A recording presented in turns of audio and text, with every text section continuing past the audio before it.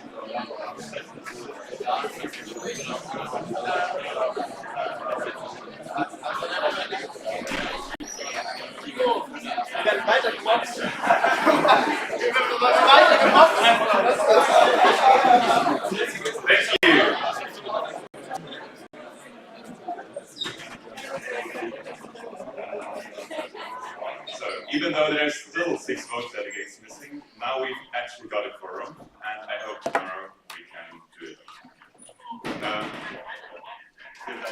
Kevin.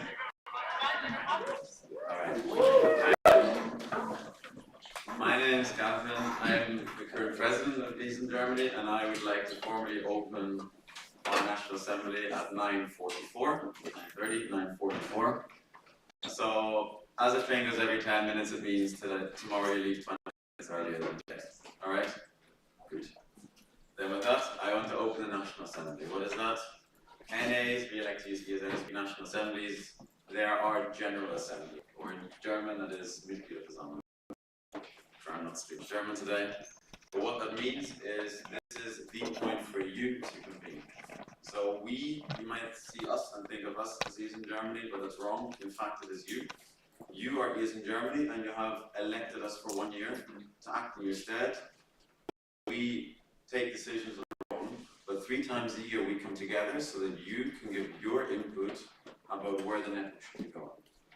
So I know a lot of you are here because the OC's done a great job with the social program and they're going to organize fantastic evenings. But I don't want you sitting here waiting until the evening. I want you all to be actively partaking because this is the time for you, if you're new, to make new connections, to actually get to know other sections, because this is a brilliant time to talk about what problems you're facing, to see what solutions people have in different cities. But more so than that, it is your time to talk about national ideas. Where do you want the nation to go? What do you want Springburg to be like in 1 year's time? Because everybody has an opinion about that. This is your time to voice that. What do you want to add to the agenda? Don't just say, oh, I don't like this, don't like this. This is your time to come with creative input towards using Germany to make us go somewhere. So I want to give you that during these couple of days to really actively participate with each other in the coffee breaks and in the plenaries, and then together we can move forward after this meeting. So hope with that I bring all the good stuff. Of course we'll have workshops and all of that, but the main focus is you being awake here during these plenaries and these hard chairs. Okay. Thank you. Now we move to the chairing team. Soon to be.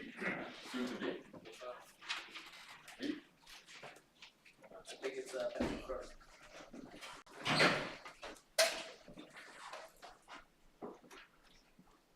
Okay, let's try that again. I don't like the grumpy is over. Now let's start the NA. How to vote. Obviously, every one of you who is a delegate is going to be having a couple votes during this National Assembly. We are going to have 2 votes, one right now, or in the next couple of minutes, and the next one on Sunday. And in every morning, we are going to have a quorum check to check if we actually are able to take a decision. What does that mean? If we go on the next slide, we have an overview about we actually have a quorum. ESG 44 sections, and therefore, according to our standing orders and SOS, we have here, so about 22 voting places in order to be able to have a quorum. And the quorum check needs to be answered in 22 sections. Continuing, we've got 2 forms of voting. The first one is open, and the other one is secret. Secret is basically everything about our members. Our members are sections, interested sections, interested organizations, candidate sections, wanting to become a member, and people. So everything that is an NB election, an AB election, and a future CT election, that's going to be secret. Everything else is open. However, all open votes can be made secret upon request from you as the National Assembly. Therefore, you just contact either the AB or the NB, and they contact me then, and we make sure that the vote can be secret if you, for some reason, feel that it's more, people are more willing to say their real opinion secret, and not everyone can see what they're voting about. Next slide, we have how you are actually be able to vote. We've got a couple yes no question, and we've got X and Y question. This one especially only during the elections when we elect people with an A. So CT and AB, which we are going to do today. All the others are yes and no questions. You can say yes, it's yes. Say no, it's no. And if you abstain, then this, you just basically say you agree with the majority of people are saying either yes or no.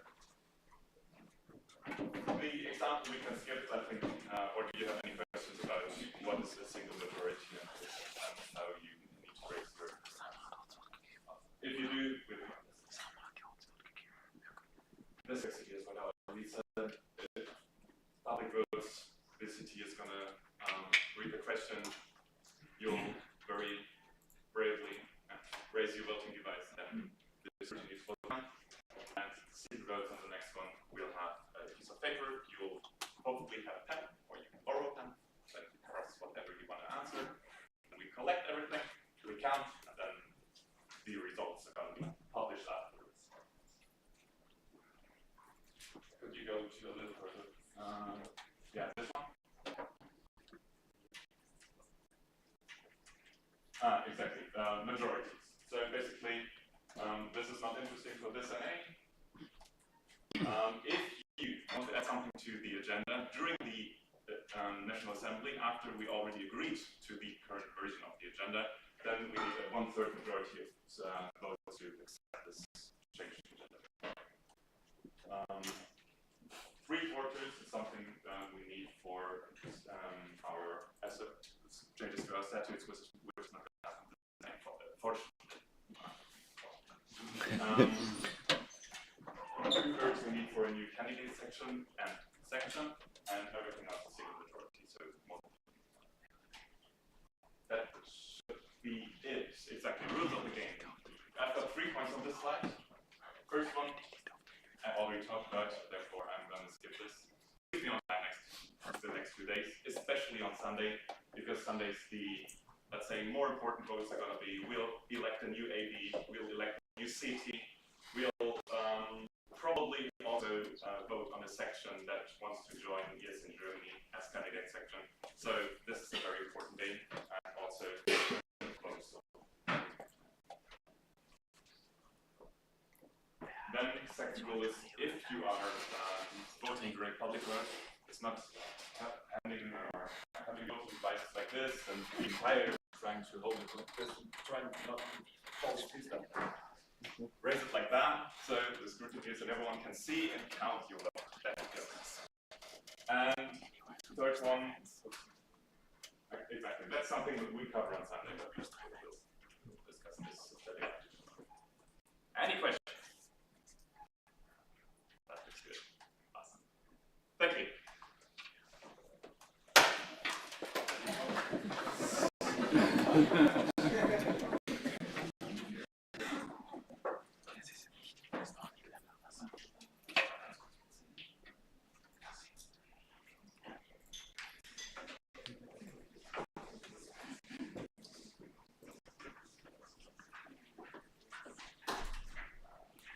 Ja.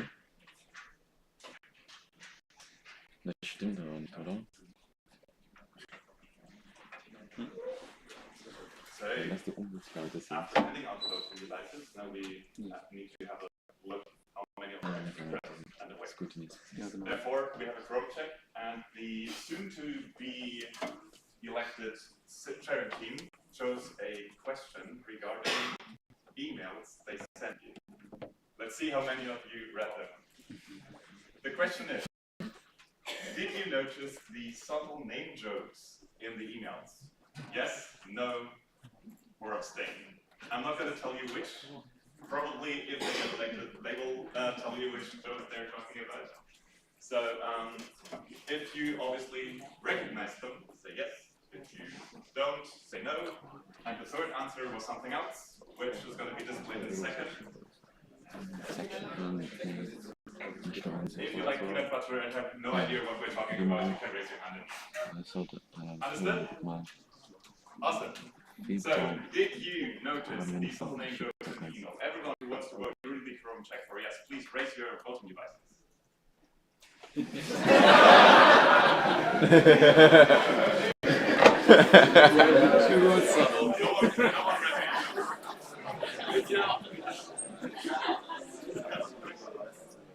Maybe too subtle. Next time you need to be more honest. Okay. Who wants to be honest and say no, you didn't notice?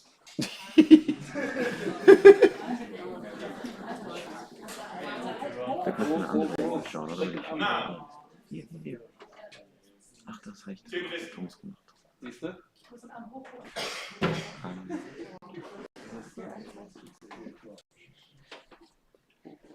Nee. Ach, siehst du. Der los. Also ich dachte, das wäre so ein Ich kann es mir aufschreiben, dass das geht einfach. Ah, ja. Stimmt. Ich meine, geht nicht mal. Livestream.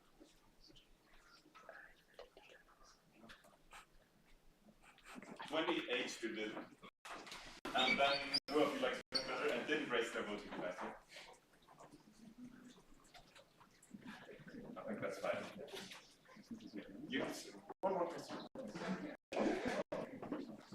So it's 33. You go. So it should be 32. Okay, so we have more votes than devices. Let's check that again. That should happen. Okay, let's redo this. Should we do the first answer? I think we can skip that. Now we need to. Who noticed all the jokes? If you say yes. Schon groß machen. Okay, no one changed their mind, which is nice. Ja, passt schon. Who did not notice them?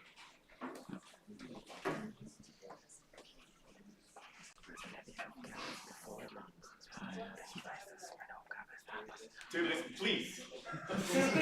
Ich dachte, das wäre wieder Spiel noch, ist das nicht die Sieben. Ja, das ist wohl Vorratsdaten, so glaube ich, die eigentlich noch.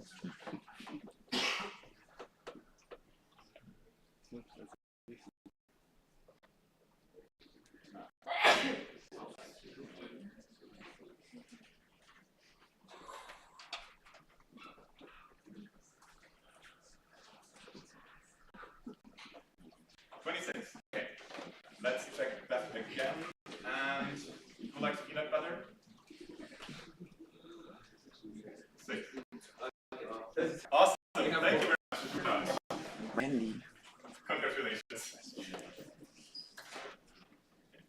Then we've got one more question to cover, and then you finally have someone else to listen to. Sir? Yeah. So we actually do have a Chrome for today because we reopened the distribution of devoted devices, and now the soon-to-be CT is going to say a couple of words about themselves, and afterwards we're going to have a question about if they're actually going to hear our. Hello. Good morning, everyone. I'll try to keep it short, but let me introduce myself. I'm the candidate main chair of today's or this whole couple of days General Assembly. Very short. My name is John Lee. I am from the Netherlands. I'm born and raised in the Netherlands as well. Thank you. I am from ESN Amsterdam. You probably know Amsterdam properly. More people know Amsterdam than the Netherlands. Actually, that's really fun when I meet people and then they're like, "Where's the Netherlands?" Amsterdam. So that's fun. I used to be part of ESN Amsterdam since 2018. I started as a local mentor for the introduction week, and then I climbed my way up, became board member later on in ESN Amsterdam. I did a board year twice as introduction coordinator, where I organized introduction week for 1,000 people, and then I became the president of ESN Amsterdam and did a lot of other stuff next to it. Right now, I am in the supervisory and audit commission of ESN the Netherlands, so that means I'm going to check if the national board is doing the job well, not doing stuff, and also auditing. So. Checking if they're not stealing money or anything, so that's fun. I said it was my last year, that's what I said last year, but there's another year coming, so you know, we all know that feel, looking at the old people here, we know the feel, but yeah, maybe this is my last year. I graduated in Nice. I thought a fun fact, I should mention that. I studied communication, but I also studied media at the University of Amsterdam. And I did memes, so the whole bachelor was a meme. Was my second bachelor, so you know I was like, I already have a bachelor, whatever. So it was 3 years of meming through uni. All my essays were about memes. I referenced myself as well in my papers, and my thesis was about memes, so that's fun. In the Netherlands, we have a tradition to, during every National Assembly, we make memes and share it in our spam chat, informal chat. I don't know how the Germans here are, but we shall see and also judge. And this is a nice picture. Our last NP, like a couple weeks ago, it was in Enschede, or in the Dutch we call Enschede, which is near Germany, the Autobahn national platform. And it was really fun, as you can see. That's pretty much it. If you have any questions, you can just meet up. And that is all. And I'm going to give the word to my colleague, Niles. Ja, ich glaube, wir haben mal erklären. Oh, I hope you're all feeling a lot less tired than me. So, I'm Niles. I am the candidate vice chair for this National Assembly. I got talked into this. So, yes, I am born and raised in the UK, but I am also a fake German. Don't ask, it's a long story, but I am technically German. Yeah, I'm on the national board of ESN the Netherlands. John Lee is my supervisor on that board. I am the network manager. Some of you may have met Gloria. I'm her successor. I think everyone knows Gloria if you've been in ESN for more than a year. Yeah, and we are the best I know. We are the, well, I think so. We are the kind of founders of ESN. The first ESN section was ESN Utrecht in the Netherlands, so we have a lot of legacy because of that. And yeah, we have a reputation for being the hot air now, so I have a picture of my lovely board, well, most of my lovely board here. Yeah, I was the president of ESN Twente. That was the session that hosted MP1, which Johnny mentioned earlier, in Enschede. And yeah, I was the president there, I was an active member there, my whole kind of ESA career started there, then I moved on to the national board. And yeah, so we also have MP2 coming up in Maastricht, so I would like to invite everybody to this, to come and see how RNAs work. And yeah, I'm also part cow, I have a picture here. I'm not going to say what part of me is a cow, but there is a cow in here somewhere. So I hope you keep this in mind, and yeah, I hope to be voted in as your vice chair. Thank you.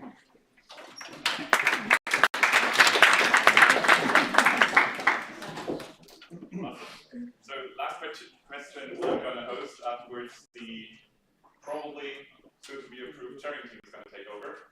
And I think the question is quite obvious. If we have a look at what is going to on the next slide, the question is going to be, do you elect John Lee as main chair and Niles as vice chair of the chairing team for this National Assembly?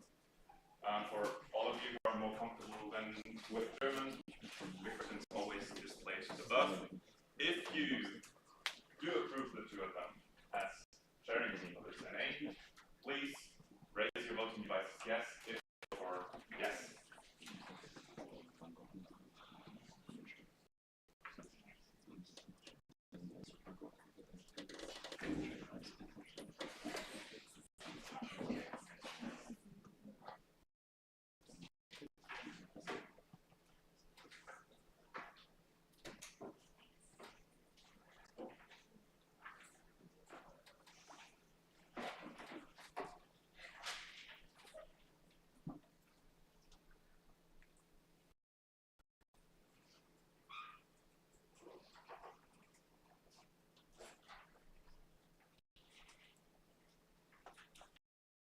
One yes votes. Then who does not approve the two of them as chairing team for this NA? Please vote for no. I think that's there. And who wants to abstain?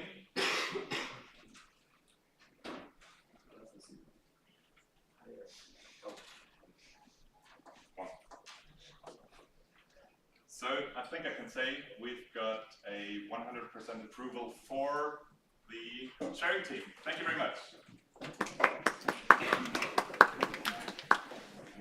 Du musst mal erklären, was das ist und was das ist. Well, I think, thank you very much, Patrick.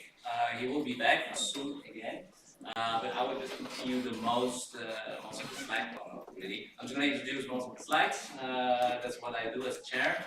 But then we do the content and the presentation. So, first of all, let's talk about the rules of the game. I want to see whose first time is it in the National Assembly?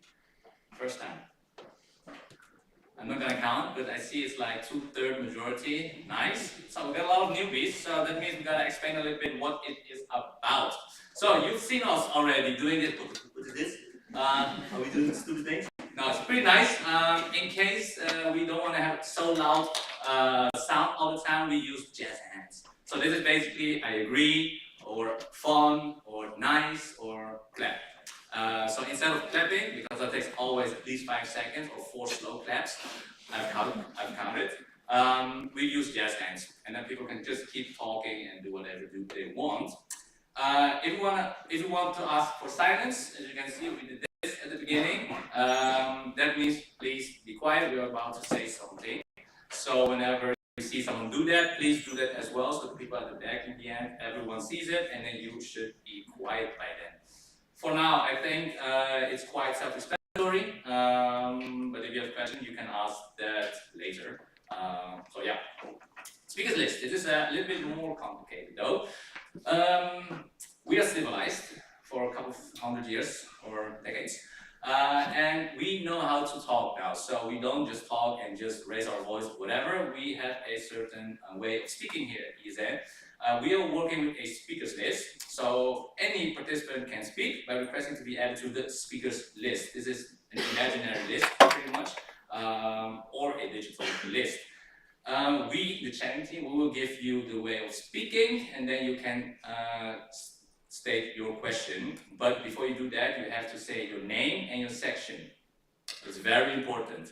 You will notice that there will be a lot of people that have To get used to it, we have to say your name, your first name is enough, and your section. Position is not necessary, name and section. I will, or Miles and me will repeat that constantly. There are two ways of getting the speakers list. There's a physical way where you raise your hand. One full hand is I have a question. If you have a response to that question or the comment that someone is responding to, so the question is, hey, how was your day? Yeah, my day was pretty nice. I woke up early, and then I have a response. Actually, it was raining, so you can't have a good day in the morning. And what the hell? So that's a response. So you get priority before another question will be asked. So that's basically a threat. THREAD. If you raise one finger, you got top priority because you will ask a procedural question. So if there's something about voting, then you're gonna have procedural. Can we make this anonymous, for example? Then you get the priority, and then we'll proceed with the rest of the topic. You can only ask 2 questions in one go at the same time, not more, so we don't get confused or anything else. And follow-up questions are not reaction. It's very important. Some people, they put on 2 fingers and then they're gonna react on the reply of that person. We don't do that here because then it goes on and on and on, so we don't. However, we are technological more advanced now, so we're gonna use Slido. Slido is a very nice little program where you can just put your name, you write your name, your position, and your question on the online Slido. We will show it to you as well later on, where you can ask your questions. So you don't have to raise your hand. So everything I said was redundant, or not if the Wi-Fi is out. But then you can do that. There's a number there, 1607874. You can fill that in at slido.com. We'll show you later. Don't worry, don't do it now. And then you can ask your questions there. I think that was quite clear. But if there's questions, now is the questions for the speakers list specifically. I hope not. Nice. We're just gonna figure out on the go, so don't worry about it. Then, in general, this is just a general thing. Be respectful, inclusive during your speech. English. I know there's a lot of German-speaking people here. It's Germany, of course, but also a lot of the slides they have German writings on there. I can read a little bit of German, but it would be very inclusive if you do English because I understand English pretty much 99%, but German, ein bisschen. So let's keep it on English for everyone. Please use inclusive language, so try to avoid be considerate with people's pronouns. So instead of saying hey, he, and such, they would be more safe. Or instead of hey, you guys, how are you doing? You say hey, y'all, what up? That's also okay. So let's be a little bit neutral, inclusive, so everyone feel welcome and accepted here. In general, remember the code of conduct. Did anyone read the code of conduct? Can you raise your hands? All right, that's roughly half. So we had 2/3 people that are new and only half read the document. Okay, I see. That's fine. You can still find the document in the email that you've already missed maybe. There you can find a 6-pager of the code of conduct of ESN in general. That is pretty much it. Are there any questions regarding how national assemblies work? I think this is just a matter of just doing and we'll figure it out. On that note, we're going to move on to the second block, which is the voting part. So I would like to invite my man Patrick back on stage because we're going to do a little bit more, the only voting block of the day actually, and then tomorrow on Sunday with more. So Patrick, welcome back. Thank you. I'll give the word to you for now. Didn't you want to read the things? I gotta change the things. Yeah. Okay. So, first things first, because let me check the time. Welcome to ESN Darmstadt. So, first things first. Since I don't want Timo and Jenny to stand up here and counting up all the time, because that's why we have this raised here. I want 2 volunteers to be our part of the meeting officials and be our scrutineers. What is basically counting votes, and on Sunday also helping the audit board to distribute the secret votes and then afterward counting secret votes. Therefore, you will also be the first person and or persons that know the voting results. So just a little motivation for you maybe.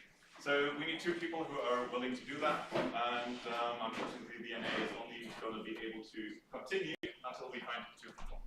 Just raise your hands if you want. We need 2 volunteers.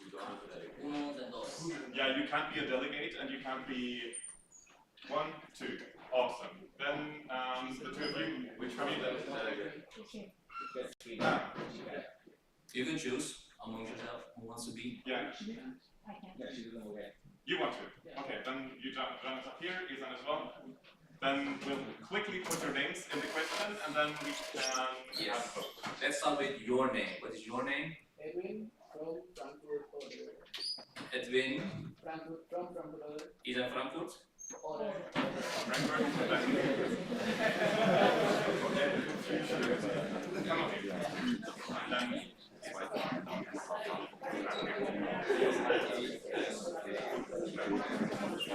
awesome.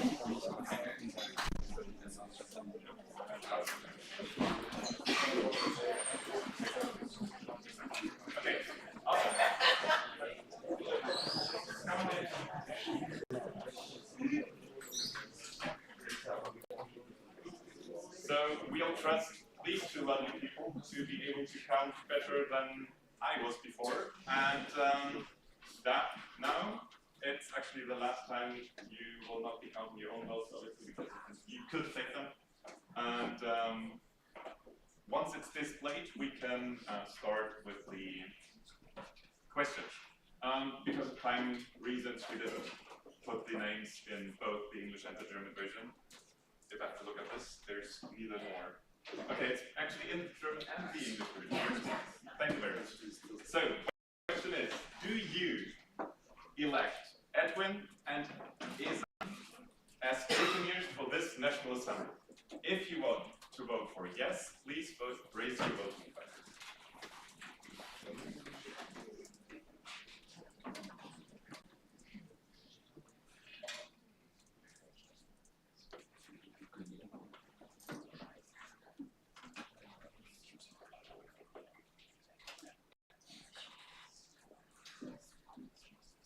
It's 30 yes votes. Who does not want them to count votes? So who wants to vote no? 0. And who wants to abstain?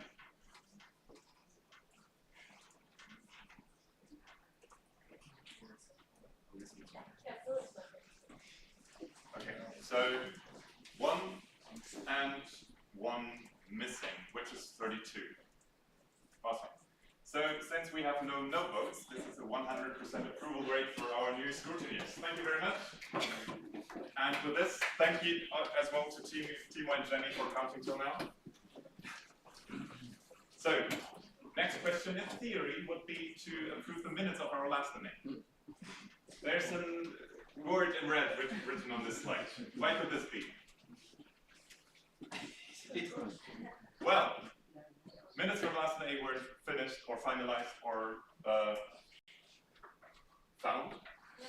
That's why we need to postpone this, unfortunately, to next day, and then approve minutes from Düsseldorf and Hamburg in whatever section is going to apply. Any questions about that? Yeah? Yeah, we just voting it. Can you please specify what happened exactly? Because when you say even if that is not found, it's slightly concerning.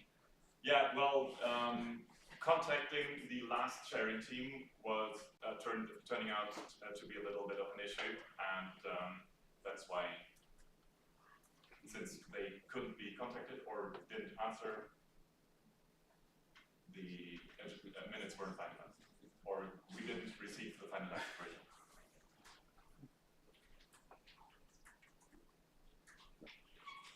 Then moving on. Exactly. Agenda, please. The agenda can be found as links in probably the WhatsApp group and most definitely in our ESN Germany material exchange folder. And the next question is going to be if you're okay with the current version that is published right now. You once again have the opportunity to vote yes, no, and abstain. And if you vote yes, then the current version is our version that we are going to follow. And after we agree to this, all changes to the agenda need one vote majority of you. So, do you approve the agenda of this National Assembly? Yes, please raise your voting devices for yes.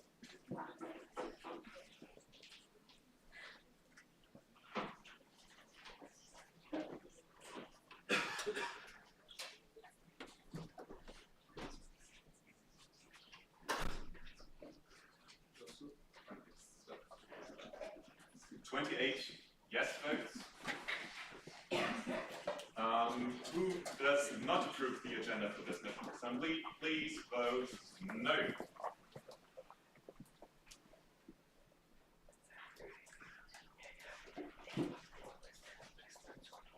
I think that's 0.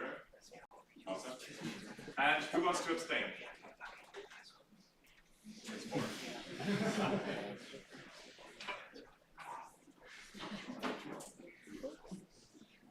Awesome. So, since once again we didn't have a no vote, agenda is once again approved with 100%. Thank you very much. We do have an agenda for this national. And since the topic just came up, if you have a voting device, please don't leave the room if you have a vote delegation. Thank you very much. Now, next question is about ombudspersons and ombuds people. Who of you knows what a ombudsperson is? And wants to explain to the National Assembly what it is. Okay, scrapping the last one. Thank you very much. In my understanding, it's a person that you can come to whenever you have any kind of concern, problem, anything that concerns you mentally. You just want to speak to a person that you can trust, and they will then give that issue further to the post where it can be talked about, the problem can be solved. Exactly. So basically, a ombudsperson is a person that you can contact if you feel unwell, if you feel anything doesn't go as you feel it should go, if you feel hurt in some shape or form. And in order to make this also inclusive, we've got Timo and Izzy. Please come on stage for everyone to see you. And they are ombudspeople for this National Assembly. Furthermore, obviously you've got the CUC team you can contact. Obviously you've got the CUC email address you can contact. And you've got all national boards and audit board and board support. And if you don't feel comfortable to talking to either them or the CUC team, we want this to be a safe place. So if anything comes up, please be aware that these people volunteered to do this. They are willing to help you, and I feel like if you have anything you want to raise, these are very trusting people you can do so. So the next question is going to be, do you actually want to address them with these kind of topics? Therefore, the question is, do you elect Isabel, NB, and Timo, also NB, as ombudspersons for this National Assembly? Before we do this, anyone has a question about ombudspeople? No? Awesome. So, there's a question, sorry. Name and section?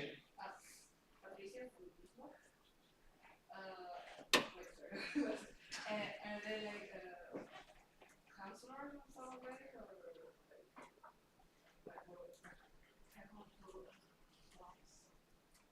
I don't think they have any background in this area, but I feel like they will try to do their best. Thank you very much for this question. So, raising the question again, do you want to elect the two of them as ombudspeople of this National Assembly? If you vote for yes, please raise your voting device.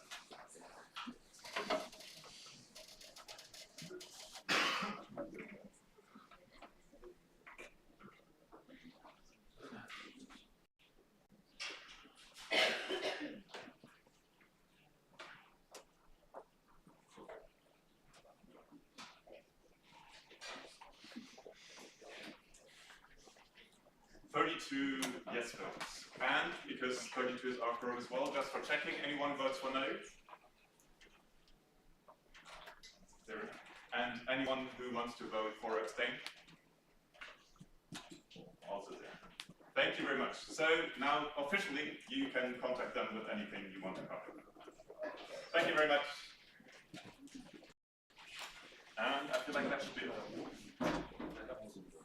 So that's it from my side for a while. I think we can all stay on to Thank you. You are free to go. Thank you for service. We'll call you tomorrow. Oh, hi, Tay. We are proceeding with the next topic of today. We are pretty much on schedule, pretty much. So I would like to invite one by one the national board for their national and board support, not only the national board but also board support. Come up here and do the presentation. Welcome, Gavin. Alright, before we start, so if your name starts with National Board, please get on the stage. If your name starts with National Board Supporter, get in the front row so you don't have to shuffle over. And that includes you, Philip, as well. You're in the slides. Just in case you're new, we have 8 members of the National Board, but we also have 8 members who are supporting us in various tasks, so we want to highlight the work that they've been doing as well. So whenever somebody is talking from the National Board, the board supporters will join them on the stage. So for me, that is you, Lushan, Luisa, Philip can come up as well for a bit. Alright? So these are my lovely board supporters who assist me throughout the work in the various tasks, and they'll be highlighting what they're doing as well. Now we start at first the hours, right? Yeah. Right. Let's go. First of all, we started the kickoff of a proper board year in Koblenz. The alumni were kind enough to give a donation to EASE in Germany to facilitate this, so we had a weekend together. We could bond at a personal level because we're from all different sections, so we got to know each other a bit better. But we also had the time to work through how do we like to structure our work, how do we communicate, what are. And after the with us to bond after all of you are finally gone, so you can relax. Like the old people were just going to speak all day, I think. Right, yes, that's me. Alright, so I think I'll start, I've categorized them 3 times. My general updates are the main admin work. A large part this time was trying to get us registered, which unfortunately was not as easy as we had hoped. But in the end, we are legally registered, so that's all great. We're not doing anything illegal. I can see the auditor smiling. I think a large part for me and for most of our board members is gathering knowledge, because we were newly elected. We're the first, this is our first NA, and then we were new to our jobs. I think because nobody was in the board last year, we had to find this knowledge transfer ourselves. So a lot of time has been reading up on the wiki, reading up other sources, all of the emails you get from EASE International, and I'd like to categorize that under the general point of onboarding and knowledge gathering. A large part that I try to do behind the screens is oversee screen in the organizing committee. You might have seen this thing in my calls every now and then. And then I think making the board run is also a big general task. Now we move on to the more fun tasks, the international updates.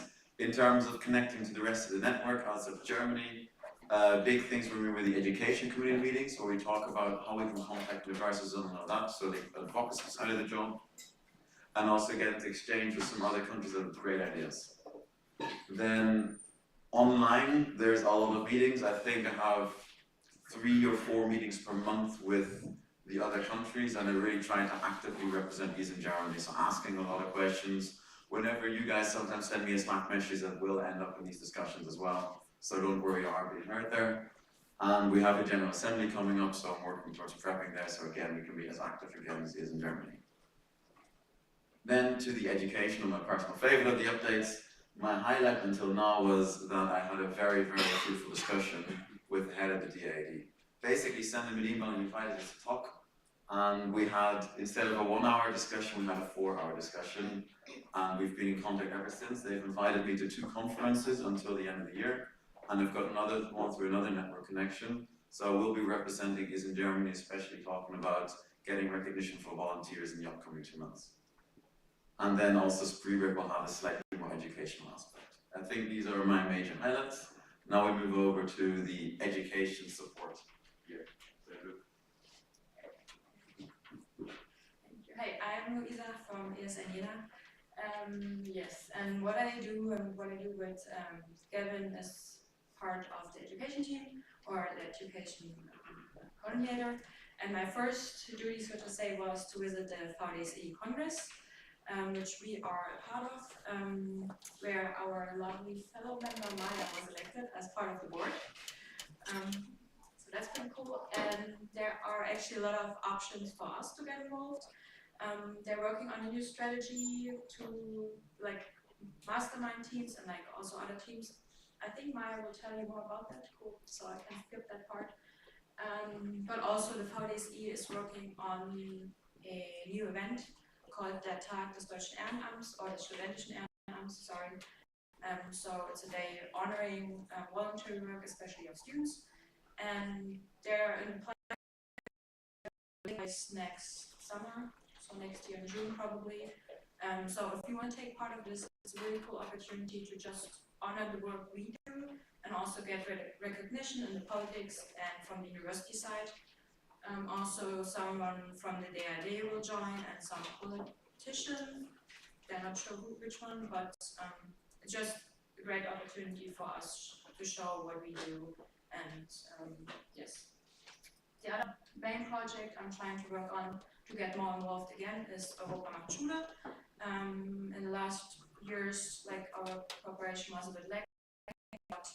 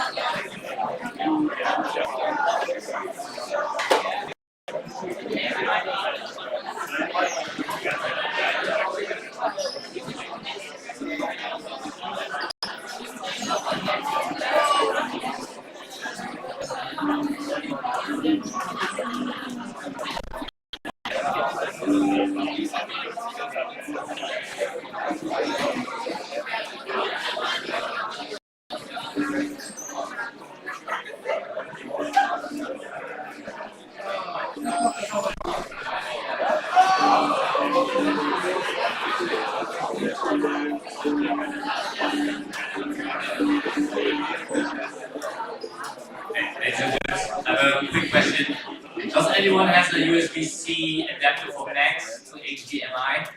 Can I borrow that? Thank you. Lifesaver.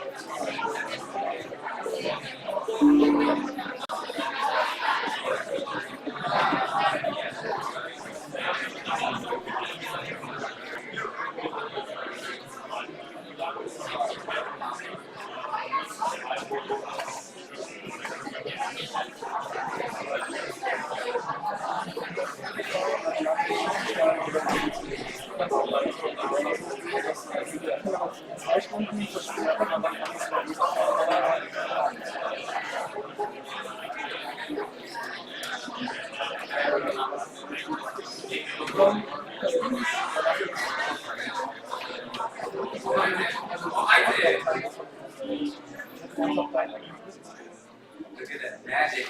It does work, guys. Girls, y'all. Alrighty, we're gonna move on. We're just 5 minutes late. That's fine. It's calculated. So we are very prepared. Now we have the audit board updates. So I'm gonna give the word to Bill's lovely people now. Thank you very much. And in the next couple of minutes, you'll find out why I've been the one reminding everyone of deadlines and stuff like that, and annoying you over the next couple of days with a couple of statements as well. And yeah, that's why we are the audit board. In the next minutes, we're going to talk about the following things. First, we'll introduce ourselves because not everyone of the AD is up here right now because Christian is going to join us later today. Then we're going to talk about the audit board itself, the audit team, the teaser that was the legal team before. So we're going to tell you what does the AD do, what does the audit team do in the future, and yeah, then we'll have a very short update run what happens till 2008. Then we're going to reintroduce our projects, a little teaser about what's coming, and then I want you to participate in our audit process. I want you to share your opinions. I'm going to ask and raise a couple questions, and yeah, I want to get feedback from you on this one. Starting with who we are. You'll see 3 pictures here. I myself, Patrick, am part of the audit board for 3 years now, which is also the reason why tomorrow we'll have a candidate for the main auditor position applying, which is not me, which is very nice. being part of the network for 3 years, that's why you'll also get a couple questions from me in the end of our updates. Yeah, part of originally ESN Darmstadt, currently living in Stuttgart. That's why I put 2 sections down here. And then also part of the audit board are our legal auditors, which one of them is Ella. Yes. So hi, my name is Ella. I'm a legal auditor. I've been a legal auditor since September 2022, so a little over a year. And I am a member of ESN Heidelberg, but I recently moved to Copenhagen, but I'm still a member in ESN Heidelberg. And yeah, I'm a legal auditor, which means that we check the adherences with our statutes and standing orders, if everything's going correctly. We answer a lot of legal questions. And then Christian, who's coming later, he is an active member still, I think, in ESN Club, and also started with me as legal auditor. And I will be applying for my second mandate on this National Assembly, and Christian will second that. But yeah, that is how. Thank you very much. So you can see the current audit report here, and yeah, tomorrow we'll have presentations about who's applying for the next one, and on Sunday we'll vote on the next audit report. Then next things next. One slide. I want to ask you, what do you think an audit board does? Don't be shy. Usually I don't like. Yes. Nag. Thank you. Keeps the people spending money, shouldn't say. We'll try. Yes, thank you. Yeah, legal advice. Legal advice. Thank you very much. Prevent the disappearance of 10K of money. That's what we try to do. Exactly. So this is a slide I very much like to show since Braunschweig, actually, because we did a little question round during Braunschweig asking the then participants of the NA Braunschweig what you think the audit board does. And I think this gives a pretty good picture. So basically, the audit board is the body of ESN Germany that is responsible for making sure that both law and our SOS are followed. We also have a word in the strategy of ESN Germany, and as legal team and as legal auditors, we support sections with all kinds of questions we have about statutes, about introducing new official documents to USS, and whatever you come up with. You can read all the rest as well. This one is the official slide, which Ella is going to talk a little bit about. Yes, so what does the audit board do? Well, as I said before, we're supporting the NB and the section with all kinds of maybe legal questions. We audit the general processes and we follow the national board's work, see if they're doing everything correctly. We watch over the adherence to our statutes and standing orders, see if everything is going according to our statutes, seeing if the finances are working in adherence with our statutes, seeing, like, for example, if there's a new section that's applying, how's that going to work, how can we do this, what is the legal process, what's the Vereinsrecht, the association law on this. We check the project and conduct the financial audits, and then we work, yes, with the audit team. Exactly. Audit team is a new term we are introducing this NA, and this is where you can see the vision of how this should look like. You still got all the legal stuff in there, which now is legal branch, whatever you want to call it, it's just a name. We can call it whatever we like. The legal stuff is basically what the legal team did till now, helping sections with all kinds of things and questions, checking SOS proposals of both the NB, of the AB, of the sections if there comes, if there's anything incoming. And basically making sure that the work of the legal team is still upheld within this new shape of the audit team. Then, financial branch. What do we mean by that? This is something which I think is also very important with what Samuel talked about during the NB updates, for example, supporting him with anything, supporting you with anything that comes up. So also having a little more focus on the financial side of things as part of the audit board or part of the audit team, and having this view on all set questions that come up. Then that's something else. In here it's called QA branch. Gabriel has something as well, which is going to be put in here, which is the data protection topic. We need to make sure that this is followed basically by all of us, all sections, and ESN Germany as well, because this actually can have legal consequences if data protection is followed. That's why the idea is to put the general responsibility, or at least a couple of options of this kind of things in here as well. Proofreading official documents and reports. In theory, there's ComCom for this. However, I'm thinking about the official minutes of our NAs, the protocol of our NAs and stuff like that. And also checking SPS proposals. This is here as well, because in the end, it's also quality assurance. And in the end, we want to summarize this under the umbrella term audit and not only legal team anymore, because up till now, the legal team was supporting audit board. Now audit team is supporting audit board, which I think makes sense.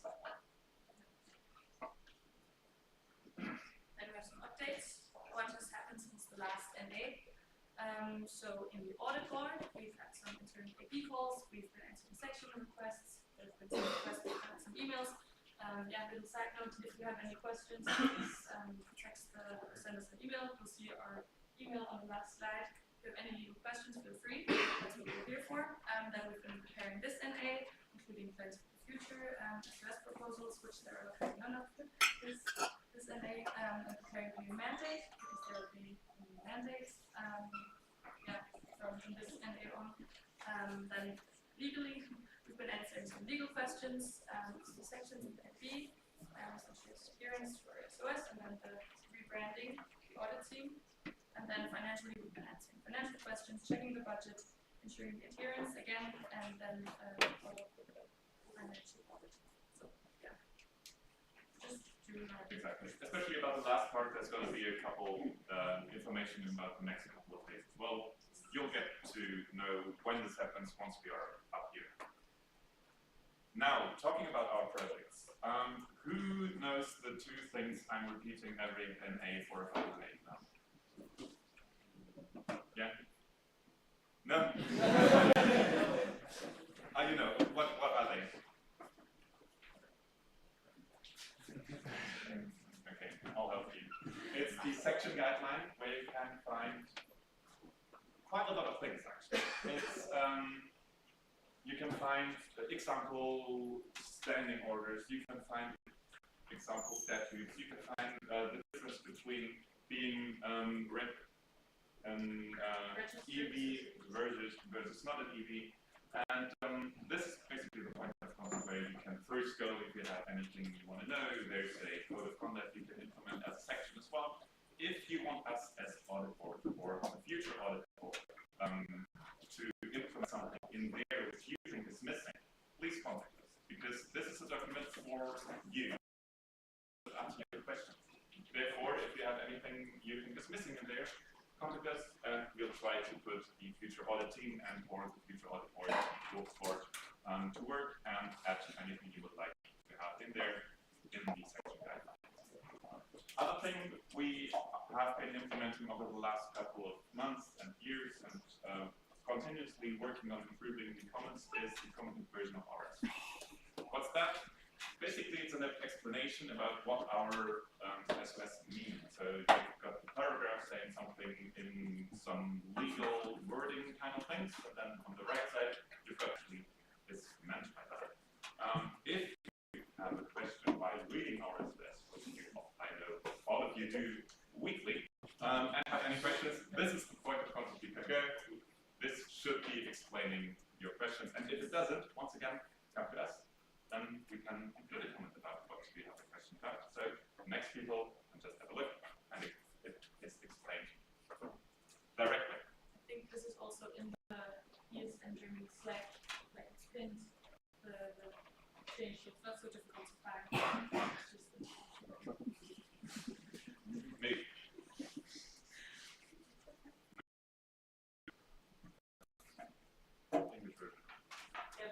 Oh yeah, sorry, yeah. So the legal team has also started working on translating the statutes and standing orders to English, because well, ESN International wants that, and that is of course completely understandable. So if there's anyone here that maybe studies translation or something that would be interested in joining this project, that would be really nice. That's interesting. please come to me. So that's the project that we have going on and we're continuing. Yeah, so that's nice. Exactly. So basically what you want to say is here's an international demand in English version and we don't have one and we need to work on one. So that's why this is happening now, after I don't know how many years. Exactly. So now the participation part is coming. This is not part of the update per se, but it's part of a general, I just put it in here because now I'm up here anyway. First things I want to ask is, why do you think we've got national board and audit board updates during the national exams?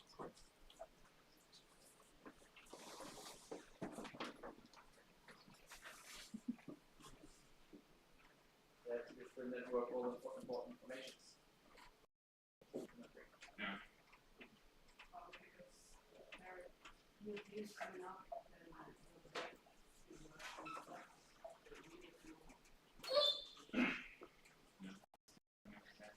Because without it, the sections cannot make informed decisions.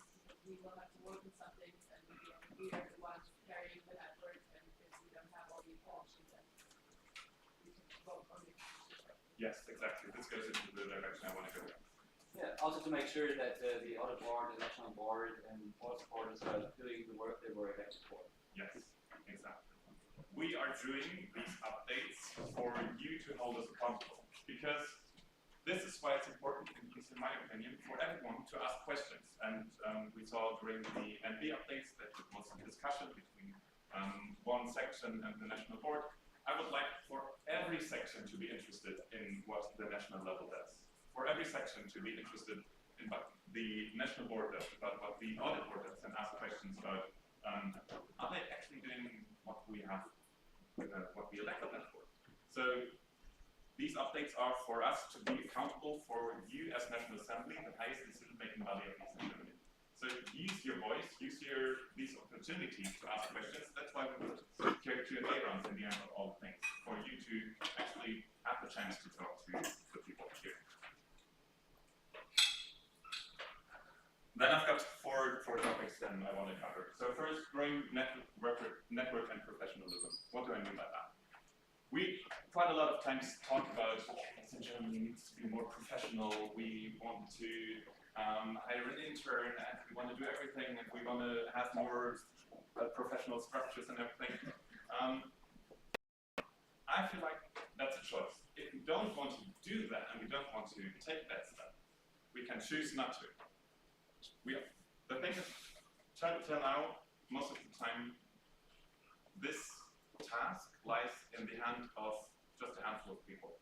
We, as ESN Germany, have, I don't know, 1,000 plus volunteers within ESN Germany, and they're maybe 1%, like the people you could see before here, the people sitting up in front, which even they're not part of ESN Germany, they came here from the Netherlands to support us as chairs. So how could we as national level make it more interesting for you as members of ESN Germany sections to participate in the national level? What do you think could make the hurdle for you to be active and actually do your part to make the step between ESN Germany's current stage and a little more professional stage, a little closer? How could we include, or how could the national level include everyone so you are actually interested in joining and giving your opinion and actually helping the national level and ESN Germany and therefore all sections go forward? I need your input. I'm asking this, right? Thank you.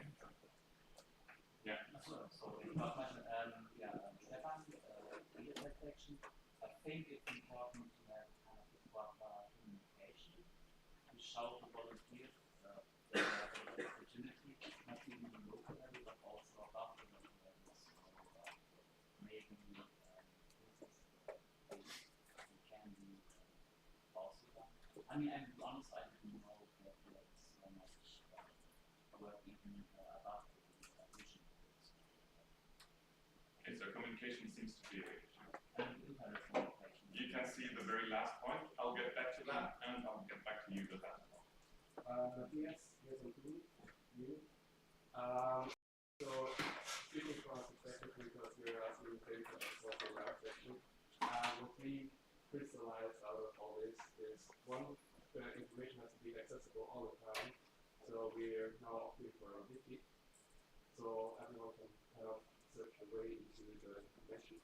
And the second thing is just personal meetings. If you have personal meetings, you can talk to people, you can inspire them, you can get them to know what's behind that and what's sometimes it's just we expect something, we expect a lot of work, but we don't see the benefits. You can talk to people, you can show them all the benefits and how nice it is to work with like-minded people, inspired people. So you can really form a team, and if you know the team, you can really start them. So I think that's also one of them. If I understand it correctly, our version, or yes, in Germany's version of personal meetings, are national assemblies, national events, and local platforms. Training days. So how do you think we can motivate our section members, to be more active and interested in joining these kind of things? Because for this is NA, for example, we had spots left in the end because we reopened the and then still not enough people applied for all the spots to be taken. Training days, it took a couple rounds. I think it's a slow process because it starts with me, like us as board being motivated, saying like this is a really cool event, and we go back to our section, we motivate more people, we motivate the next one, and then slowly the numbers start to grow. So I see that it's a process that slowly goes, but if you work on it every time, I think it will improve the participation. I think that's kind of Thank you. I think that we provide templates, and the more templates they are, for example, for statutes, for PR work, for help for treasurers and everything, the more the sections get help and the less they have to do personally, the more there is provided from the national level, the more obvious is the sense of the national level to all participants in the section, and the more motivated they get to help other sections as well. Something that's actually on the way, out of my perspective. Jan is actually interesting. Personally speaking, like everything, or even the local board and everything, like on like over it, like I don't know, national board or board audit or everything else, feels sometimes like a little like rocket science. Like I have really much respect for all of you people, and I don't know if it's fear or just like, I don't know, it seems like it's difficult to handle all this on top of being active in your local section. Probably if you can prove me or us wrong and showing that this is probably possible, fitting in a 60 hours week, then it would be easier to decide to join and support you. This is kind of what we try to start to solve while restructuring the national level. Now, being part of the national level with all teams, with the board supporters that are not elected by a national assembly but appointed by the national board, the hurdle should be starting to go down a little, and to everyone to realize that. I hope that's, obviously we're covering the point of communication quite a lot now. That's something we need to focus and make people aware that though it's possible for my example, I'm working full time and I'm being part of the audit board for 3 years now. So it is possible. We just need to communicate. Samuel, ESN, I don't know. ESN in Germany. I think one of the big problems as well is to reach the right people, because I know from past boards and to me that the LR may be always going to these events, but the LR just gets ignored by the executive board because it's not one of the main 3 chairs, and then if you don't reach them, then they don't advertise it in their section, and it becomes like kind of a meme thing on the side. Yeah, I'd like to comment on that. I feel you can send whoever you want to all of these training opportunities, but as I said, you are the General Assembly, and I would really appreciate it if most of the presidents can come here, or people who feel responsible for the section, because this is your time to show your responsibility for your section. but also if you meet other people who are motivated and might want to be involved. And then just sit next to them to tell them what's going on. And that way you can reach a new generation. Last thing, because I just got told I only have a couple minutes left. So yeah, it's Samele. So maybe, I don't know, like you said, like you have a lot to do with all of your basically work, but maybe if you could like do like a slide, an introductory slide that we can then add to our general meetings or newbie meetings, where you like there's a kind of photo or some bullet points, whatever, or like make a 30-second video or something. Maybe we could add that and distribute that. Or like you said, your get together is NA's. I feel like many people would be very interested in like learning more about the NB or the AB, but maybe we're just too scared to ask. If there's like 100 other people present, so maybe like small workshops or small Q&A groups would be very nice. Yeah. So everything I'm doing now, it's just this. It's something I want to start this discussion. I want to kickstart us more actively talking about these kind of things so we can solve them together. Because if you don't raise any issues you have with anything, just what you just said, then we don't know how to answer questions that have been asked yet. I hope that makes sense.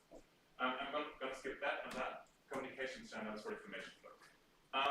This because I feel like we've been talking about this for quite a lot of time now.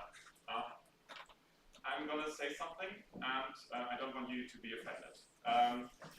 I feel like there's a big filter going on in the communication between the level and the individual members of our sections, which I feel like might be our email inboxes and the local boards.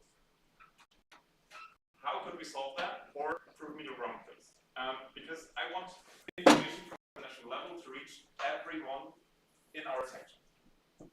These opportunities, now after being part of the audit board for 3 years, I can say it gives you so much more than talking to the national board, than being part of this standing up here. It gives you so much experience and networking. So it has huge potential for each and every one of us. And I want these information to reach everyone. How can we do that? And if the local boards are not a filter, or our email inboxes, how can we solve that? Luigi again, from what I've talked with people from other associations like ISF and so on, even other ESN countries, many of them care that all members of at the local level of the association are part of a mailing list for the entire national organization, which is what we do different in ESN. That here we just send a mail either to the board or to the LER. And well, I can tell you from my time at national board that I get a couple of LERs telling me, no, I don't tell our members anything about anything that is not to do with our own events. Okay. So it wasn't just me trying to play. Yeah. I think an issue about communication channels is the motivation of the single member. Yeah. An example would be, we as a new section, we just notice like how many emails section email address receives within 1 day sometimes. Yeah. Another example is that I think in the last couple of weeks we got almost like invited to every NA's of one. Yeah. And if you take then the motivation of single members to go through all these emails, that's kind of an issue. So I think on the one hand, we have the problem to motivate people to actually read these channels, whatever these channels are going to be. And on the second, maybe to also filter the information which are like more important and less important. Yeah.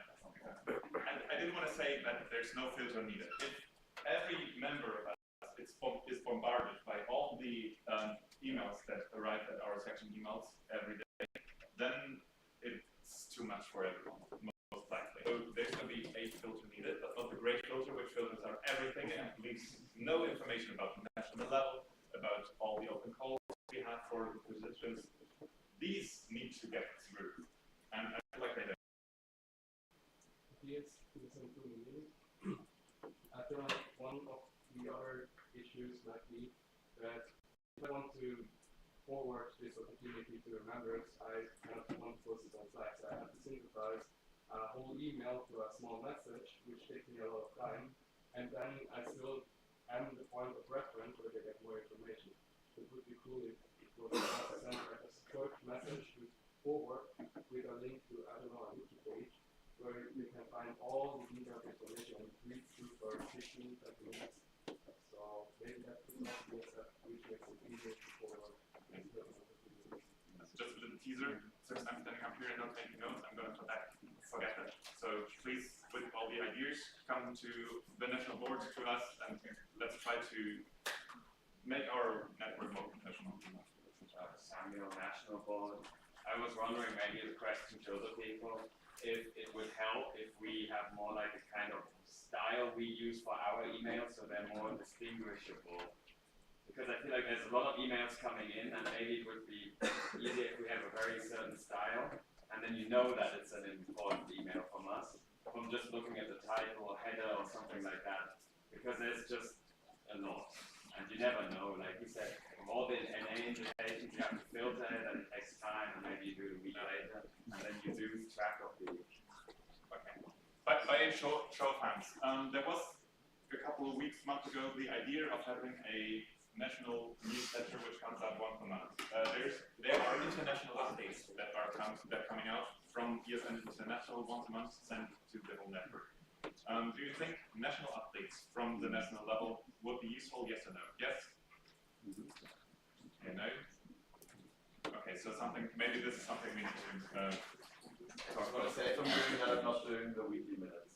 Just one or the other, because that's going to be a lot of time. Well, obviously we need to talk about that, but let's use this feedback to maybe just fair enough, and then try and get your members to write into that inbox. I'll think about ways we can target, prioritize. Jeff is in Darmstadt. I think two things. On terms of sending emails to local members, I think you could put a priority in the subject. They'll be in mind. Simple. Doesn't have to be perfect, but this is high priority. I need to check it. No. It's very easy to tell. And then the other thing is, on the point of professionalism, could we use a professional translator for translation thing? I know it would be expensive, but do we have the money for that? No. But we've got people who study translation in this group already, so soon to be professional. I hope that needs to be enough for us.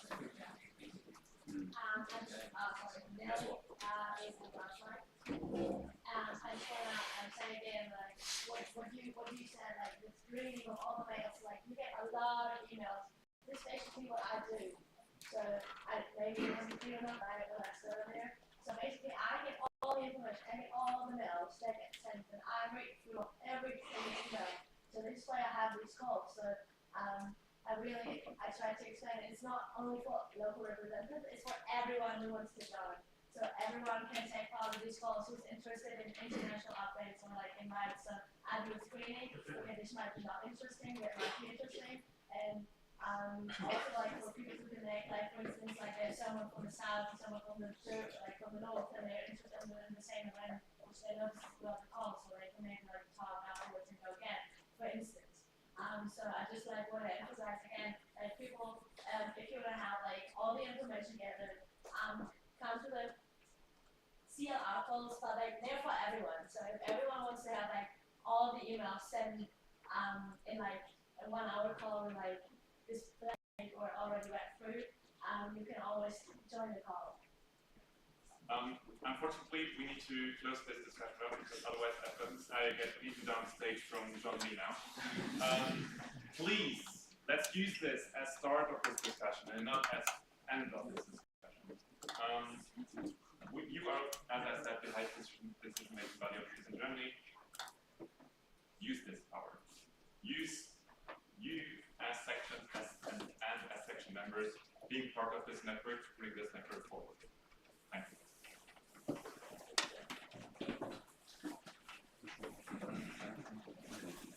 Thank you. So we technically have a Q&A, but it was already half a Q&A.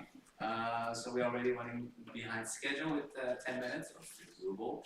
Are there any questions not related to the discussion that we just had? Yes, two, and I would like to have everyone at the moment at the same time. Only two, one, two. Okay, it is still okay to respond though. Yes, comment. Yeah, question.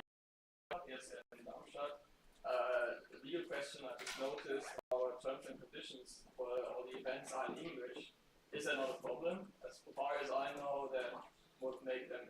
Okay. Yeah, we'll have a look into that. Thank you. Great answer. I love it. Well, this is why Ella said, please, if you have any questions, write us an email.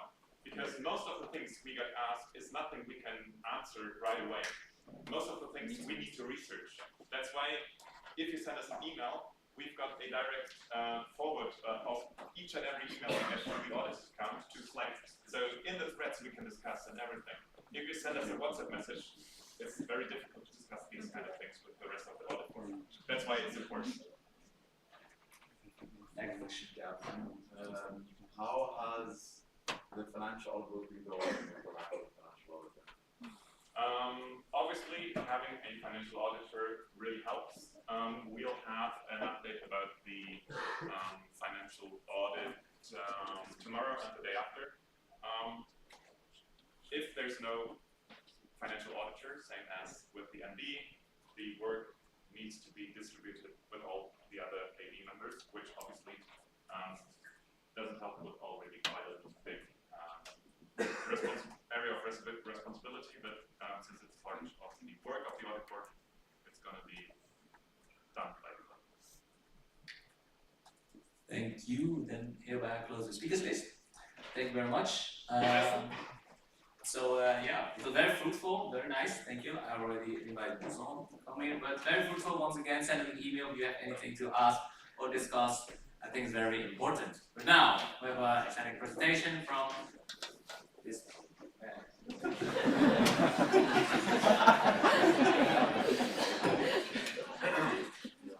Hi, I am this one.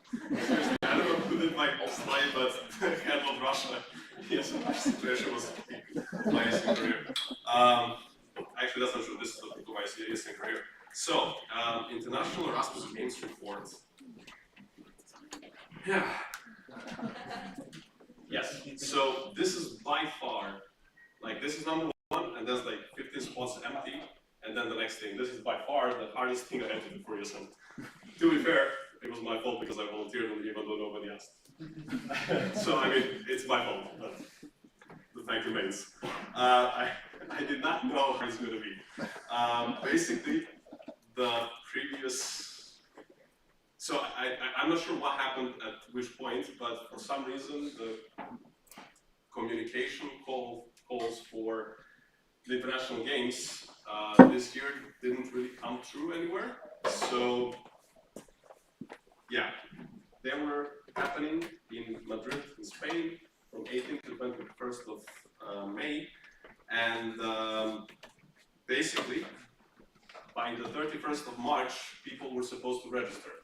I registered for the volleyball team thinking, you know, ESN Germany is in top 3 biggest ESN countries, and people who are eligible to go are international students in Germany and all of our volunteers, which means hundreds of people who are eligible for this. Volleyball team, which I applied for, was supposed to have from 8 to 14 members, which meant I was like, am I going to get a chance to get into this team?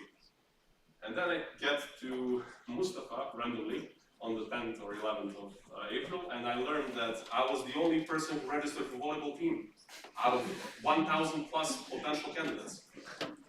And I was like, how is that happening?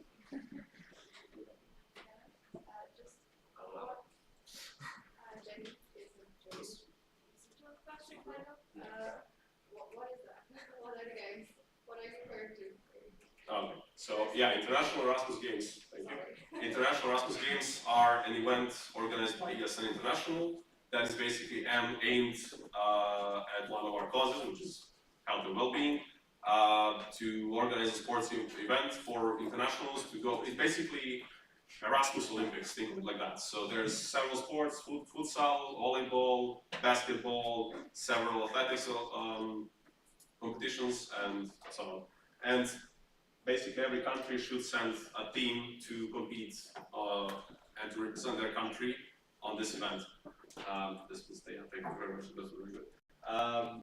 So yeah, I was surprised to learn that what we were having was me who applied for volleyball and between 5 and 10 people from Frankfurt who were supposed to be a futsal team, and that was all. And it's like we are, you know, Germans, so if you go out by the river, there's like 15 people doing 20 different things around you that like physical team. It's like, how do we not have a team going there? I thought that was, sounds of word. I thought that wasn't really cool, so I thought, let's give it a try and see what we can do. So on the 18th of April, I sent out a really, like a message that I created that explains what's happening, that I'm looking for people to join our volleyball team. And I asked quite a lot of you from all across ES and Germany to send this to your Erasmus semesters chats. And I got bombarded, I mean, I obviously that was the plan, by around 60 or 70 people who I had to talk with and explain the situation. And because this was happening in the middle of April and games were a month away, getting there wasn't going to be easy. The 1/3 rule was the additional factor that made things even more fun, because we had to have both sexes had to be in, you know, both official sexes, however we're going to go into that, had to be represented in the team, which meant, you know, if we have 9 people, 3 of them have to be 1 and 6, it's like at least like that. So that made it specifically hard because we couldn't find, in this case, a 3rd girl. And every 2 days, someone would apply, and then 3 days later they would cancel. And we were supposed to, as you can see on 23rd of April, we were supposed to register. So that led to the fact that on the 23rd April of the April evening at 2300 hours, 1 hour before the deadline, we had 7 people, which meant we were needing 1 more girl. So thanks to Tep, who was the president and the leader of futsal's team, he managed to find, talking with the ESN Spain people, he managed to find us they managed to help us find 1 participant. But actually, if you see those names over there, Esti and Sakil, Esti was a girl from communications team of ESN Spain, ESN Madrid, and she was actually the one who specifically found this girl in the end.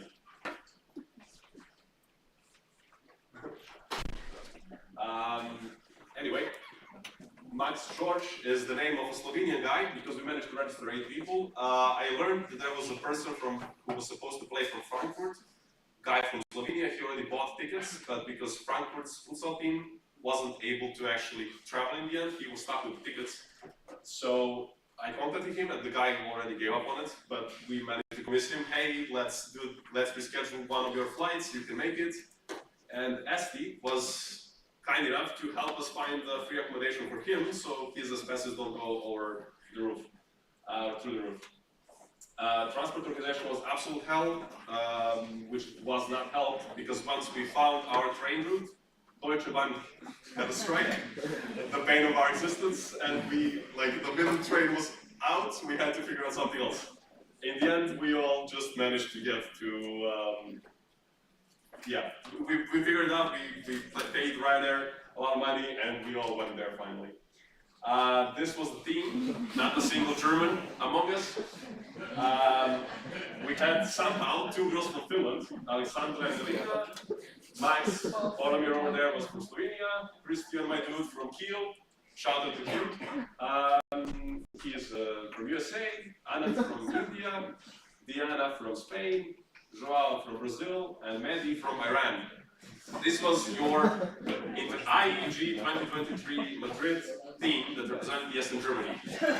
And yes, they stuck with me through 40 days, out of which every 2 days there was a very crippling, very problematic problem that was going to cancel the whole trip. Yes. I just want to say that theoretically it's absolutely intended like that. Yeah. it's good that there are no Germans. There can be, but No, it's cool, but you know, I just wanted to point out. But yeah, these people, every 2 days, we were basically cancelled. We couldn't go for some reason. But I kept pushing and they kept supporting, and they really deserve all the praise for that because they stuck with me for this random dude on the internet for yeah, a long time.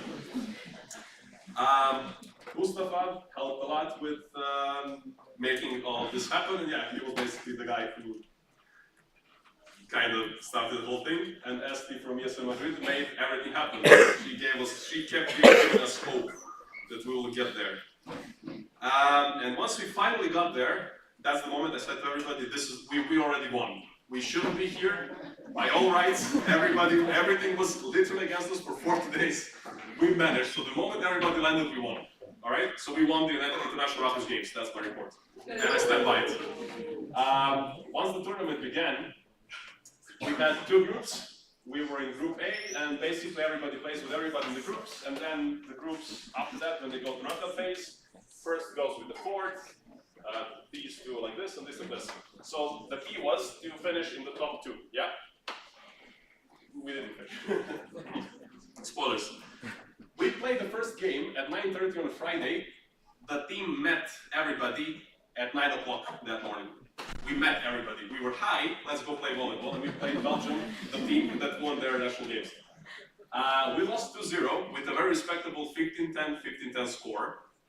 Given the fact that we just met each other, I think it's pretty good. We very, very mystically destroyed ESN Swiss UK, because Swiss people were mostly in the UK. And appropriately enough, the final match was against ESN Madrid. We knew that this match we had to win, because this match will bring us the top spot, the second spot in the group, which means we are having the easier opponent in the other one, in the knockout phase. However, during this match, we were very focused.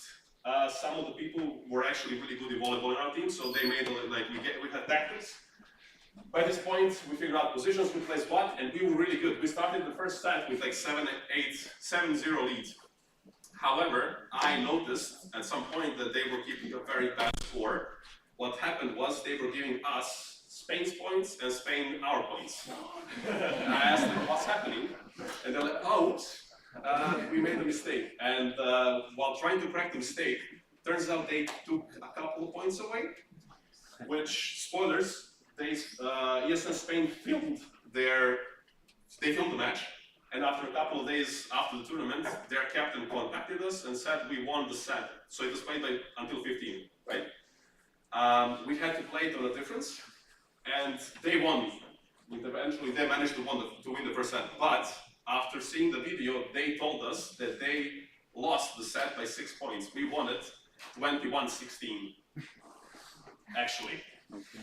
But they had the momentum in the second set, and they actually officially beat us 2-0, which meant we played against ESN Italy, the team of Politecnico University in Milan, who won their national games. They were really good.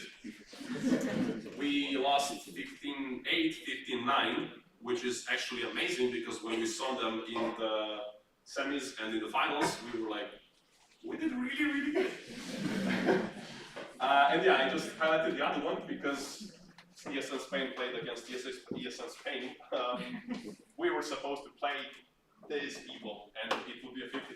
If we won that quarterfinals match, we could have went to the semifinals and maybe, who knows, finals, or at least win a bronze medal. Sadly, it was not meant to be, but still, it was a great success. Yeah, ESN Italy won easily.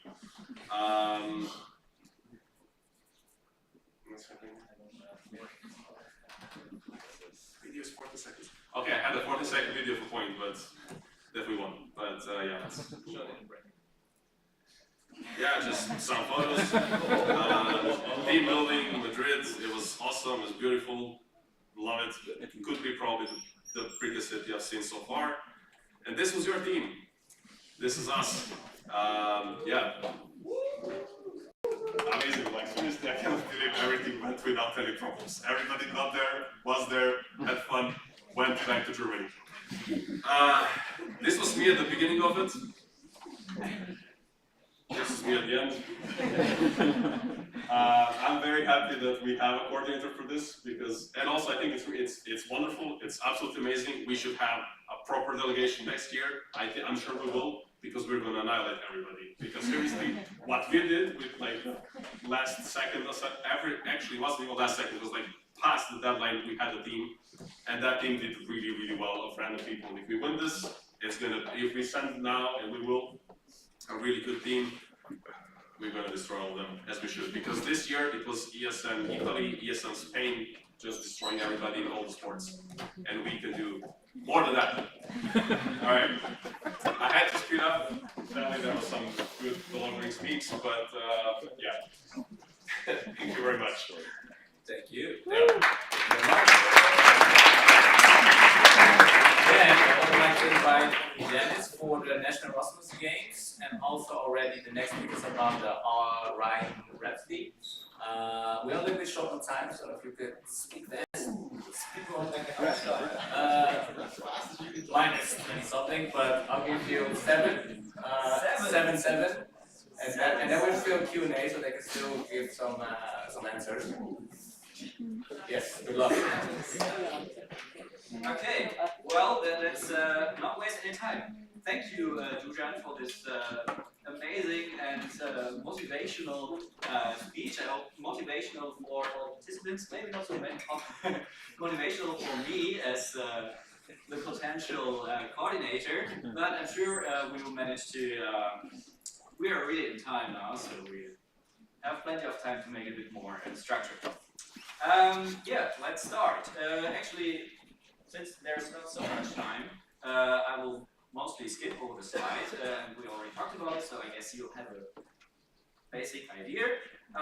One important thing to mention here, nothing.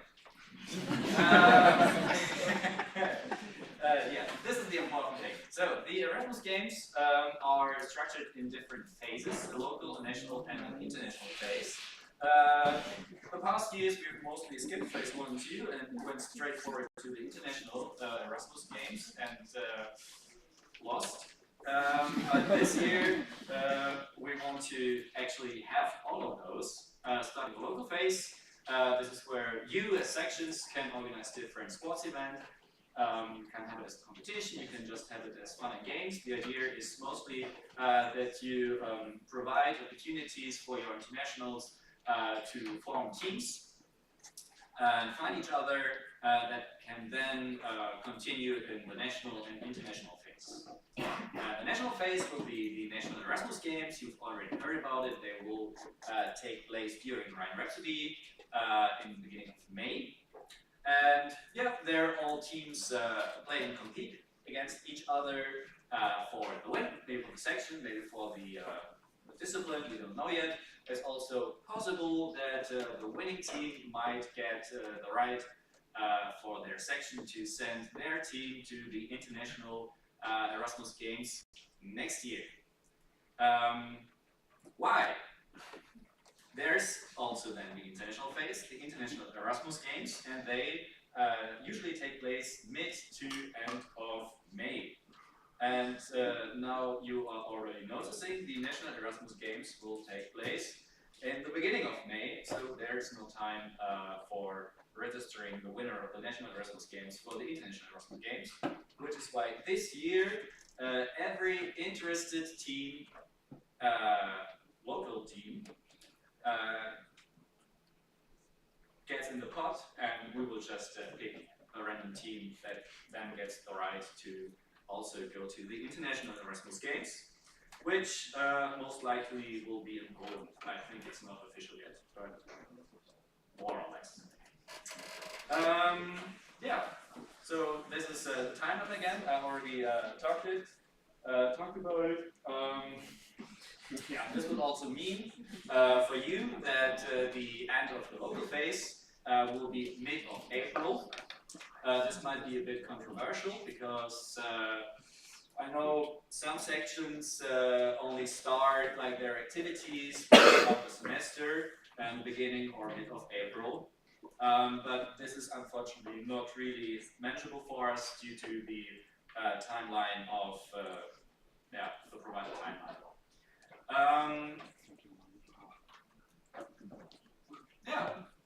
Now you've already seen there's Oliver with me, and you've already heard that we want to have the National Erasmus Games together with our Rhapsody. So let's talk a bit about our ideas, how that should work, and how Rhine Rhapsody will look like next year. Yeah. Do you want to?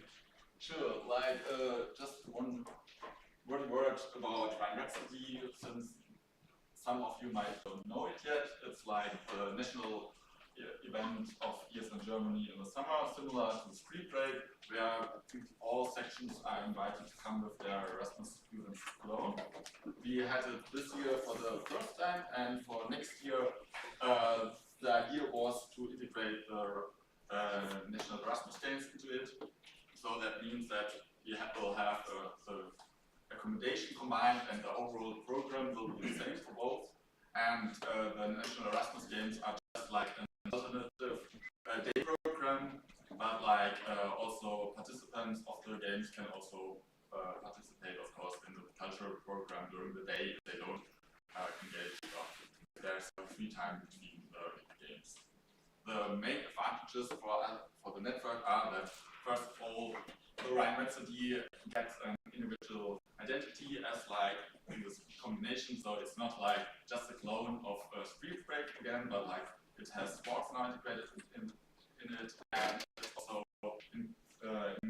reduces the risk for the National Erasmus Games, because this we will have for the first time, and we don't know yet how many of you want to participate, so it's just like reduces the financial risk especially, and also like it helps that hopefully we'll get more participants and also spectators, because like since also those people who won't participate can still like cheer for their sections. And the main idea is that every participant of Rhine Rhapsody can decide if they want to take part in the National Erasmus Games. So some basic information about the event, like as already said, it will be in Cologne. The whole event will be from Thursday, the 2nd of May, until Sunday, the 5th of May. Right now, we are already in contact with 2 hostels in Cologne, and already reserved 650 beds. And as ticket options, we will have like the option for you to either stay 3 nights or also 2 nights, similar to Street Break, but also have like especially for the best sections party tickets, so you can just like come to parties or just like come to the games if you're qualified. So for the Rhine Rhapsody Culture program, like this year we had the idea was to have museums. Unfortunately, there aren't many museums in Cologne, so we couldn't do that. And also the city tours didn't really work out, especially since it was quite hot. So not so many students wanted to go to the city. So the idea for this year is first of all to make it more interactive. So the students just don't have to listen to someone explaining them something about the city, and also like that mix up the students from different sections a bit more, so they interact with each other. So for that, currently we have multiple ideas. Of course, if you have ideas, you can come to us, and we will see if we can incorporate them. So first of all, City Rally, where the students go to different stations and learn something about the city, but also play games there. Then maybe since Bonn and Düsseldorf are very close by, and if you stay like it's first till Sunday, then a trip to Bonn or Düsseldorf might be also in place. And another thing is that similar to the National Erasmus Games, people could have something where it's more about fun games, but still sections competing against each other. And of course, as I already said, this will be aligned with the National Erasmus Games program, so yeah, you can take part in both. yeah, for the party program, like right now it is to have on Thursday karaoke bar, then on Friday, similar to this year, like first have the flag parade and the flag party in the club. On Saturday you have like a outdoor drinking event, and afterwards carnival party since we are in Cologne, so bring your questions. Yeah. You can really say more. We already talked about a bit how like the different programs should be aligned with each other. Just as a short idea how this could look, we'd have like some shared program points where like there's just one thing at a time, like something like an opening ceremony for the national Erasmus Games, but also Rhapsody, or something like finals or medal ceremony could be shared program points. And then of course we have the competitions, but we can organize them and different group stages, so each section or each team would know when they are having games and when they could, for example, book a stage or something like that. And then there's still the question if we want to organize some like surrounding program, like fun games and activities, some rallies, some fun competitions, some workshops, some yoga classes, whatever, around the National Erasmus Games, closer to where they take place. Location really center. This would be at the advantage that we would stay together more. It would be very interactive. People get to know each other. Of course, we also don't want to forget about the cultural aspect. So this is something we're actually looking for some input also from you, which is why we'll send out a questionnaire to the sections regarding Rhapsody and Erasmus Games, and adapt because there's still plenty of time for the organization. So basically, this is right now the people. We have Marius from Cologne and me from Dortmund, who will be more in charge of Rhapsody, and Janis, as already explained, he will be in charge of the national Erasmus Games. So, and of course there are also other tasks where we need your help.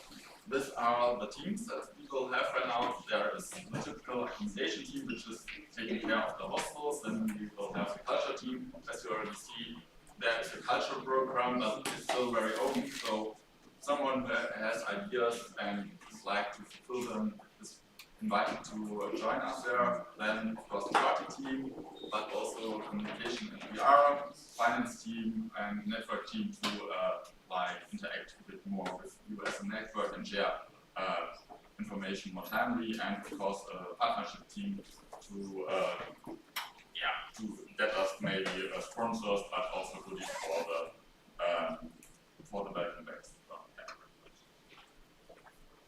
Yeah, and also for the National Erasmus Games, the OC or the different teams, however we'll structure it, in the end we'll have to work quite closely with each other, yet we are kind of independent in our tasks. So for the National Erasmus Games, we have a sports team that will contact and stay in contact then with the sports venues and organize everything around the competitions. So they'll specify the game rules, require materials, registration process, organizing the match plan, and need some referees and so on. We'll have a program team to organize everything which is surrounding the competition, so opening medal ceremonies, something like that, and everything that might happen around the National Erasmus Games.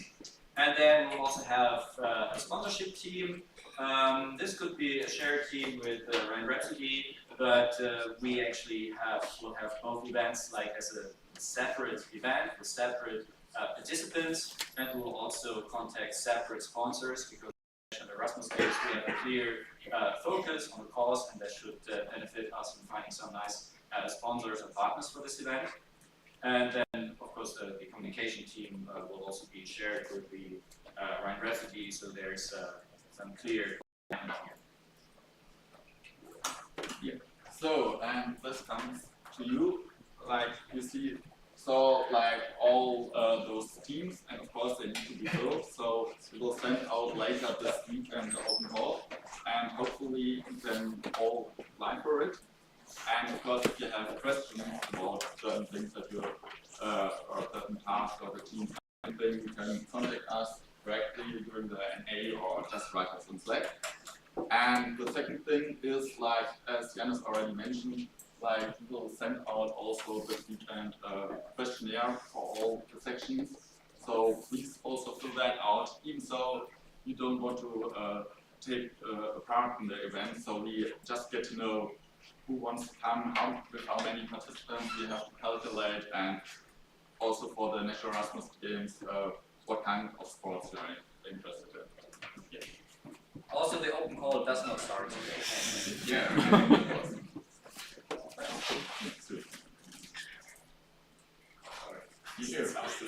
No, that's fine. Okay.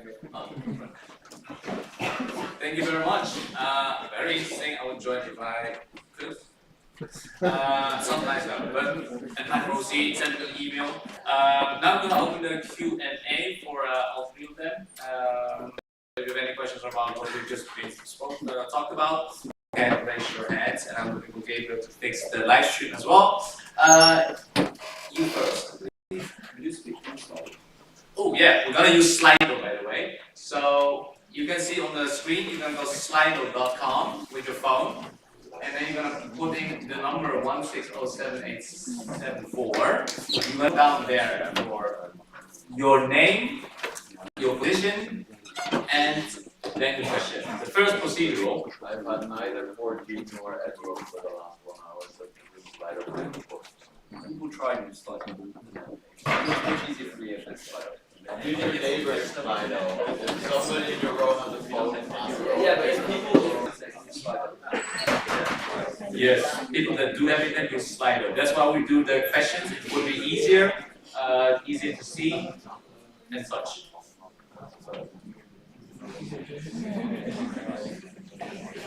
Yeah.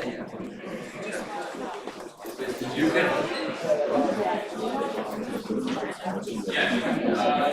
We're going to start with one question already. Meanwhile, people can use the Slido for questions. I'm looking at you again. You can write visible. Silence, please.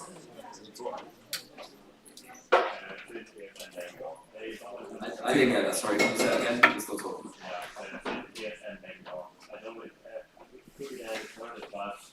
Which sport do you offer? Yeah, that's a good question. It was on the first slide I skipped. It is not official yet because basically the host of the International Erasmus Games will pick a bunch of sports that will be offered. There's a long list of different options. Most likely it will be football, volleyball, basketball, and athletics. And probably we will offer the first three of which, but also a point in the questionnaire which we are trying to evaluate. And then do we have a Slido? We have a question from John Lim, from Izan Jana. What entails the athletics part of the Erasmus Games? So, I think this was partially mentioned already. It's not really clear yet. Most likely, the easiest option will be to have maybe a short run or a long run, but this also really depends on the venue we have, so we can't answer this question right. Thank you. Then we have the next question, which is from Jenny from Eastern Germany. How do you imagine a shared communication team, and where do we post about events? I think as far as I know, first of all, we will send out like the mails, like always, to the email account, but also I think the idea was to have like here in Germany event Instagram account, so I guess that will be okay, but then I don't have the current information about that, but like then we have to look into that, of course, how we share that, because like close contact with you, but like until now we haven't planned so much yet, so I think it's not the most important part right now. Okay, thank you. Next is Henrik from Isan Bielefeld. How do we have to imagine karaoke on Friday? All the people outdoors or several different bars? That's a good question. Let's put it like that. People have a bar, and of course it's like up to you if you want to join that. But like we haven't really gone through that route. So we will of course see first of all how many people even book this night lecture. So on that see that's too much for one bar and with a comment from. It's a very early phase of planning. It's about the general concept. There's a lot of details. Also tomorrow there will be a discussion. So if you really burn for this topic, you can go and give input, such as telling how the karaoke should be. Yeah. But if you want to give input, that is the time for doing it. Yes. Please narrow down your questions to specifically information about the events. For OC or that the general structure. General. Let's see. Next question. All right. Cooper from EZ Siegen. Is the NAC only available with the RR ticket, or could that be separate? That is an important question, and we will have to discuss that. At the moment, the idea is that the participation at the National Erasmus Games are free, which means accommodation and parties and all the program of Rhine Rhapsody is not included. It's just the participation at the National Erasmus Games with all the dedicated program points related to that. If we would offer this ticket to people that do not take part in the National Rhine Rhapsody, this might complicate things, so people would have to organize many things on their own, which is something we have to evaluate if we want to offer that, because that might also mean a lot of communication to do for us. Yeah, but like in general, we will find a solution, especially for the second also in the National Erasmus Games, and then see if we have a certain ticket for that, or yeah, we will have that in mind. All right, thank you. Then Johan, Isen to München. What is the motivation intention of mixing up the participants of different sections? Could you be very concise with your answer? Yeah, just like to get to know new people. That I think right now it's just stay in your section, and it might be like nice for you to also get to know new people, since there are thousands of people. Well, just around 600 people there, and thank you. Jenny in Germany, how do you imagine the shared communication team, and where do we post? Oh, sorry. Then, Azad from Freiburg, he's in Freiburg. Do you also conduct training practice sessions beforehand? Contact what? Training or practice sessions. For, sorry, can you sports training before? Do you train together beforehand? I mean, this would be part of the local phase then, that can be organized by the sections. We want to support this phase with some material, but there's no organized training sessions before. We just support the sections and do that on their own. Okay. Anonymous. Joanna, I don't know which section. Oh, Johan. Oh, Comcom, sorry, Joanna Comcom. I was wondering if you are taking into account an inclusive communication in terms of alcohol for RR, for example, gather, drink, not pre-drink. Communication. So no pre-drink. I'm going to close the speakers list as well. Anyway. yeah, true. Like this is only the preliminary program, and it just gives you an overview of how we communicate that to the sections. Of course, like it will be differently, but just like before. Thank you. But it's a great input, and we'll be happy to work with you in our communication team to make sure that we use inclusive language. All right. Angela is in Mesa München.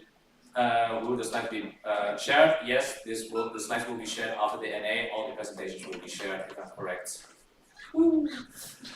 Matthias is in Tumi. Did I understand it correctly that there is no real selection of the teams for IEG? What should motivate the teams to compete? there is no new selection of the team for ages, correct? What should motivate the teams to compete? I guess it's the question is why they should compete in the national Erasmus games. Yes, I think the same question has to that as well. It's fun, and there might be a small prize. Like I said, the motivation could be to get a spot for the section for the International Erasmus Games next year.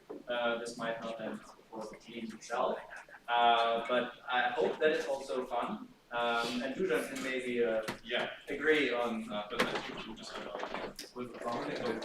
So the motivation is an excellent question. This is your chance, or those people's chance, to participate on an international sports event. You know, like representing, okay, it's not maybe your international, well, if you're German and you fly, you're representing exactly your country, but to be a part of a group on an international sports event representing either ESN Germany or Germany as well, or, you know, like you're also representing your country, it's a pretty big deal. I mean, I don't know, for me, that was my motivation for it. I wanted to go and be a part of such an event, like to play on a sports event that's an international event. I think that's amazing. That's why people applied, and 3 of them said that was like the best weekend of their lives, honestly. So, what else? Comments. Last comment on that.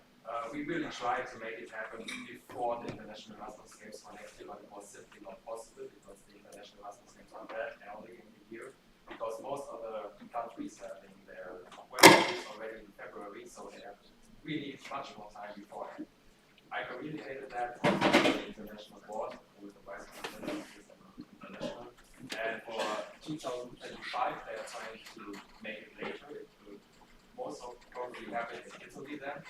But for next year it's simply not possible. So the idea for the motivation is not that we finance you an international trip or something. It's the event itself, the national Erasmus Games. We should first get it started, and then next year on, we try to implement that in the planning phase of the international Erasmus Games, and then the winner can go there.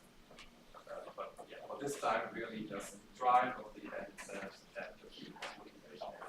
Currently, I talk to many other countries and it has really on drive. Kevin, another comment? For 5 seconds. People should be motivated to do sports regardless of whether they win money or not. And for us, the motivation is to get experience because it's an entirely new concept. Apparently, every NEG there's fights. It sounds stupid, but it's sports and people can eat it up. You need a ball of experience without the added time pressure or funny habits.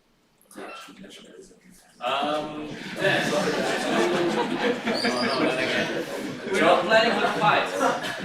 Joanne, LREs and Tumi Munchen, what are your, second last question, what are your thoughts on keeping the organization's effort for each section not too high, although caring for 2 different events in the same time?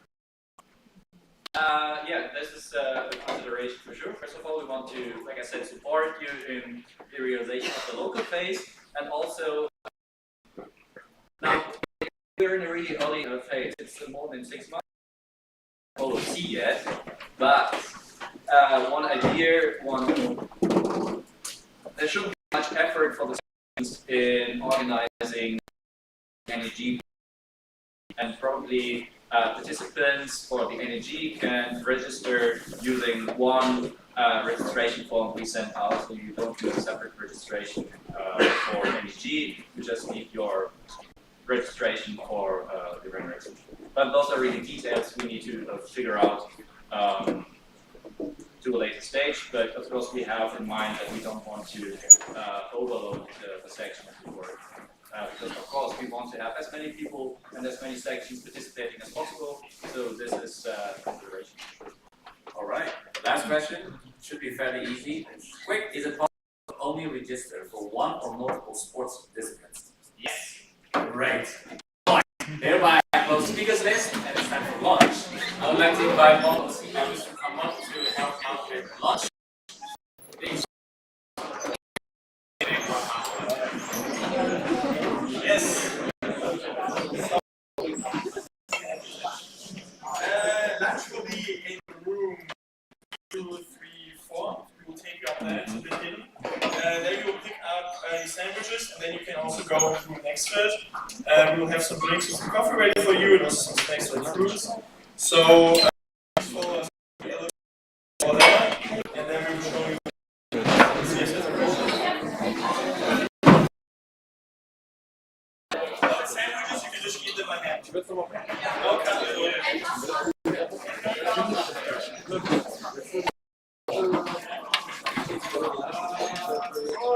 Ich weiß nicht, ob du fällst. Ich habe zwei gezählt, ich weiß.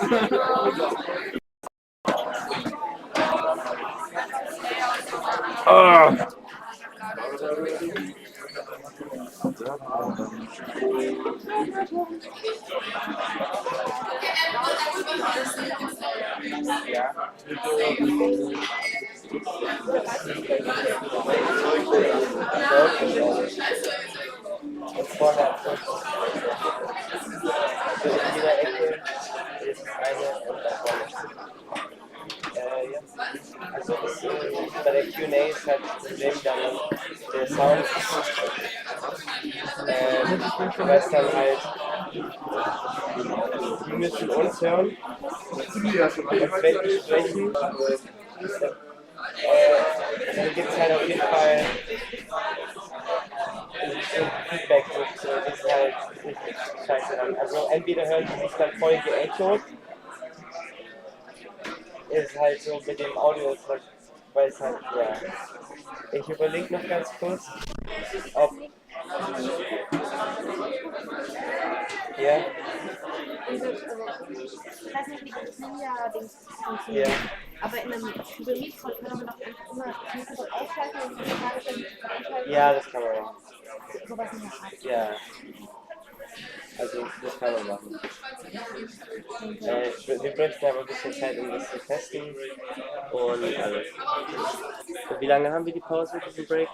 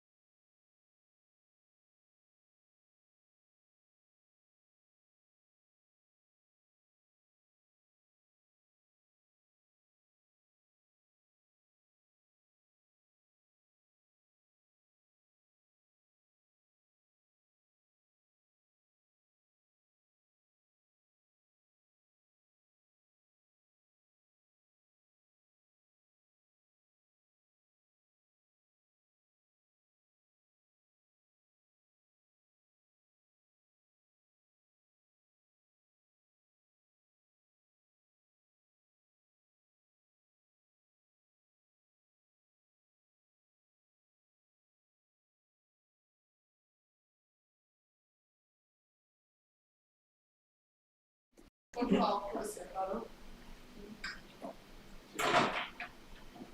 Can you reserve some food for the Is there a working?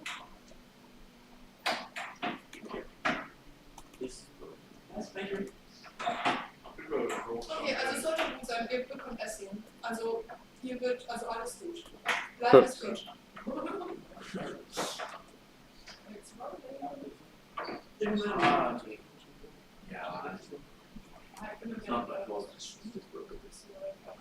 Was anderes so Neues machen? Ja, ich finde, das ist auch ganz aber findest du ein Spot Performance bei der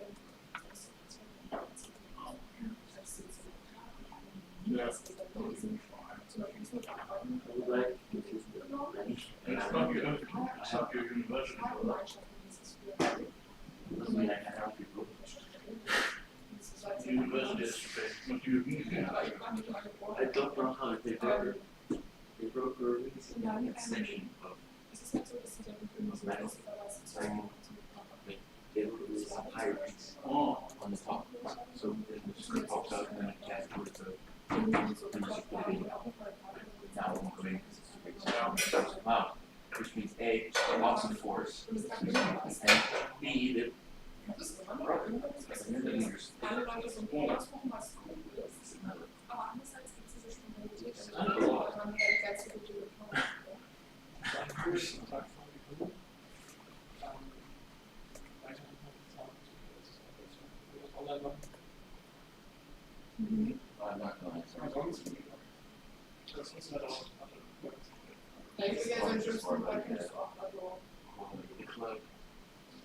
Hallo.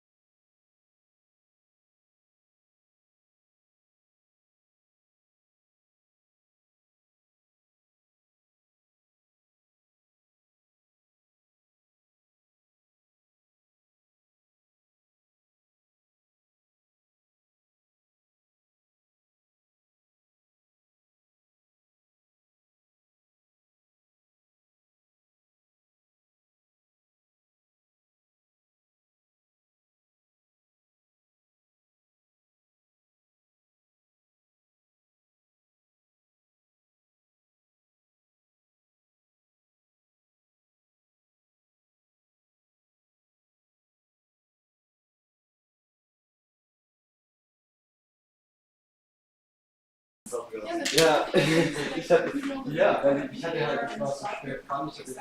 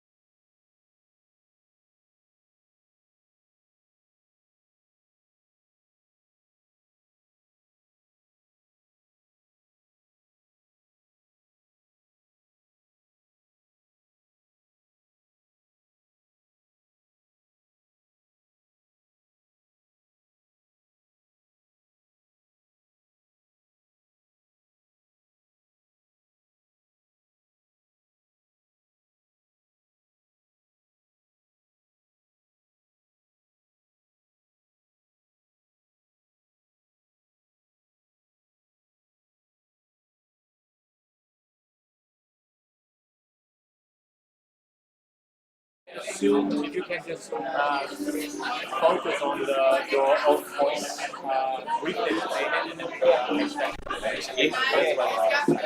So you say 20 minutes or 20 minutes in total? 10 minutes presentation and 10 minutes Q&A. Preferably like 7-minute presentation and okay. But 20 minutes what we have, but if it could be shorter, it's like the Okay, so I will just take the time to say 7 minutes, run through it. It's probably going to be more questions than that's what I expect for IT stuff. Yeah. But it's for everyone.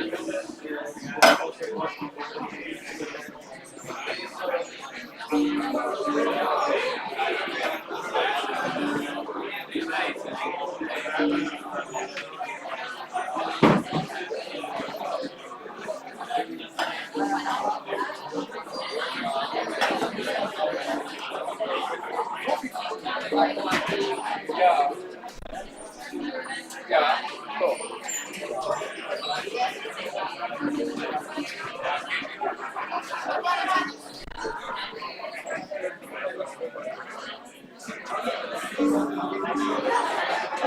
Markus werde ich verlassen. Das liegt an dir, nicht an mir. Ach so. Na, ich wollte ein bisschen mehr noch entdecken.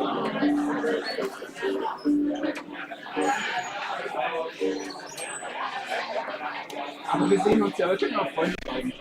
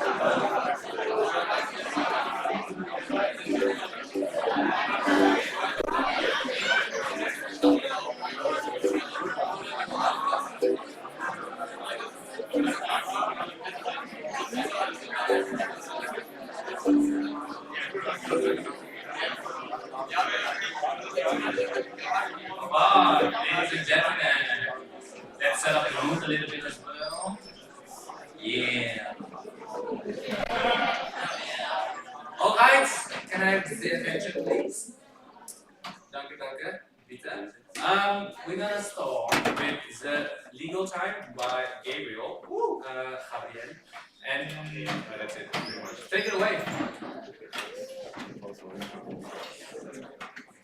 Okay, hi, I'm Gabriel, NB IT Manager, and today I will do a presentation on digital law. I don't know how to call it, so I guess I just call it digital law. There's no real term, but it's just legal requirements, everything online.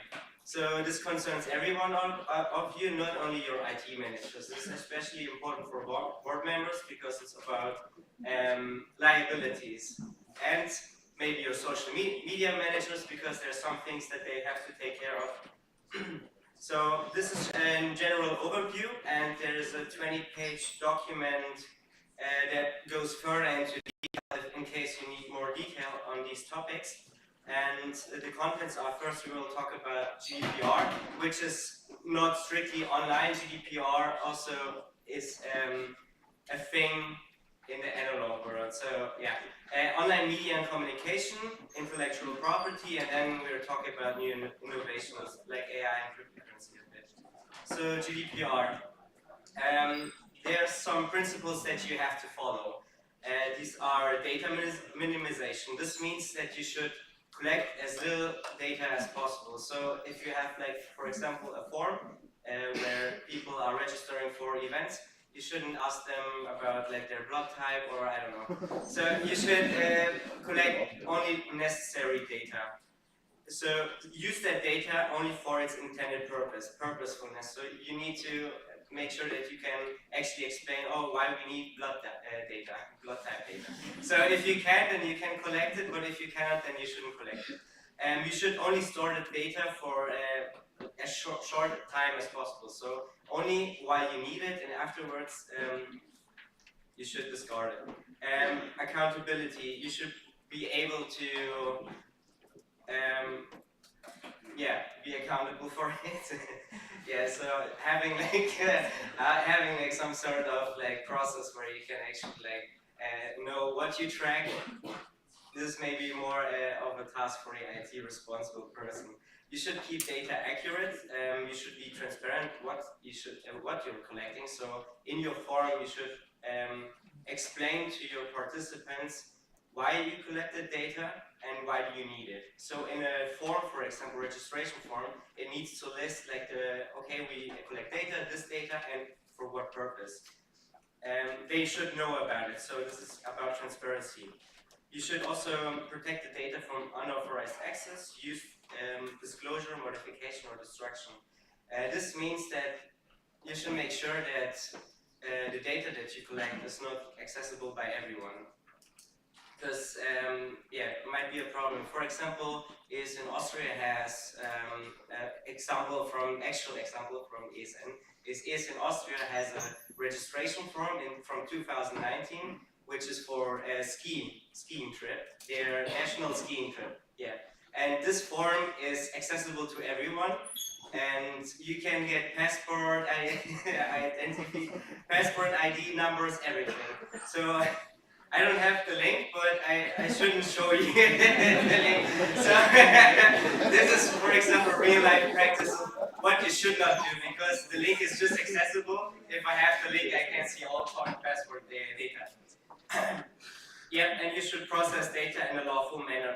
This is more concerned, for example, they are sensitive data, for example, about race or something, and these type of data you're probably maybe not supposed to collect. So like some type of information is also only for others. Okay, I have to be quicker. Commission processing. This is important because you as a local section have data and you use, for example, ESN Germany, or you use tools like Google Workspace. So in this case, we are the processors. So we process information for you, and to ensure that you are that you can also explain to other people what you do with data is you should have a commission processing contract.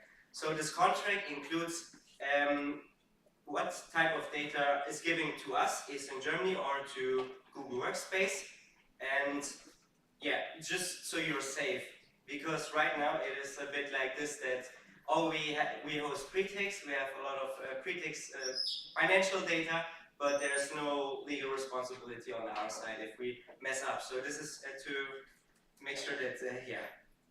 And for Google Workspace or Slack, this is also online, so you just Google Workspace or Slack Auftragsverarbeitungsvertrag and or commission processing. You can sign it, send it to them, and then you're done. It's just like a legal thing that you need to take care of. Yeah. The responsibility, why I'm talking about this, is Sections Board is legally responsible for data protection. Yeah, so you could get fined or you're liable if you're in the board. And you can, for example, appoint a data protection officer. This is optional, but if you have, for example, more than 20 members that have access to data, then you are required by law to have a data protection officer. So, for example, you have 20 people managing, I don't know, some type of data like registration. I don't know why you need 20 people for that, but yeah, then you need a DPO, data protection officer, appoint someone. Online media communication. So mandatory information, you all have websites, check that website because you need a privacy notice and a legal notice. Privacy notice is just about what type of data you collect, and legal notice is very important in Impressumspflicht. It lists who is responsible for the website. So this is the board. It has to be at least one member. So the president is usually named, or all 3 board members should be named. And this needs to be up to date because could be legal troubles. And this is also not only for websites, it's also for social media. So you need to write your, in social media profile, you need at least your name, address, and contact information. So oftentimes Facebook has like an imprint, a legal notice or an impressum, and you need to fill out this information. Labeling, so on the topic of social media. For example, is in Germany also in the past, it's for example, for Europe Center, you all know it and love it. Euro Center, we did promotional campaigns with discount codes. But the problem was that this is not labeled as advertisement. So if you have a partnership with someone and you get some incentive, like money, or some kind of financial incentive, then you need to mark this as Werbung or Anzeige. Yeah. Does this have to be German for legal reasons as well? Yep, it has to be German for legal reasons, and you cannot shorten it, so you cannot say ad. It has to be advertisement if you're in the English thing, or Werbung or Anzeige. Yes? So for a normal partnership with the ESN card, Can questions maybe later because I'm trying to. No, but like if you said it's yeah. Okay, but isn't that a question? Okay. What's the question? You said you got mine. Okay, sorry. Yeah. Okay. There might be more questions that I'm trying to run through the presentation quick, and then we answer it. Online content, generally freedom of expression, except like hate content. This is also more for if you ever see hate content that is posted, then social media companies are mandated to remove it if it falls under hate speech. And this usually takes like a week or even within a day, depending on how severe it is. So usually just report it. If there's something that is being posted, just report it. That's usually easy. Yeah, online communication. For example, you should always use the BCC function. This is basically when you write emails to a lot of people. Then if you use CC carbon copy, everyone sees who also received the email. And if you use BCC, then no one's. You just get the email like it was addressed to yourself. Because otherwise you would have to ask everyone, hey, can we share your email address with everyone? Instant messengers is also important. So for team communication, we really encourage you to use like something like Slack, because WhatsApp restricts the use to a private context. So you cannot use it in this organizational context that you're using right now. You can of course use it to keep your Erasmus up to date, but you should not use it as a primary communication platform, because if this is like a mandatory thing and everyone should use it, then there's like a problem because of how in the private use you give out some data that normally you're not supposed to. So messengers like Slack are more fine-tuned to that context. Example for Slack is they usually ask you to, hey, can I read your contact list? So what you are doing essentially in an organization is every member has to use WhatsApp, and then you're also sharing like the data of everyone. So all of my friends' data is then immediately there. So this is why you can only use it in a private context and not in a communication context. Okay.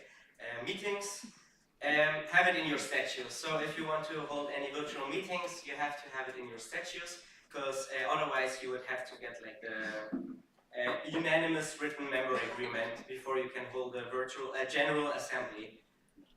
And you also have to ensure that it's easy, the virtual meeting is accessible to everyone. Property, right to one's own image, even photos. Usually you need the consent of everyone. There's some exception, because like for example, if you hold interviews, then it's normal to assume that this will like get posted in television or something. And there's also the exception that if you're photographing like big parades, like for example, if we would photograph the Black Parade, then we don't have to get everyone's consent. For this assembly, for example, in the event terms, it is also saying that you agree by attending that we can live stream this. Because in the screen we live stream this, and we have to technically ask for everyone's consent. But you gave us the consent when you accepted the event policies. Yeah. Okay. It's not freedom. It's not important copyright. Just read the 20-page document if you're like so interested.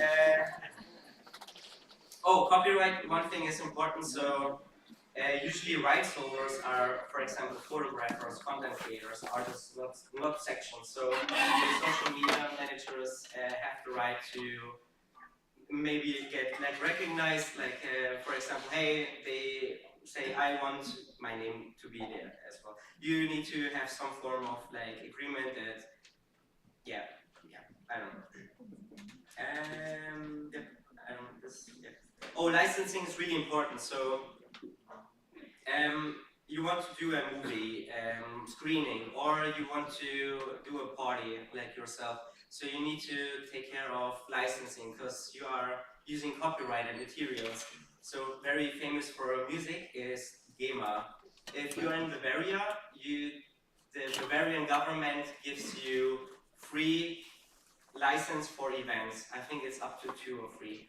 And usually you have to report, we are doing a flag parade, for example, and then we have to register at GEMA and say, hey, we are doing this event, it's this size, we pay a small broadcasting fee, and then we are in the clear. Because like the fines that you get are much, much higher.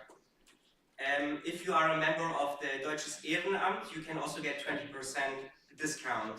So if you're a member of Deutsches Ehrenamt, they have a Gesamtvertrag. Oh, quickly AI, not really any new things, just there's no legal frameworks yet. It's being worked on, but keep in mind GDPR. So for example, don't use like registration data and ask AI, hey, make this more concise, because you will publish, you give this personal data to some company. You should never use any kind of identifiable data with AI. And copyrights, if you're using, for example, for generating images, then you have to make sure that, can I even use this image? Most sites have like, just read their things. Cryptocurrency, pretty much don't, because it's a bit, it's a bit, I don't know. Yeah, so basically if you get donations, this cryptocurrency is not counted as money, it's counted as an in-kind donation, as a Sachspende. Pretty much the same thing, yeah. I don't care. We can, cryptocurrency, probably most of you don't do it anyway, so you can read about it in the document. So we can skip this as well, because we don't have time. Thank you. Thank you, everyone. Nice,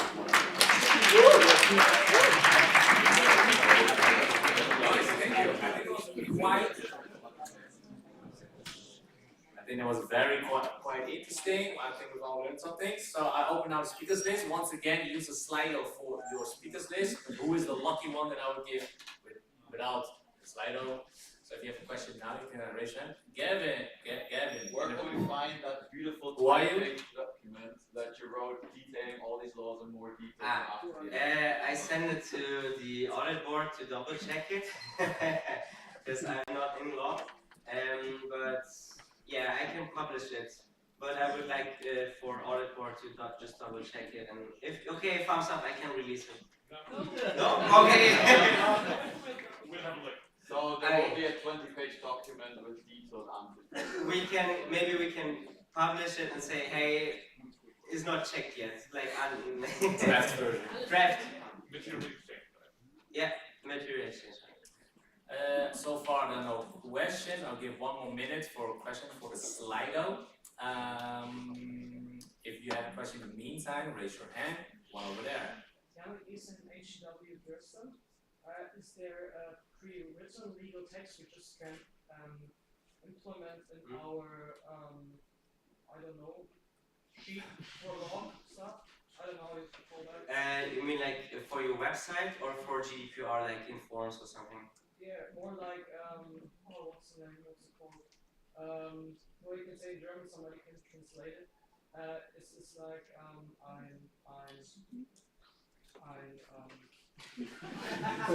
okay, yeah, I get it. Yeah. What? Yeah. Okay, maybe next question you think about it. Yeah. Next question. Yes. No, he was first. He's waiting forever. He's first, and then I see a question in the Slido. Please put it in the Slido because I'm gonna close it after he's done speaking or answering this question. Is it possible to like Name and section. Dear, we say like and is it possible to step back from content just at ETS Yeah. Could I like step back from my Yeah, of course, yeah. You can always like you have to write your own image, so you can always like go back to it and say, hey, I do not consent. I did give consent, but I don't want it posted now. So you can, it's possible. Great.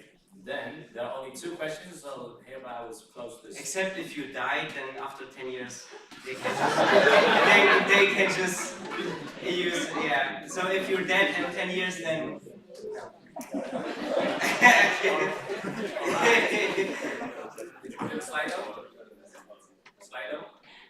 Slido? Did you have to put your questions in the Slido? I'm going to close the speakers list now. Oh shit. The one that just posted one, you're anonymous, it won't be read out because you don't have name and section on there. Did you put it in Slido? Okay, you should put it in Slido. Okay, you got 10 more seconds to do that, but now we have 3 questions and then we're gonna wrap it up for the speakers list. First, we have Johan, LR, he's in 2B München. You mentioned sending emails. Is there a problem using WhatsApp groups for giving information to participants as well? Because phone numbers, any alternative? Use punctuation, would be nice. Did you catch the question? Can you repeat it again? Yes. You mentioned sending emails.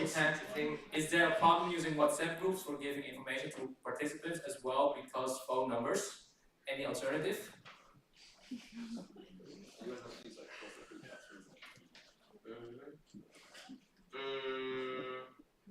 I mean, if they don't have to use it. Like you're not forcing your students. Like you say, this is the only way of communication. It's good if we have alternative sources where they can get like informed. So I would generally not use only WhatsApp. If people join it and they agree in it by joining the group, then it's fine. But you should have another option of, and not only WhatsApp. That's it. Great response. Yes, there are other messengers. Oh, sorry, Janis from East Darmstadt. Other messengers like Telegram, that you can't see the phone numbers of other people. Thanks for the addition. That's a good reaction. Next one, Catherine, regional coordinator. Who can we contact in terms of GEMA, and social media for particular questions? Is it a question to legal board or? You can just ask GEMA. I mean, they know it better. Or what do you mean? For social media, I thought you said GEMA. GEMA and social media. Yeah, so GEMA, probably GEMA. I would suggest that. For social media, in what kind? Was it the hate speech, or what specific, or just like general legal question about social media? Yeah, like what you can post, what you can't post, like objective that's actually illegal to post what you want to. Yeah, I was also talking with Jenny already that we should have like at least some guidelines, that we have like some clarity on what we post. I think that's a good approach, but we don't have anyone that is like, I don't know, legal expert in social media yet. Oh, Deutsch ist yeah, Deutsch ist they always ask if you are a level of Deutsch yeah. Alright. Then Oliver from East Dortmund. Do the sections need to send the data protection contract to Google, even so the account is through the East Germany company account?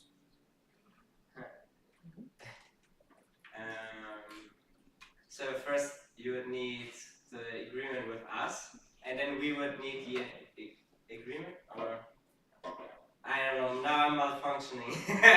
That's a good question, yeah. I mean, technically you as a section, you should have it, but if it's under our account, okay, we have to research it, I don't know. That's a good idea. Alright, thank you. Yannick is in HTML Dresden. Is there a pre-written legal text for our association statute? I think we already covered that, right? No. Oh, is there a pre-written legal text for our association statute? I think, yeah. Yes, there is yeah. in the Eastern Germany exchange. Yes, on the Eastern Germany. There's also a code of conduct in the legal drive and statutes. Thank you. Johan, LR is sent to me in München. Does GEMA only apply to public events or also to closed events with many, for example, 200 participants? Yeah, I think, even if you do like a Vereinsfest or like just among ESN section members, you still need to, because it's not like if you do like a private party, of course no one, but after a certain size in Vereins context, for example, at least then you need to, Right. Catherine, regional coordinator. As for GEMA, if we organize a free party and do not make any profit, we would need to pay GEMA for music use anyways, even if it's a Spotify playlist? The thing about the GEMA thing is you register and then you say this event doesn't cost any money, and then usually you don't have to pay. You just have to at least give them a notice, and then you might probably not pay. And they're also very like, I don't know, I never written a GEMA thing. Okay, final question for two more people, but the speakers are already closed. Sorry, reaction. Three reactions. So, you first. About GEMA is also the case, it depends if you're selling drinks, for example, because then the GEMA costs a little bit more. I know some other students associations, they say we don't sell drinks, they give us a donation. Like they say, a donation for 1 year is €1, and more or less it's selling, but legally, GEMA can say they are. It's donation, so there's a way around it. We got somewhere there, and then there. Our responses.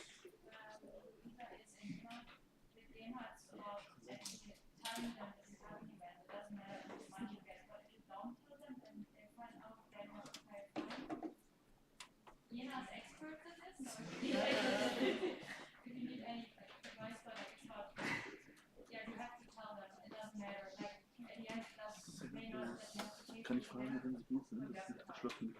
So going back to your point, all questions directed to Gema, to Jena. What was your name again, sorry? Lisa. Yeah. Thank you. What section again? Okay, thank you. So always register your events, just like he's at Galaxy. All right. Someone there as well, right? Perfect. Louis. Louis can bring the reaction to the donation thing. That's the only problem on the asking for a donation is that if someone then wants to donate less than €1 that you can clearly refuse.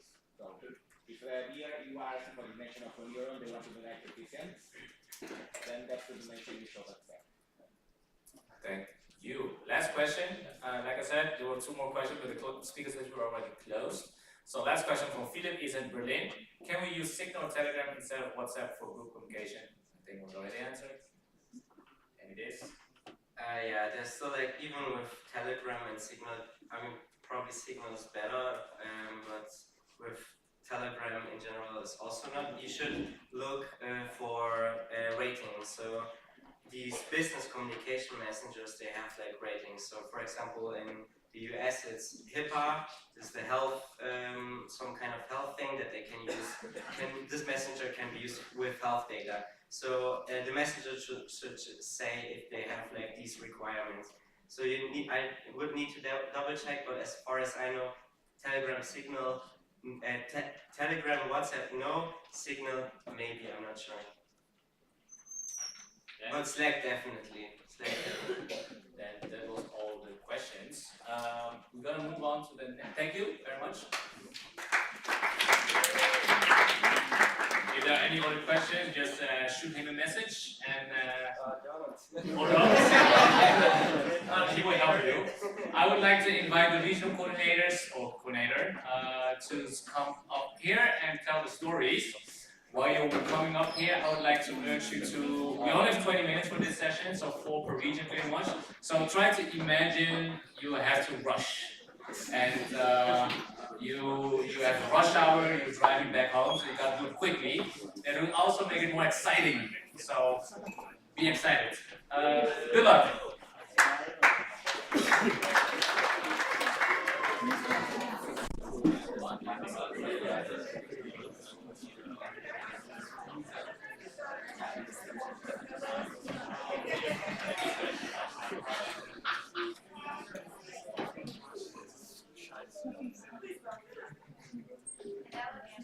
I just wanted to start introducing our regional coordinators and tell you again that we have 5 regions in Germany, so we divided our sections into smaller groups to make it easier for you to learn from each other, to meet other volunteers, and we will quickly present what we have done since the last NA. Not all regional coordinators are here today, so I'll give a little update on the north and the southeast on behalf of the regional coordinators. I think we're starting with the southwest. Yes, I think so. Yeah. All right, let's keep it short and quick.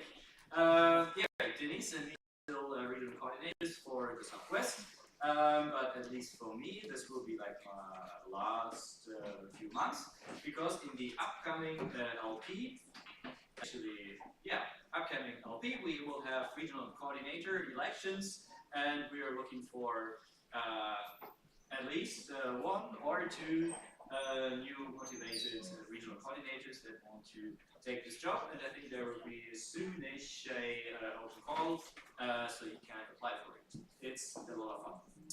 But what have we done since last time? We basically just had one bigger event with many of the sections of the Southwest. We went to the Cannstatter Volksfest, some might call it Basen, where we met in a tent and had a nice time together. Took some pictures. Always really nice. I can recommend. What's coming up? Beside the LP in Stuttgart, where, by the way, if you are interested in visiting our beautiful beautiful swaggy region, bigger, better, swaggier. You can still register for the LP and come to visit as a guest. We still have a few spots open. Feel free to join. Yeah. Other than that, we will have our trip to Strasbourg on the 9th of December. We'll all go there to the Christmas market, meet up, and drink some Glühwein. Hello, I'm just giving the updates for the West now. We have new regional coordinators since the end of August, and it's me and Henry who have here today from Lisbon. Yeah, and currently we are planning our West trip to Amsterdam, what will happen on the 8th of December, so the 10th of December. And we are already finished like planning our program, so almost every West section is joining. We will stay at the Hans Brinker Hostel in Amsterdam, and yeah, there will also be a club hall in Tallinn. And for our local platform, it's sure that it will happen in Bonn, but we still haven't, it's still not sure when it will happen, like it will be like one of the weekends in January. And yeah, and then we also had like last Sunday, we met with all our nice West sections at our beautiful hike to the Raffenfels. And the event was hosted by one, but also many other West sections joined, and we had over 2,000 participants, and it was very nice to meet everyone. And yeah, afterwards, Iris and Bonn also offered a city tour, and yeah.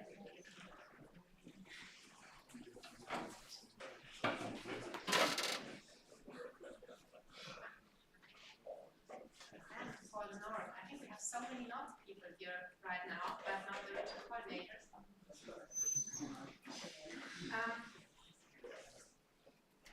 You might know those faces already. They have been regional coordinators for nearly a year now. Yusuf from ESM Hannover and Patrick from ESM Lübeck. And as a quick update about what has happened in the North is during the summer, all the North volunteers met up for a lovely summer event in Kiel. And I've seen some very nice pictures of people jumping into the sea, and it wasn't that summery weather, but the pictures look pretty nice.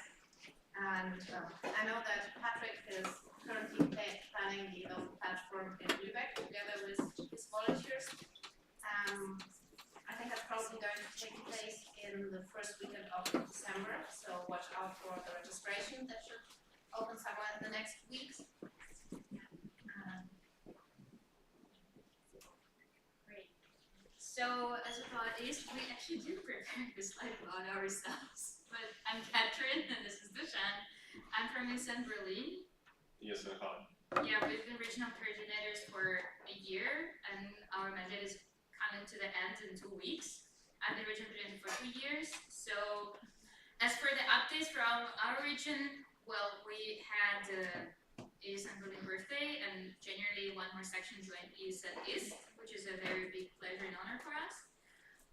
Yeah, so we headed to the first semester as an ESN section. And we also had the summer call, the last call before the vacation. We discussed the next local platform, we'll tell you later about it, answer some questions, and develop merge ideas because we thought that East should have our own merge. We also went to Skopje. Alright, so yeah, our team building East event was combined well, combining all the fun stuff. So yeah, we went for a walk from the Kusen to Hamburg on a nice weekend in June. Some of you were there, and yeah, it was really fun. We got to show off that little neighborhood, try some wines, and talk about some really cool stuff. Basically, a really fun team building event, and I think Skopje 2 was a pretty big success. And most importantly, in 2 weeks we have the LP in Dresden, which is going to be the elective LP, and our 2 sections in Dresden are co-organizing it, which is pretty cool. So we're looking forward to that very much, and a reminder for everybody to register for that if you haven't. And of course, people on the side are welcome as well. Dresden is awesome. We will hopefully wrap up our search on merge of ESN Germany sections and yeah, no, we are reaching the combination on that project. And yeah, we're gonna have new regional coordinators, so we're gonna talk about that a bit more during our regional time. Yeah, for the merch we have the stickers that John, thanks John for designing them, and the hoodies. I didn't find the picture of the whole hoodie, thanks to Maya. Yeah, Maya for designing it. I think that was it. Yes, that's it from today. And lastly, for the Southeast, Severin is also not here today. He's a volunteer from PSN Mesa Munich, and he's the region coordinator for the Southeast, or PSN Bavaria. And what he has been doing in the last couple of months, like he just took over the mandate after Gavin resigned as regional coordinator because he's taking over the national presidency role right now. So Severin is pretty new to this role and started doing a monthly newsletter. So the Southeast sections should find that in their inboxes like once a month, where he wraps up all the important information that's happening. And he started being in contact with Erasmus in schools and Schule, so trying to get some new cultural and education-related projects going on in Bavaria. And as far as I know, there's no OC for the local platform this autumn yet. So if any section from the Southeast is feeling all the ESN spirit after this weekend and wants to step up and create a little event, not as big as this National Assembly, but a smaller, cozier one for the lovely Bavarian sections, that would be amazing. I think that's it for the regional updates. As a general thing, the mandate of the regional coordinators is from one autumn LP to the next autumn LP. So all of their mandates are ending pretty soon. So if you feel like you want to foster the cooperation in your region, if you feel connected to the other sections close by, think about stepping up for that position. It's a great way to get to know other volunteers, to connect without being always on the big national level, but to having an impact in your region. And there will be open calls sent out in the next couple of weeks, depending on the date of the LPs of each section or each region. So there might be some questions. We don't have a Q&A, but you can see all the emails there on the screen. So if you have any questions, just shoot them a message, and then thank you. Oh, there's also regional time later today, so you can always ask those questions. So that's why. Thank you very much. You're gonna have a seat again. Once again, I would like to invite Gavin and Maria for the Erasmus Generation in Action. Woo! That's so trying to make the beat, but okay.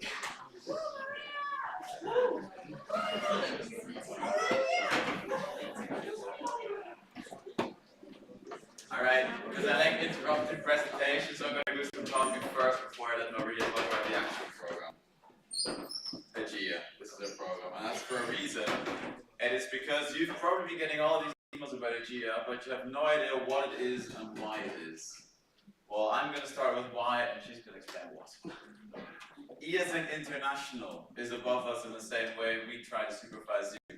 And you might sometimes be asking yourself, what do they do? What do they stand for? Well, in one sentence, it's trying to make life better for international students in Europe. So they try the same way you do, but from another side, from the top side. So they're in contact with ministries to get more budget for people to go on Erasmus and all right.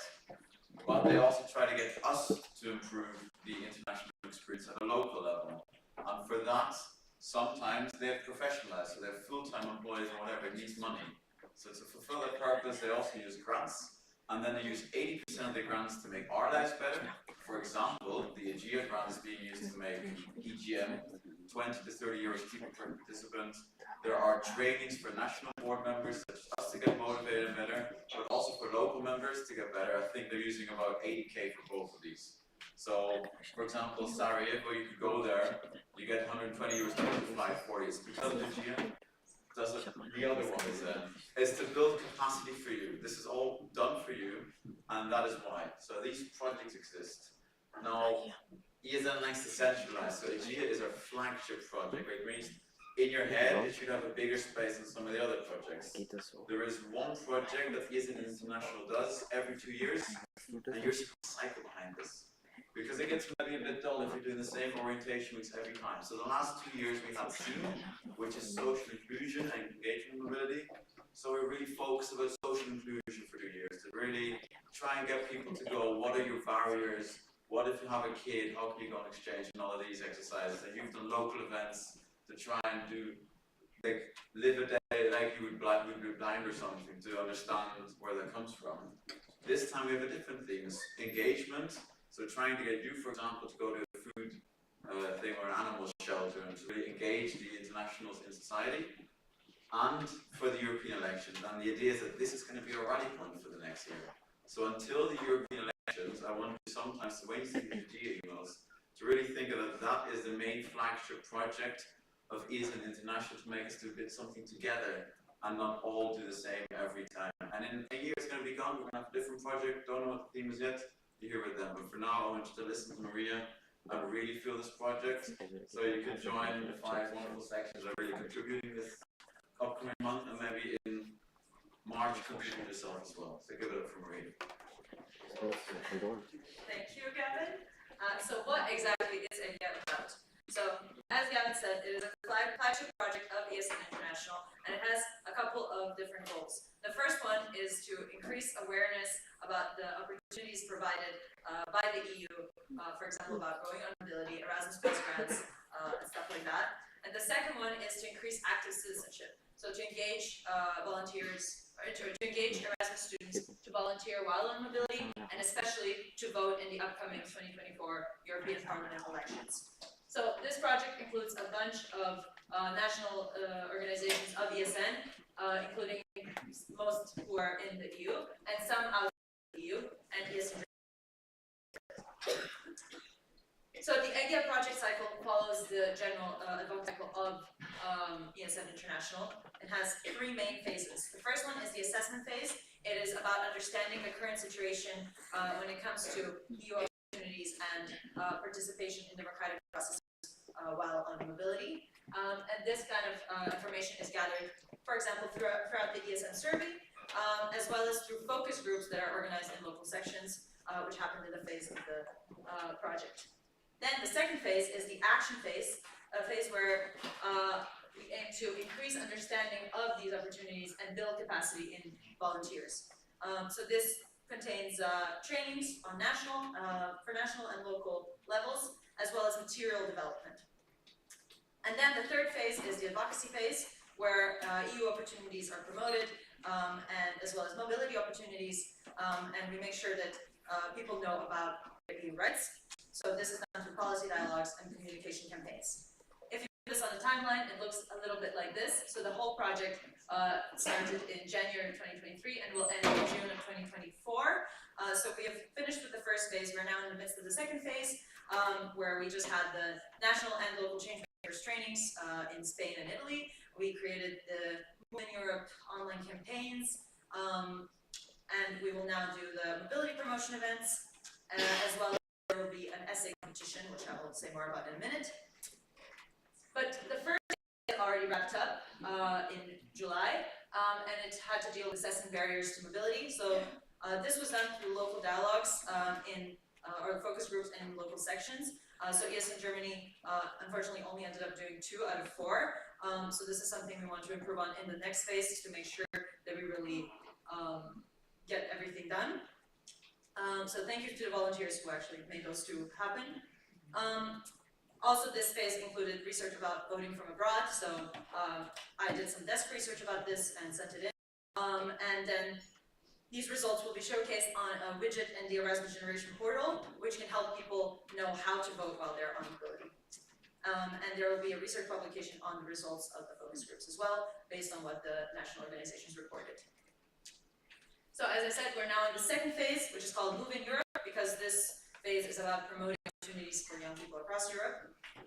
So there are a few ways in which this is done. There are online campaigns, testimonials, and what might be really interesting for you, there is an essay competition called Your Erasmus with ESN, where 5 scholarships will be awarded of 1,000 euros each.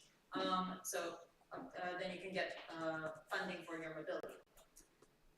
More importantly, there are the mobility promotion events, which I've already emailed a lot about, and luckily 5 sections have already signed up. So big thank you to Braunschweig, Bochum, Berlin, Karlsruhe, and Frankfurt am Main. And so we as have a target of reaching 200 participants amongst our mobility promotion events. So I will talk more to the responsible people about this later. This phase also includes the promotion of the together.eu portal. This is the European Parliament's portal, and we have an aim of achieving 2,500 registrations via this referral link. So please, whenever we post this on our social media based in Germany, whenever Elisa posts this or Jenny, please also repost it on all of your socials because it's important to gather these registrations.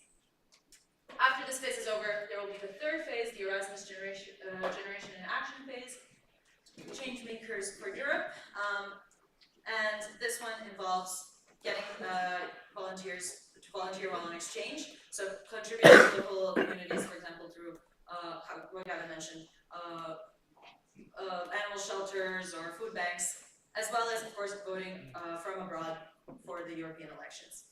There will also be other trainings for national and local changemakers. So the local changemakers training in Poland might be really interesting to you.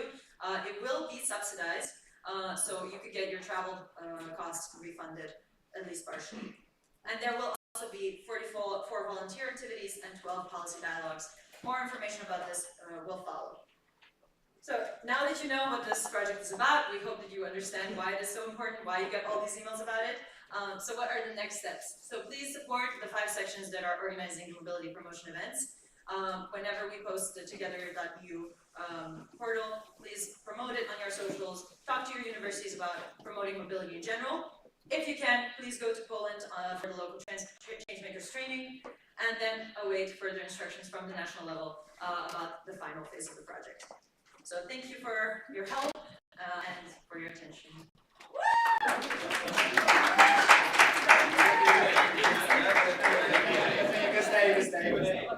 One last comment. I don't want to scare you, but grants are really scary because if you don't do what you promise in the grant, you have to pay the money back. So if we don't really work together as Eastern Germany to do, for example, the things that Eastern International has promised, they have to pay €250,000 back, which means they maybe go bankrupt. It's not very nice.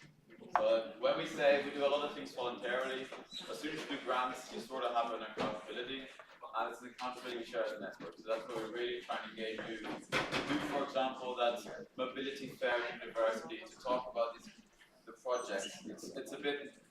It's hard to transmit priority because we would like to give everybody the same priority, but this should be a bit higher than some of the other projects we have. Yeah.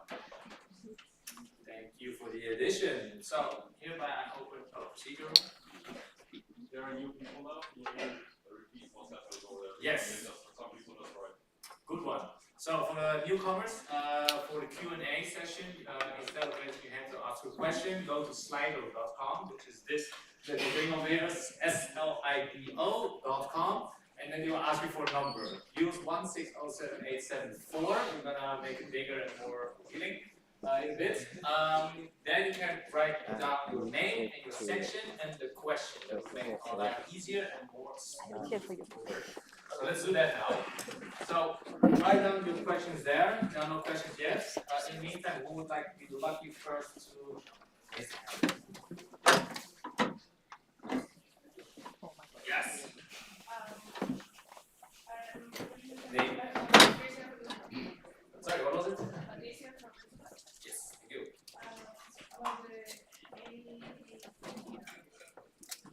How can we apply to it? What's the procedure in order to So the deadline for the signing up for mobility promotion events has already passed. If you do want to organize your own mobility promotion event, I highly urge you to. In general, like this is something that sections should be doing, regardless of this project, just promoting mobility. But yeah, unfortunately, as part to get funding for these mobility promotion events, I already sent out emails and we extended the deadline. It was on the 5th of October. But I mean, I'm not sure if there's Read your email. emails, they will be in the emails. For example, this email was sent out a month ago, you'll probably get an email about that in January. And as she said, the grant is not a random grant. We're not asking you to build a house for a grant. We're asking you to do things that you technically should be wanting to do anyway. So, it's already in mind. You'll get the information in the emails around January, February. We'll let it be on Slack as well, and in the or open all of it. Yeah, so that's the third phase, which hasn't started yet, but when it does, again, I will send out all the emails, so keep an eye on that. Amazing. There's no more questions in the slide now. That is probably the last one. I'm going to do one more check. Last question, objections before I close the speakers list. Nice. Last question. Claire from the online. For the Poland training that you talked about, is there already like a date or month that it's set for this one? Not yet. I tried to find this, but I couldn't find the exact date. I don't think they've published the exact dates for events, international events that are happening next semester, but whenever they do, again, I will share it with the section. It'll be in spring next year, and also it won't be money from EASE in Germany, but it's very likely that you will get 8% up to 120 euros of your travel fees reimbursed. And it's likely that we use a lot of the grants also to make the participation fee 100 euros or less. So it is more accessible than some of the other events. Really, please go. That's it. Thank you very much. Sounds like everyone is excited, I see. Thank you. Now we're going to move on to the charity run. Danielle, I would like to invite you. Have fun. I think this is interesting. Good luck, have fun. So, answering the question of before about our highlights about being a supporter is really, it's so soft and cozy. It's amazing. All right. Yeah, I told you before about the charity run which the courses team is planning for the end of November and beginning of December. So now here we go to explain it a little bit more because, well, every step counts. General info about the charity run. So it will happen during the social impact days, especially during this weekend between the 2nd of December and the 3rd of December. Where it will happen around Germany in each of your sections. Every section who likes to participate at that will coordinate and promote the run themselves. And how are we doing that? So you will motivate your team, your Erasmus students, your international students to take a walk during that weekend. They have to collect their steps, their kilometers with the counting app on their watch, on their phone, wherever. And they will send the results as a screenshot to the address of the courses team, to my address. Yeah, social impact coordinator, exactly. And then we will donate a lump sum based on the kilometers run per section. To give you a small recap, that's not the first time we're doing that. That happened 2 times as far as I'm concerned. The last time was quite successful. It was in May 2021 with a lot of help from EASE in Bonn. It was amazing. And in the end, we donated the money to Sea Rescue, to what's it called? Good.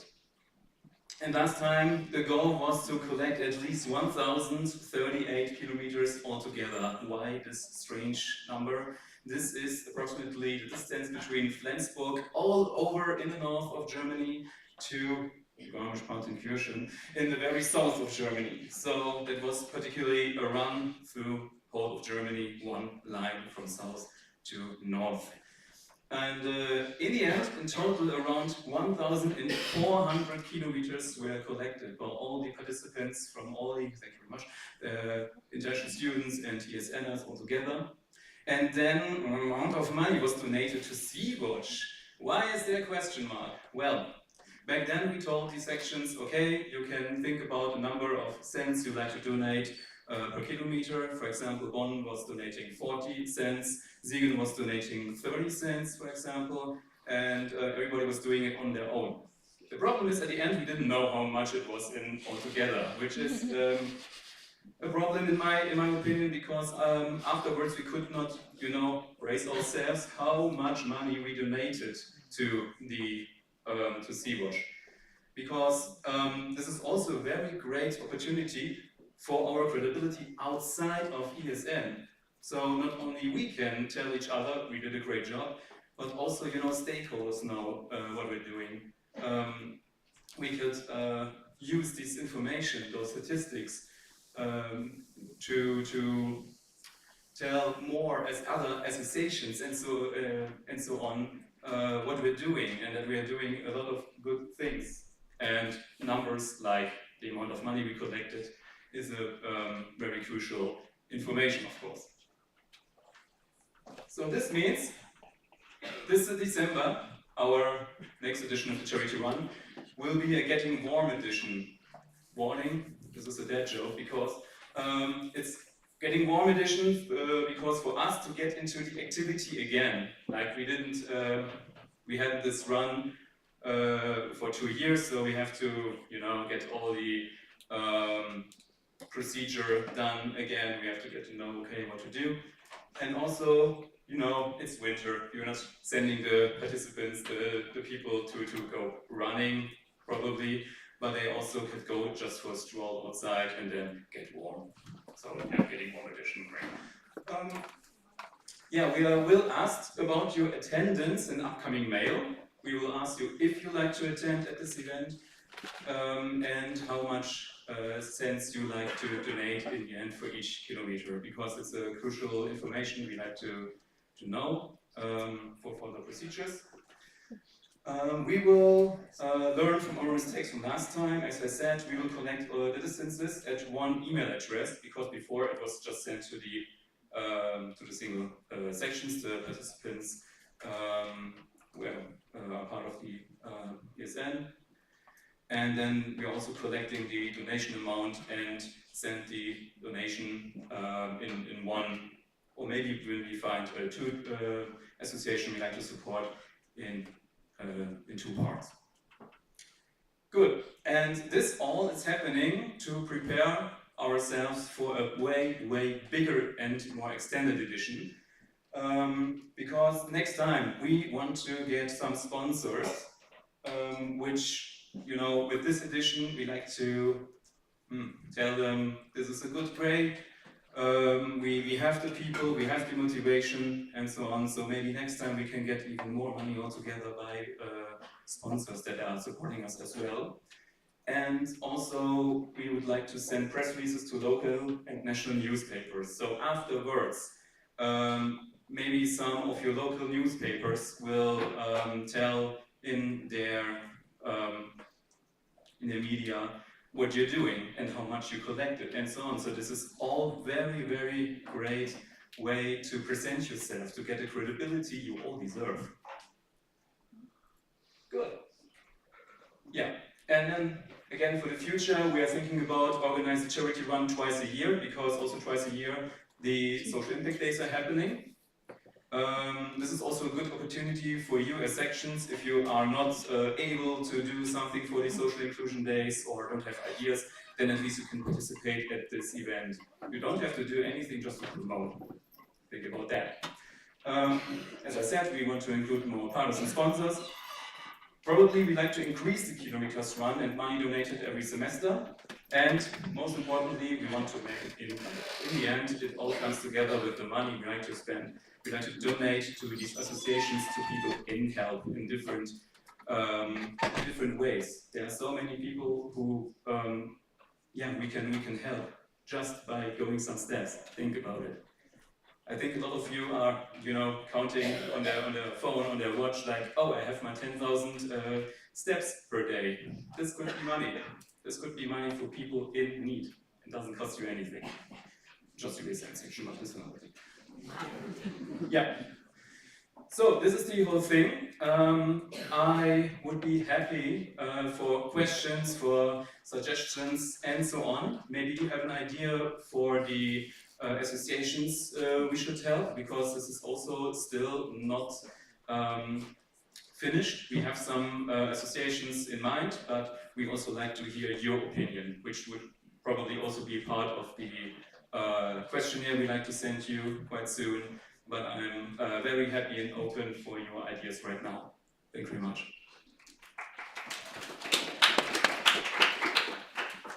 Thank you. So now I'm going to open the speakers list. Once again, use a Slido. Numbers are on there, so it sounds amazing. Chat if you want, I'm running for that as well. We have a first question over there. So in the meantime, Slido. Awesome. Thank you. Patrick AD. I do have a couple question marks in my head about so in the beginning I was okay, who's giving money? I have the feeling because both years in Germany and our sections, or some of our sections, are chronically out of money. How are we able to do that, especially in the beginning? You don't know how much kilometers are adding up in the end. Are you collecting money? If I say a section, I'm collecting 10 cents per kilometer, is it my section's kilometer, or is it all the kilometers of years in Germany? Because I feel like the sections were supposed to donate the money, and that's why I feel like that's. That's a very good question, because that's an information I totally forgot in my presentation. You can, of course, tell us a maximum of money you would like to donate, because for last time, Bonn said, okay, we will donate 40 cents per kilometer, but our maximum is 400 or 450 euros, and so does Siegen, so did other sections. So you can tell us in the questionnaire how much you like to donate per kilometer and where is your maximum. This is just yeah, to get an image how much it will be in the end, and I guess those kilometers might get collected even in the winter to reach your maximum probably. Yeah, so you don't have to get into debt, even if it's a good cause for other people, but of course your ESN section should not die just because you are good people. So even with 10 cents, it's totally fine. Each cent is super crucial, it's super helpful. You can do a lot with this money. So don't think like you have to donate €1 per kilometer so and go to thousands of euros of debt. No, please don't. Please don't. Thank you. We have some questions in the Slido. Dirk from ESN Live Potsdam, what is the procedure to find out the organization where the money will go to? Yeah, the procedure is going through some ideas we had also already in the courses team, and as I said in the form I will send to you quite soon, you can put your own ideas there, and then we will see where we think the money is most needed, and probably we will send also money to more associations than just one. It really depends. I don't want to say like, okay, the zeitgeist says we should donate to Ukraine maybe, or something like this, which is one of the most important things right now, but maybe there are some other stations that need help as well. But we will see. We're totally open, we're not biased, it's all fine. All right, next question. It's a little covered already. Jenny from the National Board, to whom do you want to donate? That's already covered. Julius from ESN Berlin, how can or how should we track the kilometer run? Yeah, as I said, the participants should use one of those step counting apps for their smartphone, for their smartwatch or whatever, and then they can send us the amount of kilometers as a screenshot. It should be particularly from this weekend, from these 2 to 3 days. So there should be a date, amount of kilometers per day or something like this, and then we will, you know, make some data like a matrix. Google sheet. Yeah. Thank you. I'm not sure which section. Hanno? Berlin. Hanno from ESN Berlin. Are sponsors sourced nationally by Tanya and Co, or is it preferred to have local sponsors for each section and their respective city's charity? That's a super good question. We can see about that when we're preparing the next edition in the summer. Right now we were thinking about nationally getting supported, but locally is also of course possible. And yeah, there will be also a way to do that. That should not be a problem. But it's a very good question, and yeah. Amazing. Thank you for the answer. Last question, and then I will close the speakers list. Last two now. Timo, National Board, are you already in contact, are you already in contact with potential sponsors for next year? If so, who are they? And if you don't have questions anymore, then I would like to propose to close the speakers list. Are there any objections? Then I will close the speakers list. Do you remember the question? I did. And unfortunately, right now we haven't had any communication with sponsors right now, but Nina likes to help us with that as our sponsoring queen, right? Oh, you did? Great, I lied. So, okay. So, thank you, Nina. We already had Alright, but we will have another talk about that, and that's, yeah, my end here. Patricia from Düsseldorf. Can we as section make events to collect money, for example, to expand our budget prior to the run? Can we as section make events to collect money prior to the run? To expand our budget? You mean for the donation at the end of the social impact days? So this should be into the same pot. I would say because it would not be in the same activity. It's another thing as the run. It's great to get more, of course, but I think like we should take the money we got from these kilometers from the run because I don't know. It feels more right to me, but you're of course free to do more donation events and donate this money to places you like to do. And Derek from ESM Live Potsdam, do we donate for the kilometers won by our section, or do we donate for all kilometers collected together in the whole of Germany? Yeah, alright. I forgot to answer this before. It's about the whole kilometers we collected in Germany. Last question. Joshua from East Darmstadt. We can't use money from grants for the donation since they are bound to a purpose, right? Do the treasurer has to check then that the money is from other sources? We can't use money from the grants for the donations since they are bound to a purpose. Should I elaborate maybe? Yes. So I guess if the section only finances from funds like the idea, for example, I think it's purpose bound. So we can't, for example, just donate that because we have to spend it on Erasmus activities. So does the treasurer then have to make sure that this money comes from other sources like ESN card sales, which we can use for every purpose? You answered the question yourself. It's bounded by other activities that you get from the DAD, so you have to get it from your other pot. Yeah. And that was good question. Thank you. Thank you very much. Really good Q&A and translation. That was the session. Thank you. You can have a seat again, and then we're going to move on to the last topic before.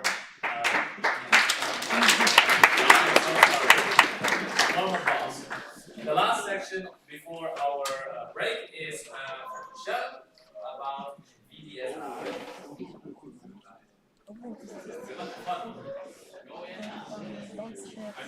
Hello, I'm Michelle. I'm here from the VDSI, or it's a pain in the ass to do print assets, you can say PITSI. Weirdly, sorry. Gemeinsame Entwicklung aka the voice of the students volunteering. We just elected a new executive board, which is like equivalent to the national board in years in Germany. Over there. And we usually used to be 5 people in the executive board. So if you're interested, come to me. We can talk about it. The experience was free. And yeah, these are our member initiatives. We connect and promote the development and knowledge transfer of the German student initiatives. ESN is one of them. It's by now 16 because we accepted SNEEP as one of them. We already have a new interested partner, which is the DSR, Dachverband Studentische Rechtsberatungen, is another law association. So if you have any questions about law, just come to us. We can connect you to a law association. It's all students that work in the associations, and we're here to connect everybody. And yes, we have, as I told, the network, and in the network we exchange or promote the exchange of experience and knowledge transfer, and as well represent the student needs of all students to the kind of political level, the outside representation of our interests, and yeah, some insights of the VDSI or FITSI associations. Our National Assembly is called. We have it twice a year, so once every semester. It's everybody can join. So if you're interested in it, the next one is 22nd to 25th of February next year. So yeah, everybody can join, everybody can register. If you want to get to know the other student associations, it's highly recommended to exchange the knowledge. And yeah, we have on the left side the old board from last year, where you can see Michael, who did the presentations the last few times. And in the new board, it's me, so ESN is strongly represented to keep the spirit. And we have our exchange events, as you can see, where we have a lot of fun, and yeah, we have some workshops that we cover, and it's a very, very great experience, a nice network. I can just promote it. The next hot topics, upcoming events, is the Day of Student Engagement. This is our outside representation, where we invite people from the political level, but also students, engaged students, and professors, researchers to yeah, talk about volunteering students' needs. We are working to deprivilege the volunteer work of students, which can be sometimes very mostly financial. We're working with BAföG for a solution for this one, for example, and we also have cooperations with the Deutsche Bahn. And then we have opportunities to work in teams, as ESN also has teams. So, for example, the social media team, I think it's very interesting to see how, for example, marketing student association does their social media. So if you want to join, just hit me up. We have many teams. We just have a new team, which is the cooperations team. It's equal to the partnership team in Germany. And yes, that's how we work. We work mostly online. And yeah, that's it. I'm Maya, and if you're interested in any of the topics, just hit me up. I'm here for the rest of the day. I'm also going to put my number in the chat.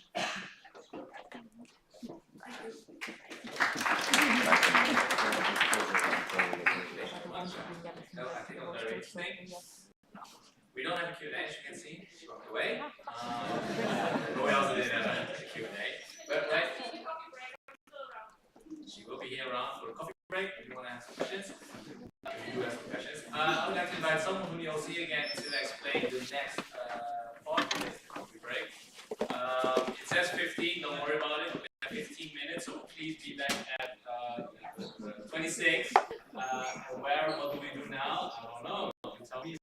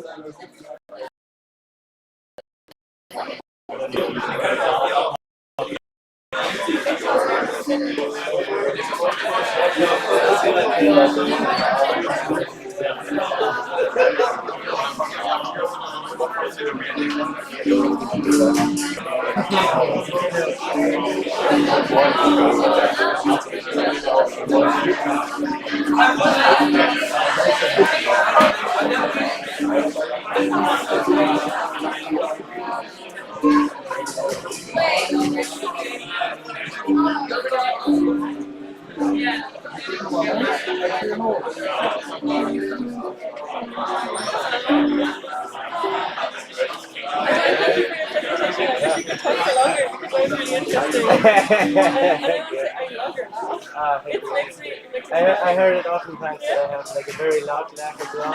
And a friend of mine also says like he just hears me from miles away already with my laugh. I get told that sometimes. Yeah, I will do a workshop later. If you like, you can probably join. I don't know how they're doing it with the workshop distribution. If there hasn't been like registration yet. But yeah. Namen geben. Samuel, das sehr verausgabt. Samuel müssen Everyone, please take a seat. We are running out of time, and we have to keep on moving if we want to keep in time. Und sie soll testen, ob funktioniert jetzt, was er hier läuft. Ich habe die Adresse und ihren Namen. Von hier jemand? Ja. Nee, ich habe gesagt, sie soll es testen, ob sie läuft. Egal. Ja, deswegen muss man auch, also kein Scheiß auf. So, du kannst auch schwer sagen, nee. Ja. Du kannst ja wieder ins Kaufhaus bei dir gehen. Ja, aber die hat gesagt, das ist kein Billigfeld. Ich dachte auch, ich habe da auch nicht für 1 Euro gekauft. Ich kann ja den ganzen Haufen Ausgaben. Ja, ist okay. Ich wollte anders eigentlich noch ein bisschen. Das sehe ich auch, aber es ist ja wunderbar. Das dachte ich schon. Also halt mit verpackt ist.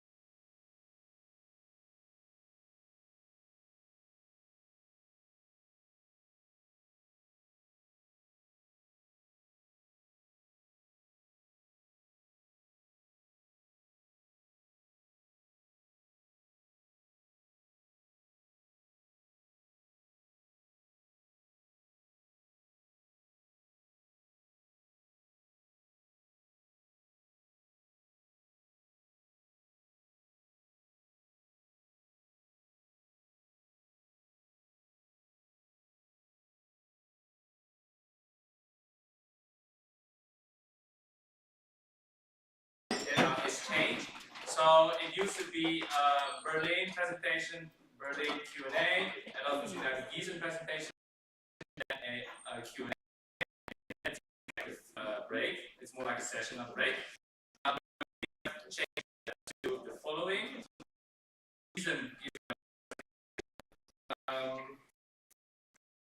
After, then we have the active TK active session. It's a session. Then we have Berlin presentation.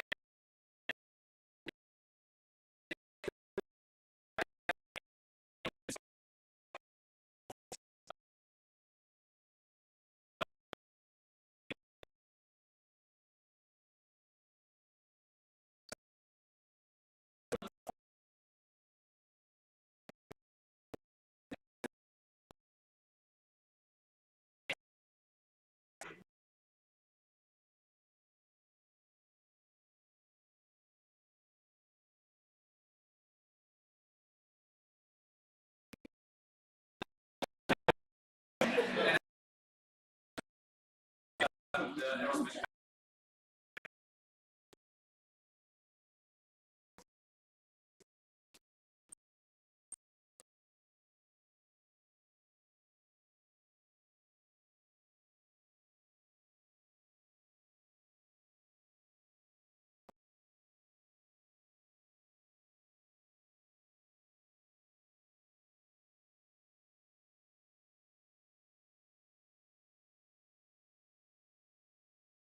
Just as a quick update, Gießen is our candidate section right now, and they're presenting their progress, but we won't vote on them yet this time. So at the next NA, they will be there in person, and then we will vote on whether they should become actual ESN section.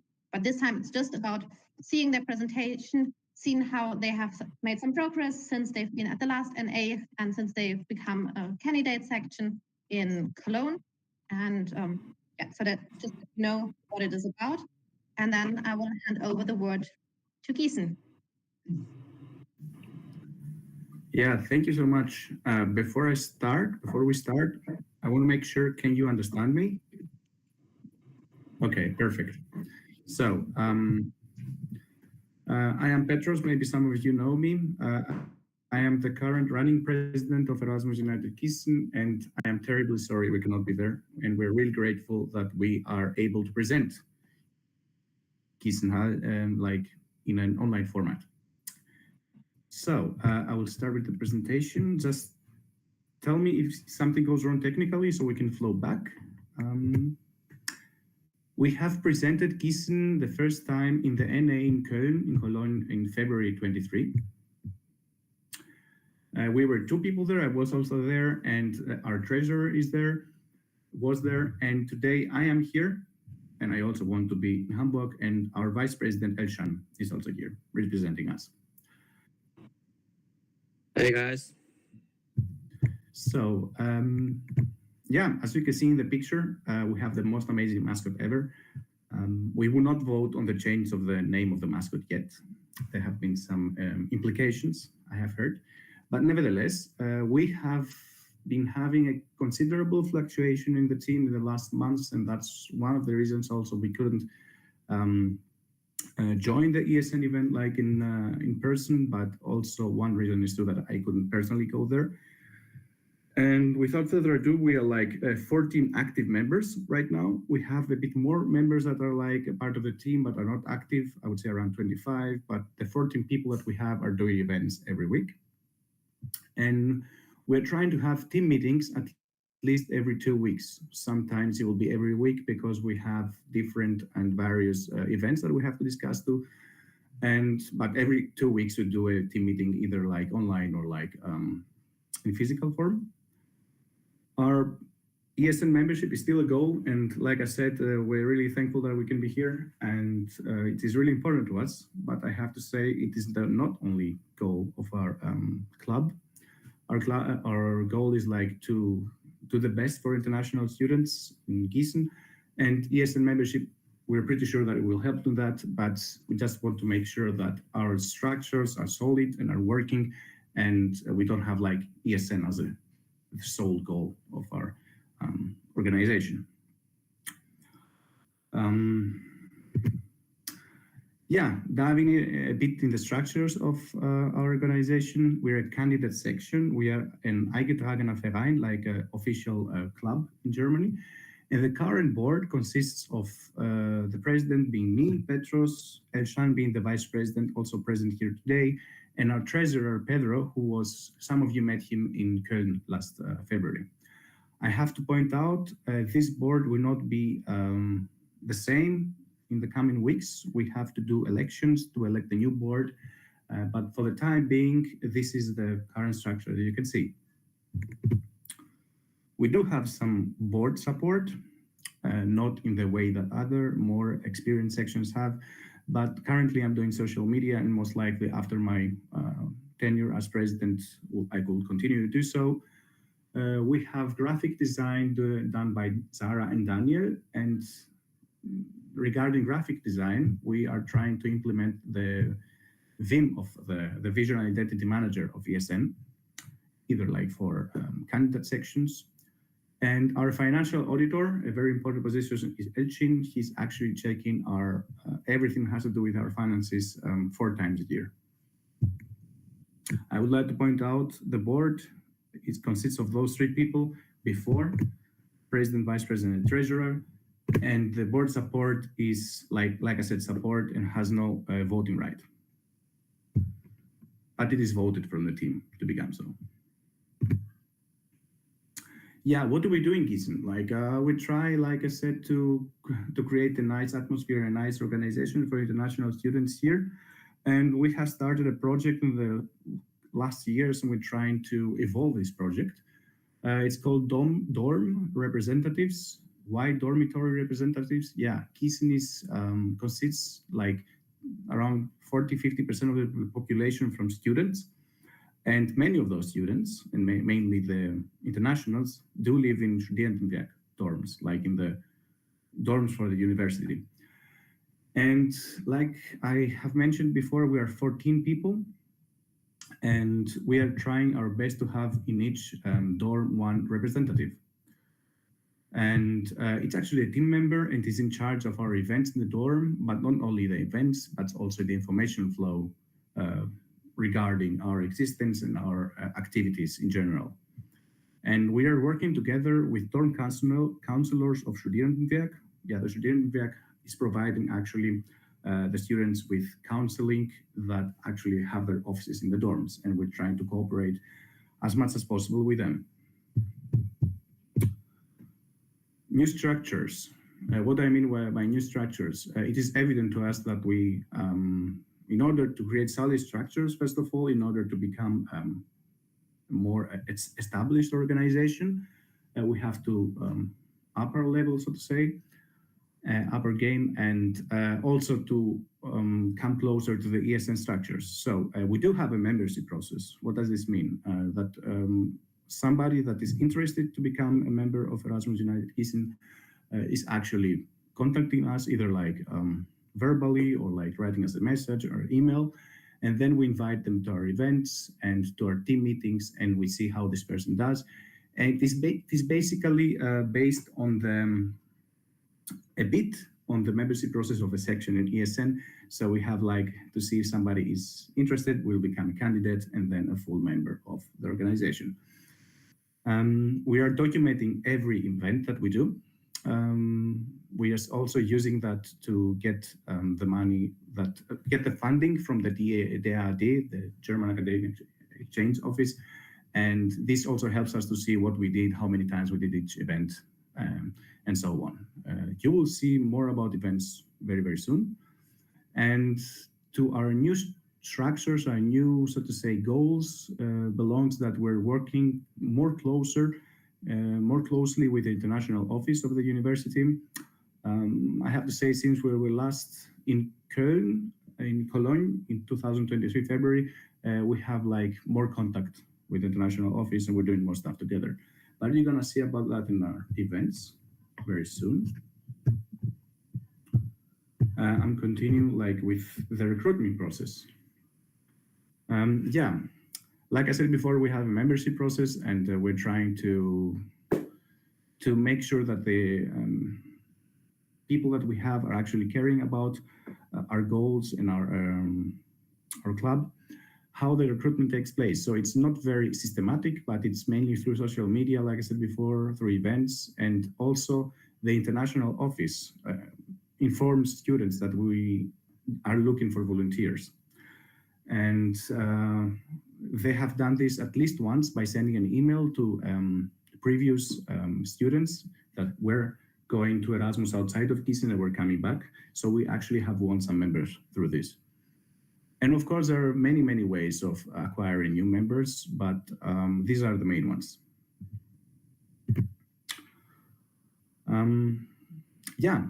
We are actually trying to create a buddy program for our recruitment. We have taken the example of the buddy program of ESN Darmstadt, like we saw in the LP in Heidelberg last May, where it's actually under construction, I have to say, if I may name it like that, because our goal is to minimize the information loss when people are leaving the team, because it's one thing to have somebody that knows a lot about our structures, and then when this person goes, then everything is almost lost. But if this person has taught another new person about, has given much information about what we're doing, how we're doing stuff, then we can actually make sure that the organization continues to live.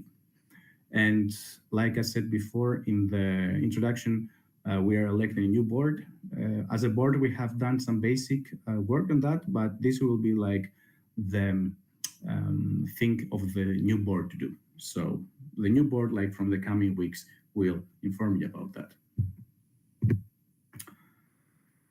And like in every team, we need team building. Of course, we don't have it still very systematic. It's evident to us that we have to do more about that, but we do care about our team. We do go to pubs and restaurants and are doing events together, not for international students, but for us. And we are focusing, like from now on, also on more educational events, like to show our members a bit more about Erasmus and exchange and everything, except going to pubs and restaurants.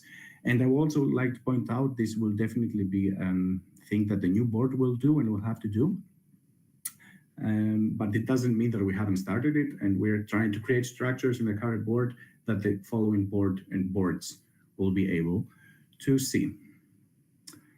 Exactly. So I will hand on to Elshan right now, but I will continue changing the presentation. So Elshan, you have to tell me when I have to change. Yeah, it's all right. You can do it now. So everyone, I'm Elshan, and I started as a vice president of Erasmus United 1 year ago, and we haven't really met on any NA so far. Looking forward to participating and meeting you all in February.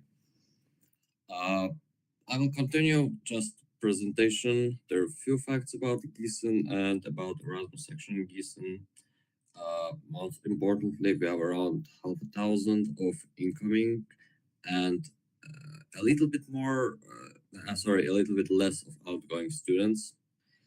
We do events for incoming students. Those are welcome weeks, in which we present one event for a day.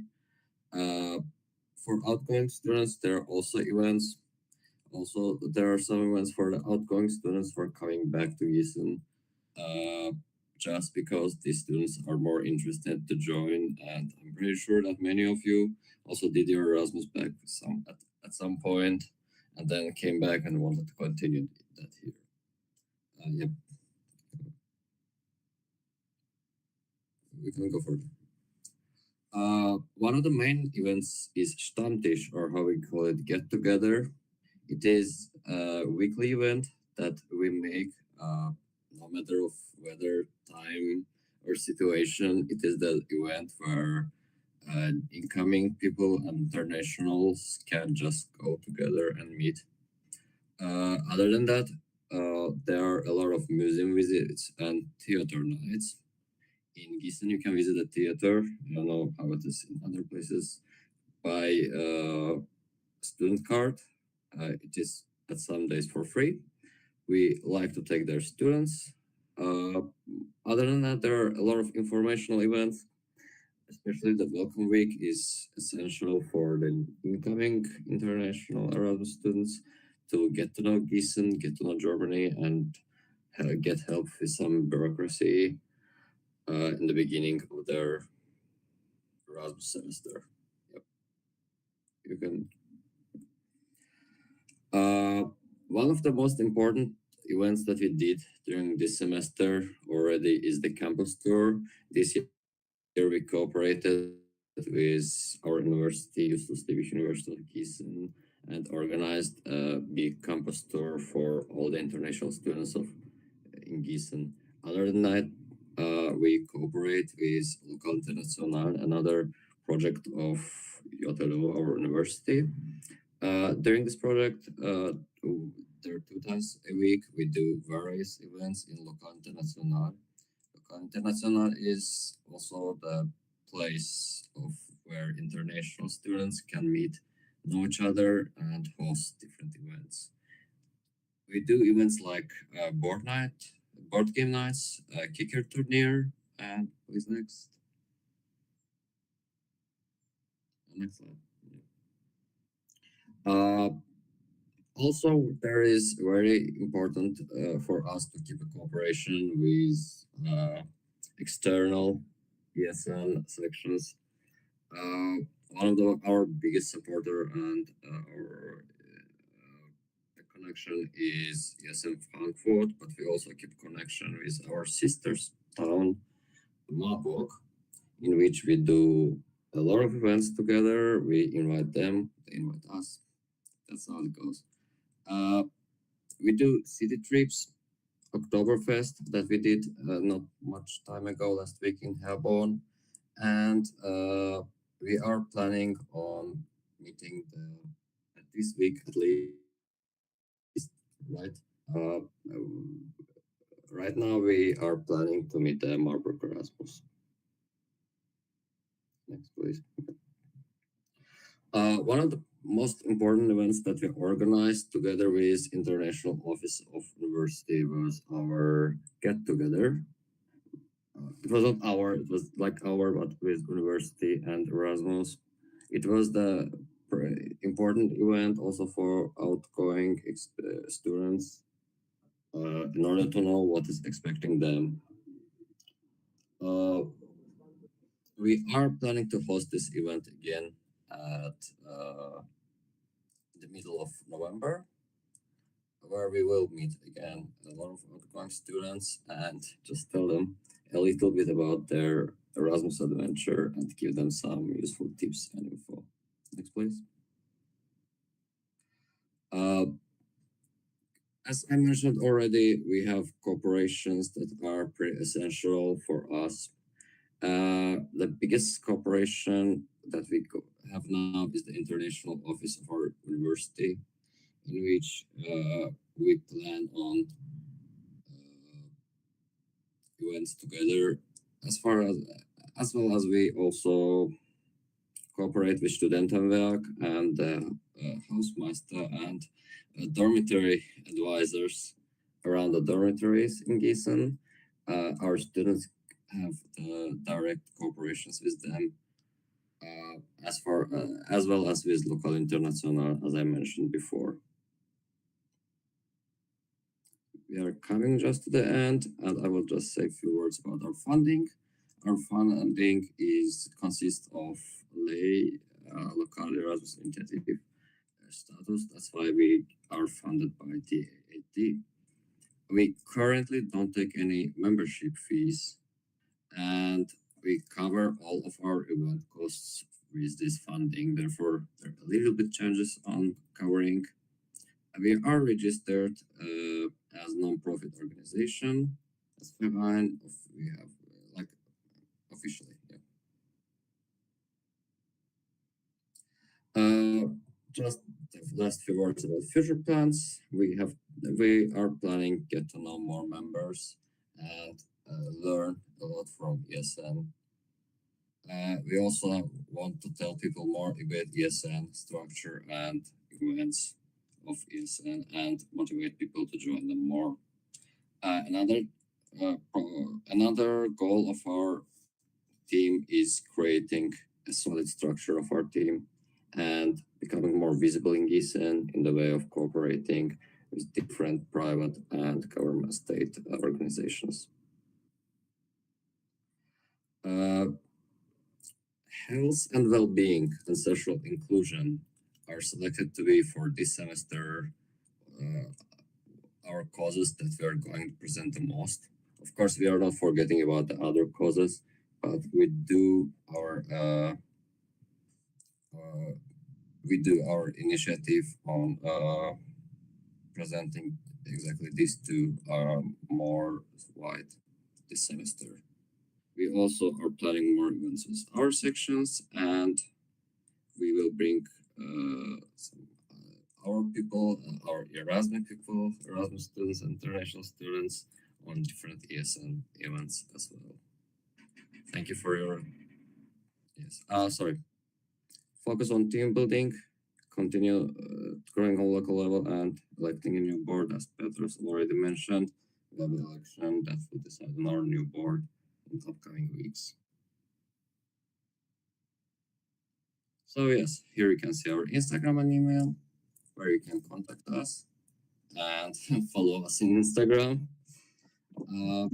Well, that's so far. I wanted to say thank you very much. Thank you for your attention.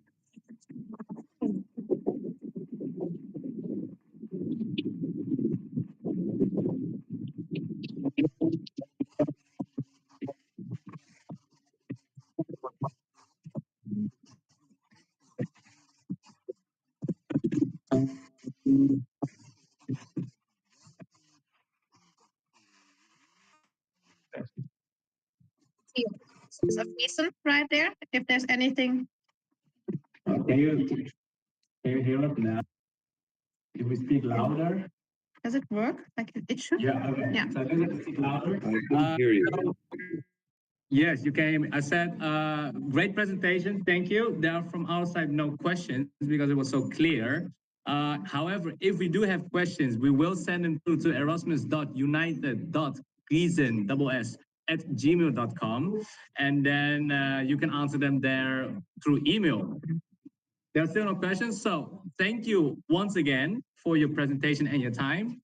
We will see you soon again, hopefully, probably. Thank you. Thank you very much. Yeah, thank you so much for having us.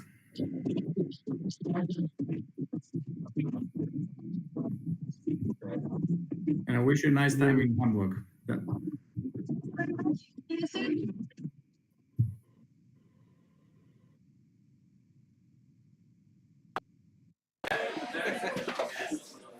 One of my favorite moments of the day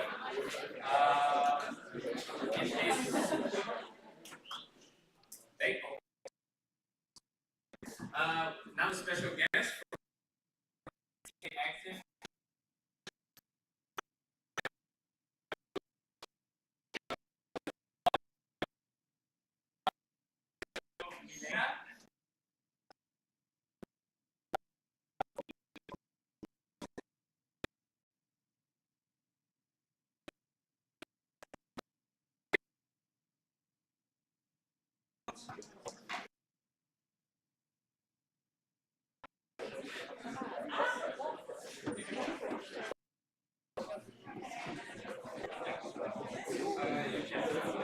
While they're setting this up, I know for a fact that there are some people in this room that are very eager to assist with this exercise.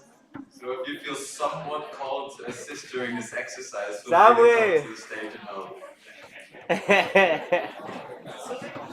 Any challenge?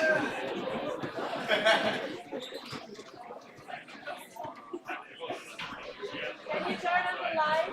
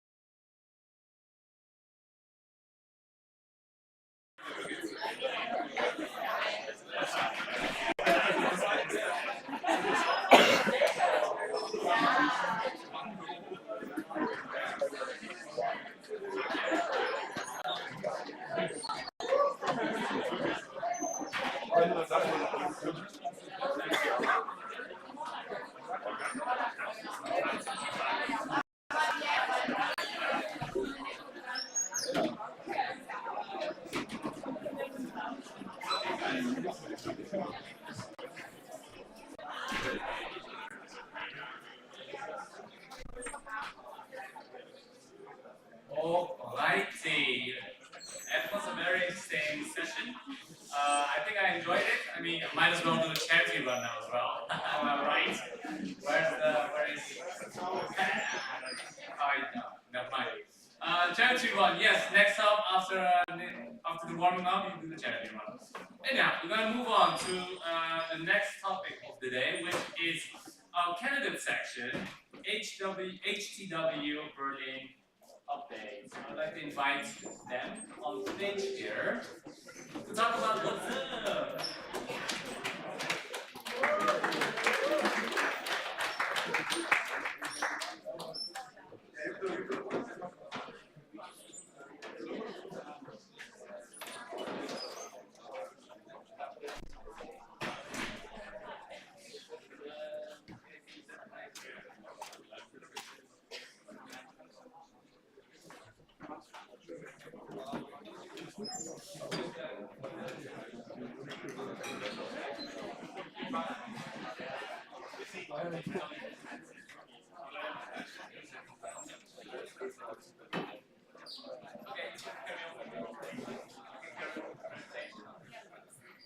Just because the entry slide says updates, just wanted to say that this is not just updates.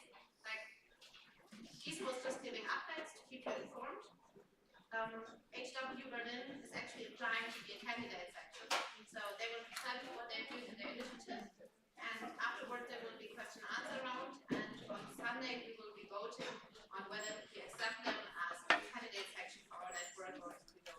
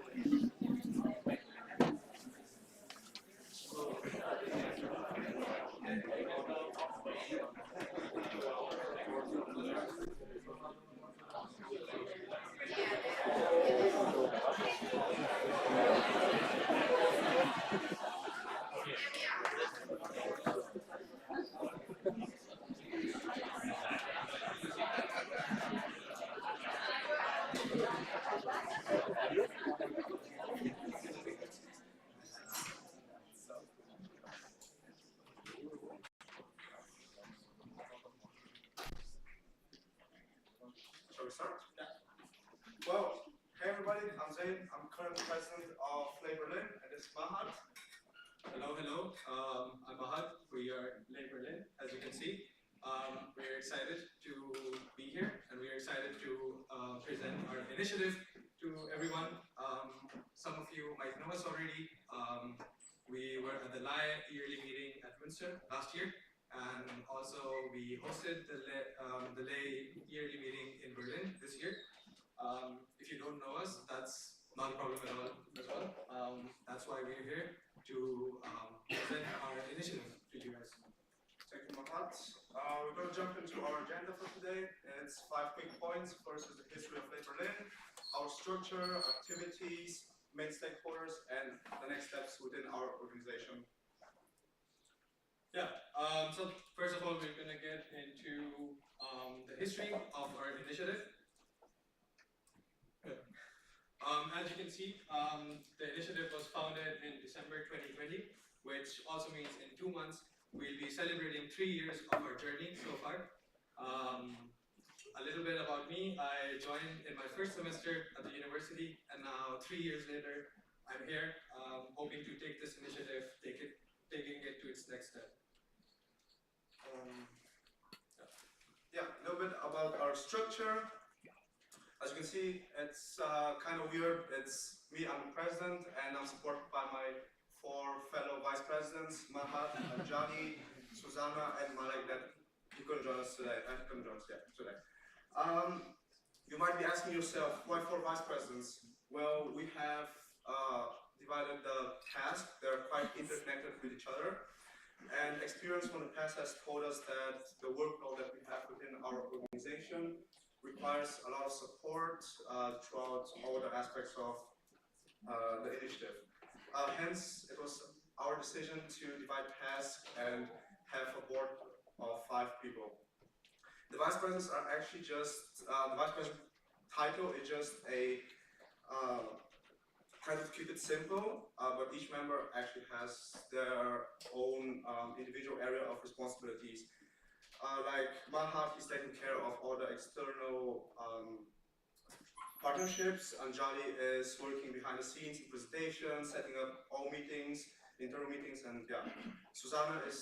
Our lovely Susanna is taking care of the room bookings, internal trips that we have within Lay, and talks with the international office as well. And me and Malik, we're kind of supporting everybody in every role. We've divided everything, and it's important to notice as well that all board members actually take care of the HR topic.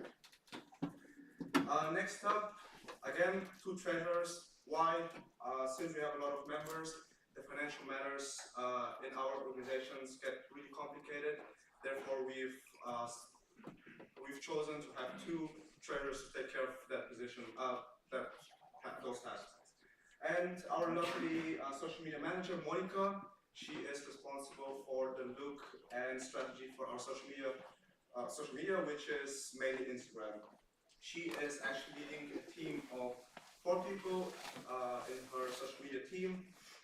They are just supporting her in posting stories, posting posts on Instagram, and as well answer any inquiries through our social media. And as you can see, we actually have a buddy program. It's allowed only for the previous members that have been in our organization because they already have experience, and they can onboard new members a bit more seamlessly, and just support them throughout their whole way to integrate within Lay. They're there to support the new members, so people can join at any time during the semester. Yeah, a little bit about our initiative. As I mentioned earlier, we started with less than 20 students, which was 3 years back. Now we have about 55 students in the current winter semester, part of our team. The number fluctuates because there are members who leave, and of course we have new members who join in every semester, but on average we fluctuate between 50 to 60 members every semester. How do we encourage newcomers to be part of Lay, and more importantly, stay in Lay? We make sure that our members enjoy being part of the initiative. We make sure that it does not feel like work. It feels more like something that they enjoy, something where they have fun. We have 2 meetings a month, which include fun team building games. Meetings are more like a hangout for us. We have fun, and the meetings usually end with going out for food or drinks afterwards. We also make sure that the events with incomings over there are Lay members socialize, make new friends, get to know new people. And yeah, of course, we want to instill a sense of community within our members so they feel like if they're part of a family. We want to make sure that each and every single member feels like they're part of something bigger. Yeah, a little bit about our activities. This is our event portfolio. We've divided into 3 big sections: networking, cultural, and relaxing events. Obviously, we didn't want to focus only on just partying or drinking, but we have as well cultural and relaxing events for all our Erasmus members and all the events participants. So in the networking events, you can see bar nights, pedicure, obviously the most well-known, opening parties, karaoke nights. And the cultural ones, obviously, museums are a big part of Berlin, so we try to integrate it into our organization as well. Street art is very famous as well in the Berlin culture, so we make sure that we show everything to our Erasmus members. Free market, obviously. About the relaxing events, Kopsberg hike, Wannsee sunbathing, and just barbecue. It means chilling. It's for us to make sure that the incomings have actually a complete experience for Berlin. And we would also like to mention that this semester we actually have 9 events planned, official events, but we have as well some spontaneous events from time to time. So this is some of the photos you can see, karaoke nights, parties, barbecues, internal meetings, hikes, museums, internal meetings. As you can see, it's a lot of team building, a lot of new faces, different faces, because each semester we have a lot of new members as well. And yeah, Marco will take over. How do we promote our events? We have three main usual ways. Of course, we have a main group, WhatsApp group with all the incoming students at our university. We make sure that our events are promoted in that WhatsApp group. I would also like to mention we have quite an active social media presence. We have a big Instagram page. Unfortunately, I forgot to add a screenshot, but if someone wants to check it out, it's lay.berlin. So yes, we also post stories and posts, usually a week or two in advance before every event. Thirdly, we have collaborations. Time to time, we collaborate with external partners, and that's when over there, like due to the collaboration, the external partners also promote our events on their own social media channels. So, how do we support the Erasmus program through our events? So, obviously, we try to encourage our international students to connect and engage. We try to give them a seamless integration into their new home, Berlin, by providing them opportunities to get to know new people, not only Erasmus, but as well local people. We show them Berlin from the student perspective. It's kind of a guide for them to discover Berlin. And obviously one of our core values is that we don't exclude anybody. We are more than happy to see as many incomings join our events as possible. I'm going to talk a bit about our main stakeholders.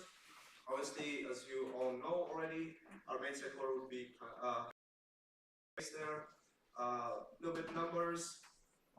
The total number of students in HTW Berlin is a bit more than 14,000, and a big 25% of it is actually international students. Some of our main stakeholders again, HTW Berlin and the international office in HTW Berlin, they are kind of the interconnecting bridge between us and the incomings. So we discussed with the international office a lot about budgeting and event planning from before. The DAD, obviously the main financial, our main financial body, and we as well organize events with them, like the new meeting that we had this year. The incoming students, needless to say, our main target audience for events, lay members, and event participants that could as well include HTW students. Yes, now we're going to get to the last portion of our presentation, next steps. So, you guys are probably wondering, what is our motivation, or why do we want to become part of ESN? I think my answer to that would be that at this point, we feel like we are ready. We are ready to take the next step as an organization. With the experience and the learning and our current team, we feel confident to expand. Of course, ESN is a well-known network, and we would love to benefit as an organization from it, and would also love to contribute to the ESN network. We understand that this transition in expanding and scaling up is not a simple process. So for that, we also think that such a big network would help us with the support to make a smooth transition to becoming a bigger organization. And of course, like becoming part of the network includes benefits in scaling up and for our members as well. So, what are our next steps as an organization? We want to restructure LAY by becoming a registered association. We also want to get a flow for organizing events. Currently, we use a more simple approach towards events, but in the future, we want to use like ticketing systems for like tickets. We also want to have a smoother process for onboarding our new members. We want to expand our organization, as I said, not just within HTW, but also in Berlin as a city. And one of our restrictions is that we can only take in members, students from our own university.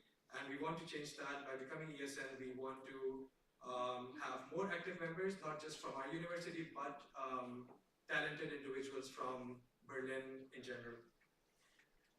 So that brings us to the end of our presentation. I thank everyone for their attention. If anyone has any kind of questions, please ask. We would be more than happy to answer them.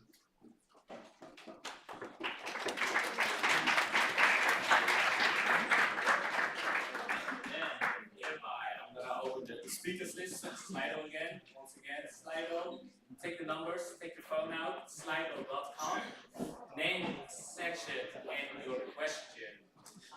We have roughly 5 minutes for questions, so who's the lucky one that not have to write on Slido, but raise their hand instead, if there are any questions or not? Yes? What are your ideas on future collaborations with ESN Berlin and ESN Erasmus? We have collaborated with other organizations in the past, and we are big believers in the power of working together and sharing resources and using the help of other collaborations to make better events.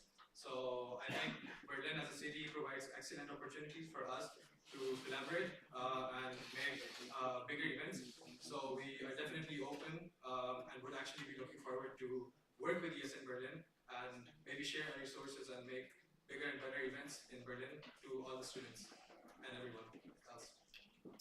Amazing answer, thank you. Then we move on to the Slido. Johan for ESN to me München. Has there already been contact to other ESN sections in Berlin?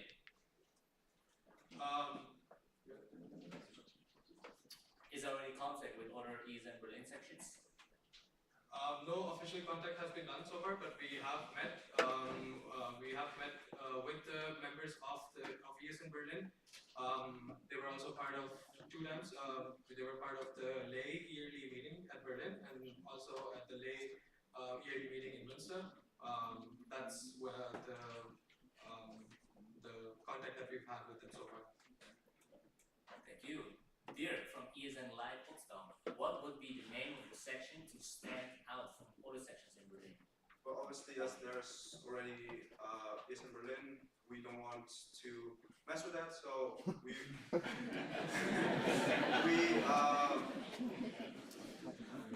don't mind being called ESN Hamburg Berlin. Actually, we would also prefer that because that has been our identity, since the past 3 years.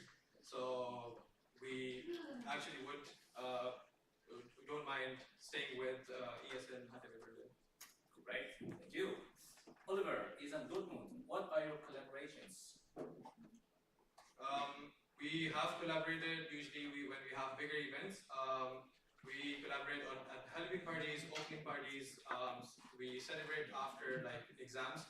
Our opening parties are usually collaborated with the SSV, the local student administrations of different dorms. We have collaborated with different event venues in the past. And we have also collaborated with the ASTA at our university. They've supported us multiple times with our events. Those are just some of the collaborations we've had so far. Actually, this semester, it's one of our strategies to expand our collaborations and get more partners on board with our initiative. Amazing. Catherine, regional coordinator, do you get funding from the university? And if so, are you planning to provide events for your incoming students or reaching out to students from other universities? I mean, we are getting funded only by the DAD, as most of you as well. We're not getting funded by the university, but from time to time, if we want to make an event, we could contact them. They've given us an open door, so there is a possibility for that as well. Okay, Timo, National Board, do you know about Spring Break in Berlin? How are you planning to be involved in this and in the future? We are still searching for volunteers for city tours.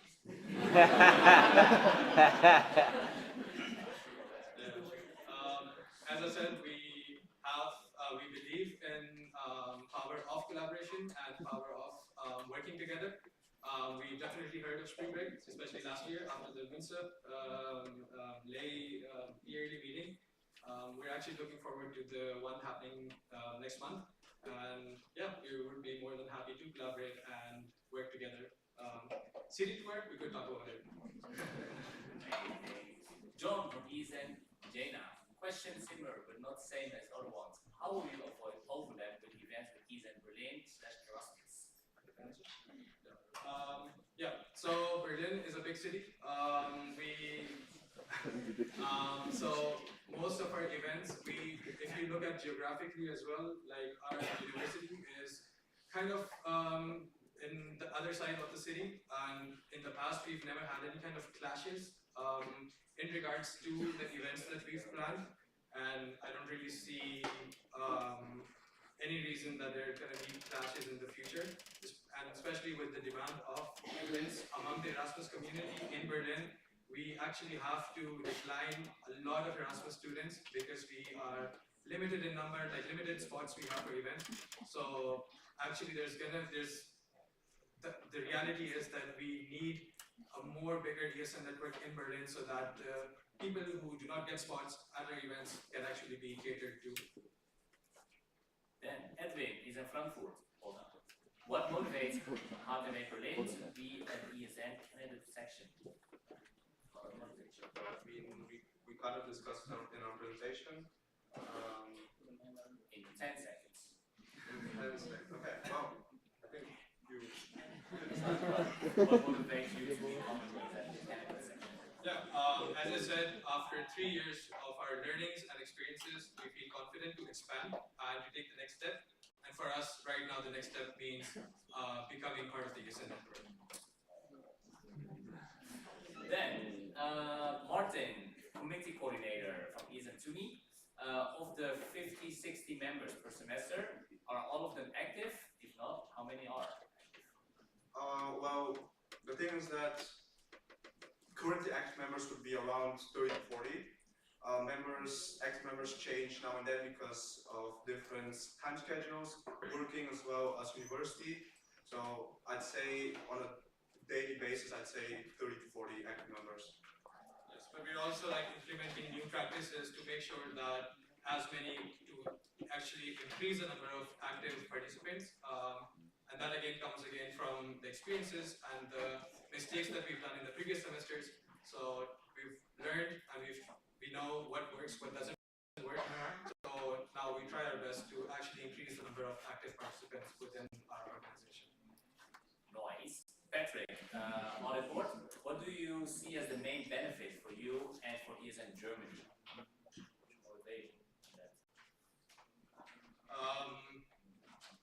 For us, the benefit would be, as I said, ESN is a big network.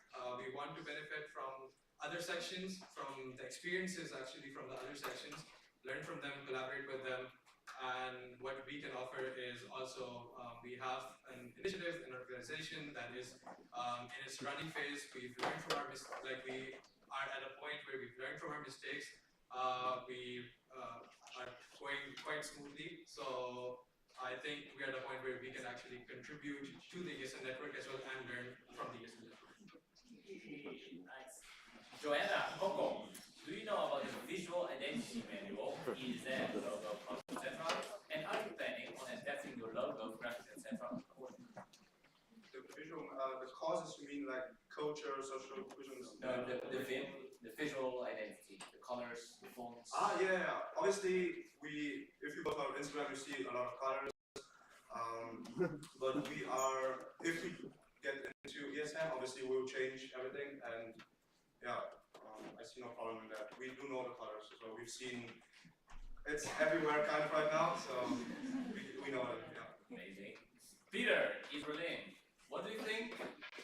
What do you think about an umbrella organization for all ESN sections in the metropolitan area of Berlin in the future? Yeah. As I said, we are definitely open for working together, and we actually prefer working together. So working in one organization, I'm not sure about that because I think we all have our own culture, our own ways of working. But collaborating on events, I think that makes more sense. So yeah, definitely interested and open to the idea of working together in our own capacities and our own work culture. Cool. Nice. I'm going to ask one more question. question, and then before he finishes his answer, I will close the speakers list. So if you have anything, you have 1 or 2 more minutes to ask. Danik, ESN Hartwig Dresden. You have talked a lot about your advantages of being part of ESN. What can you offer ESN Germany, and how do you plan to implement our core values? So as Zain also mentioned, like our events are not only focused on drinking, partying. We actually try to diversify our events. Most of our events do align with the ESN values. We are open to, we are usually trying to get sustainable events, cultural events, relaxing sports and health, wellness. Yeah, I think a lot of our events align with the ESN values, and that's if we become part of the ESN network, I think it just adds more to what ESN is already doing. Nice. I will hereby close the speakers list. The last one will be Max from ESN Berlin. That will be the last one. But now we go with Yanis, ESN Darmstadt. Did you have major board changes in the last years, or are you mainly founding members? If so, how are you prepared for board changes or transitions? We've had board changes in the past year, yes, indeed. Last semester we had only 1 vice president, but I felt that that was kind of not enough. Therefore, we have 4 vice presidents now, but we are looking into the possibility of switching roles, not have 4 vice presidents, but have some actually divided positions. And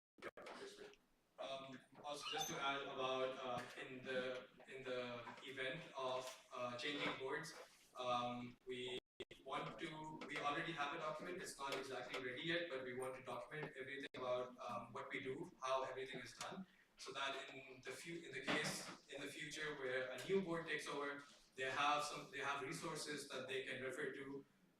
Also, the transition period, of course, would be where there's a transition period where the new board and old board works together for ideally 1 to 2 months, and there is a smooth transition from the old board to the new board. Follow-up question from Catherine. This was not answered. Are you planning to focus on the event for your incoming students specifically, or targeting other universities as well? Yeah, so this is one of our motivations to become the ESN network, become part of the ESN network, because we do not want to restrict ourselves to just incoming students at HTW Berlin. We want to open ourselves. We feel really bad. We have to decline students who are actually Erasmus students in Berlin, but since they are not Erasmus students in HTW Berlin, we have to usually decline them at our events. And this is what we want to get rid of. We want to be open to all Erasmus students and just have an open policy for a lot of people who want to join our events. Specifically, do you target them? So would you promote stuff targeted to other universities or only currently? Like in the future? The future, right? Yes, of course. That's the idea. Like we want to target Berlin as a city in general. Do not be restricted to just our university. Okay. Does that answer your question, Catherine? Yes. Yes. Perfect. Another one. Hanno, Berlin. ESN Berlin. Will joining ESN break? I think the break. I think. Oh, the break. Sorry. Will joining ESN break the break the restriction of only HTW students allowed? What held you back from reaching out for 3 years with other LEIs or the big unis? So we've been restricted by our international office. Actually, they told us that the budget that we have should not be allocated towards students from other universities, and therefore we want to change that. Obviously, we want to include everybody, and yeah, that has been the main factor, basically, for these 3 years. Okay. Yes. I also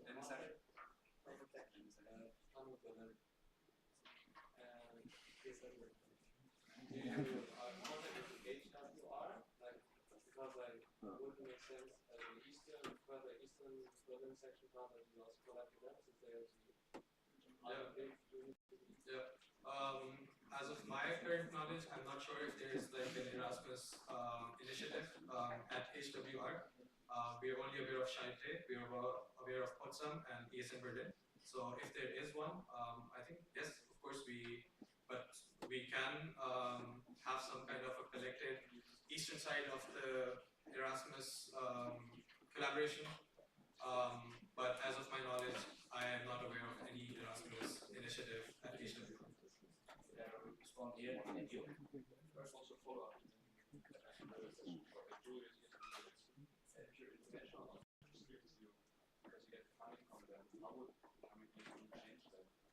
So, as we want to become a registered association, we won't be directly funded by them anymore. The idea will be sending money to us directly, so we won't be restricted budget-wise by them, so we can do kind of whatever we want. Yeah. Yes. So I just have like name name is and Nelly is and so correct me if I'm wrong, didn't you say you only get sponsored by the DIAD and not by the uni? So if you're not sponsored by the uni, how can the uni give you research?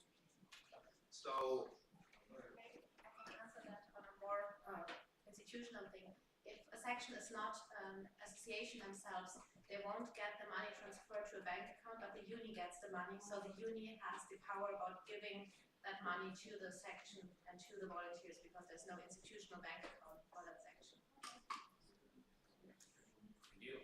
4 last questions. Julia, as a Mesa Munich, how will you restructure your positions to clearly indicate responsibilities of each person and or position? Well, as I said, that each board member right now actually has some specific tasks that they're doing. Maybe we'll look into them being maybe not vice presidents, but the person in that position, like the event manager, like PR, like HR, maybe like just divided. Yeah. Perfect. Thank you. Then, which past events do you, Catherine, regional coordinator, which of your past events do you consider your most successful or best events? Yeah. So one of our most famous events are our Späti tour. So which is basically it's like a pub crawl, but you hop from one Späti to the other and just have a beer each. It helps with discovering the city, and also just like kind of helps like you enjoy the Späti culture of Berlin. That's one of the famous ones. The biggest one usually is our open parties, where we have on average 400 to 500 students. This is also why we want to scale up and have the help of more talented individuals to help us with events that have a lot of incoming people. So that's also one of the reasons why we want more active members within our team.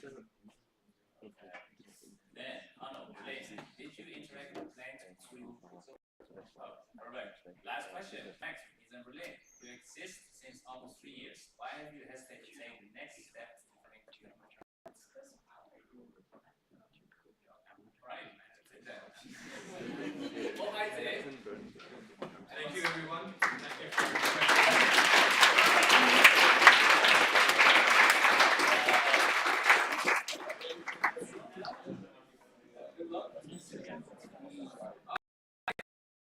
To the next session, we have a little announcement from OC regarding dinner and food. Hi. So it's not an announcement, it's a question. So we would like to know for statistical purposes, please everybody pay attention, this is very quick, it has to do with food.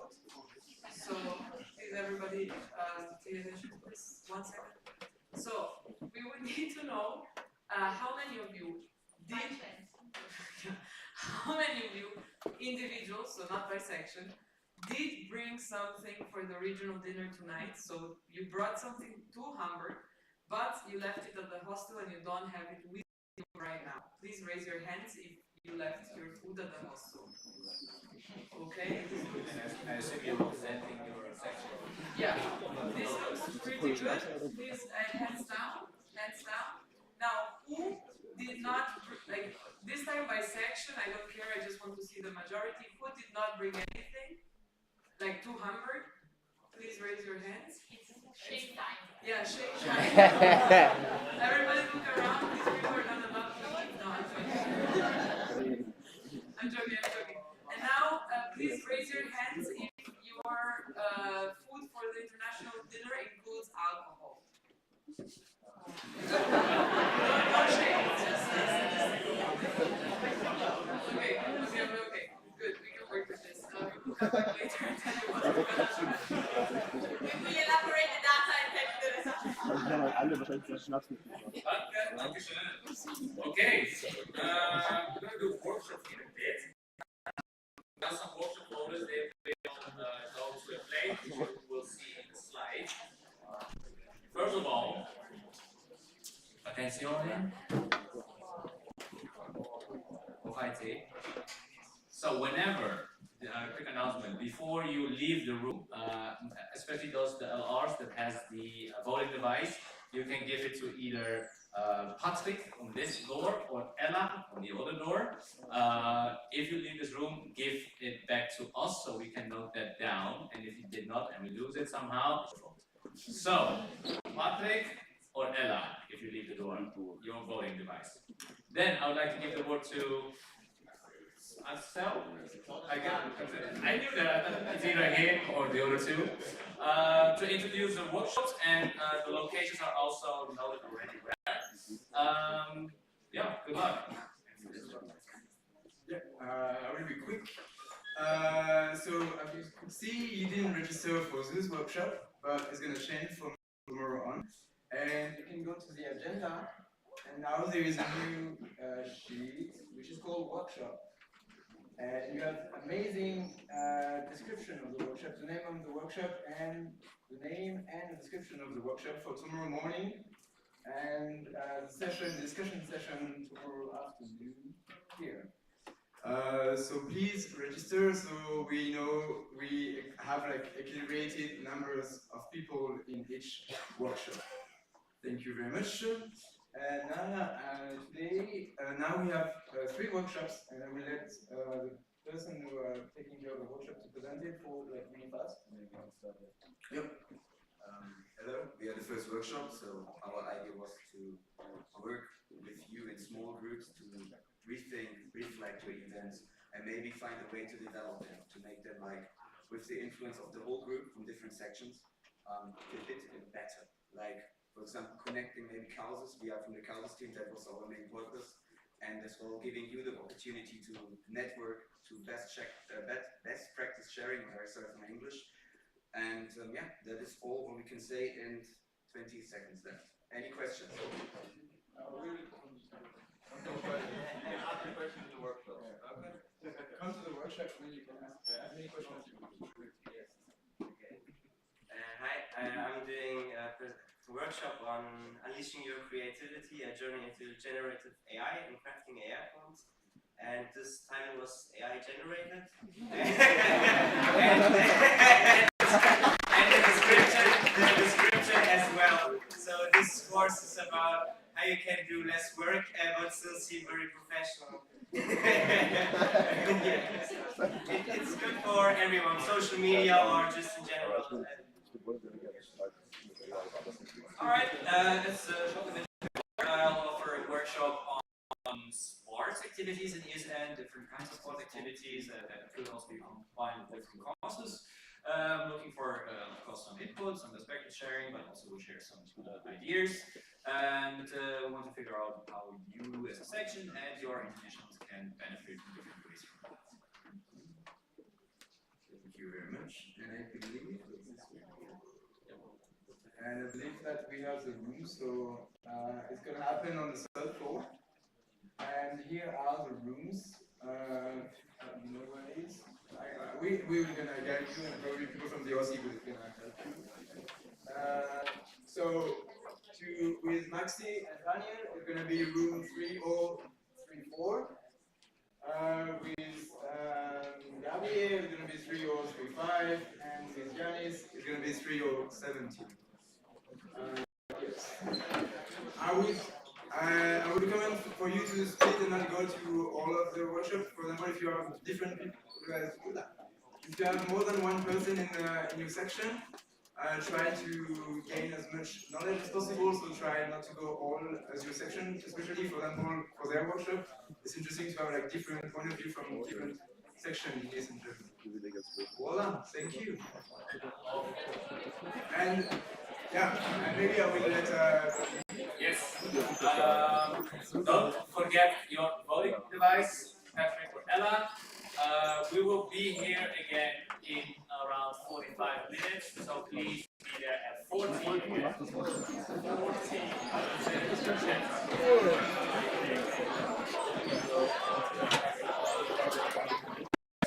Jetzt haben wir alle das.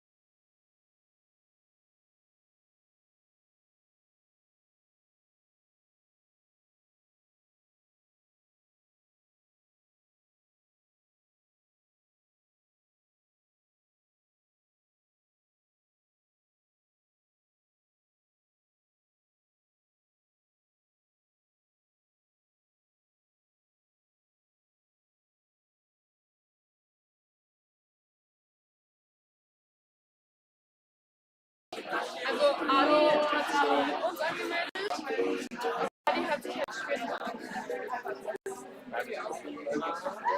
Ich gucke einfach in die E-Mails, die ich geschickt habe. Aber wir müssen alle privat über uns haben.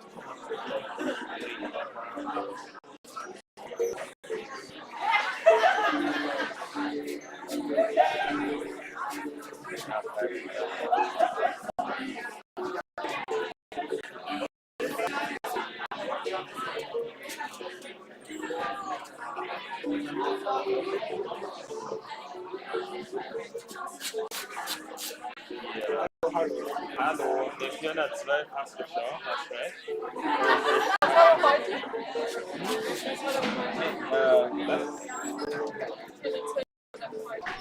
Ja, ich habe geguckt, ob die irgendwie da drinnen stand bei mir. Aber ich habe die noch nicht, aber das wird bald kommen. Aber danke. Keine Sorge sonst. Ich hole dich nicht überall immer auf. Ich hole dich nicht.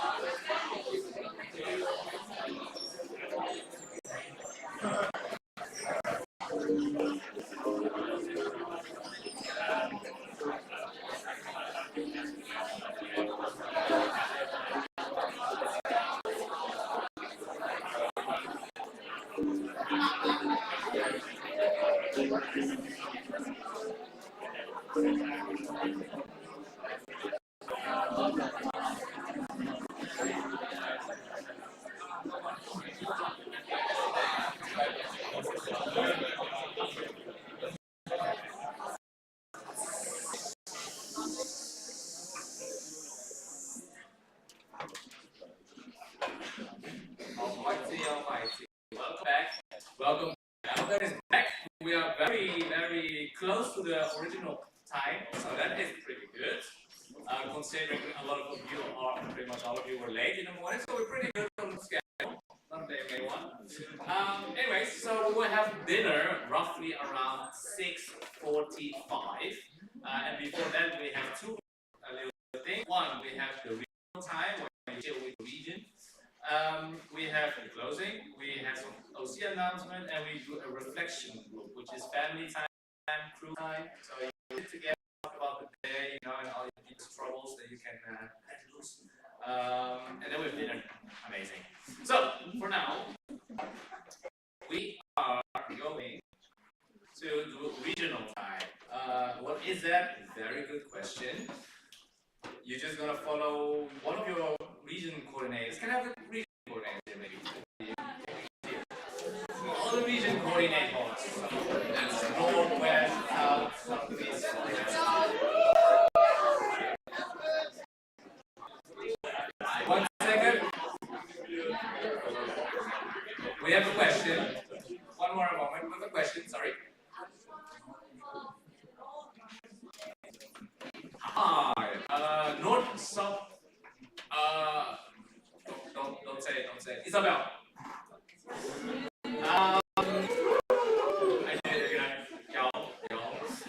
Okay, so we're gonna start then with Jasmine for the region West. Anyone that is from region West, you can follow Jasmine to wherever you want. I would say, right? I think so. I think we still have the rooms upstairs. So you can do 1 to 3 rooms, and then 2 of them, one can stay here, one can go somewhere else. West, you can follow Jasmine right now. Right now. West to Jasmine. Then we have Dushan for and Catherine East. So everyone from East, you can get up and so you got to take the room first. That's the easiest. Yeah. So Dushan East and Catherine. You can get up and follow again for the region time. Please be back in 40 minutes, at 30, back with the whole group. So end at like 25 and then come down. Thank you. Then we have Yanis. Yanis, we have region number Southwest. No, unfortunately not. You have to follow Yanis, north, south, west.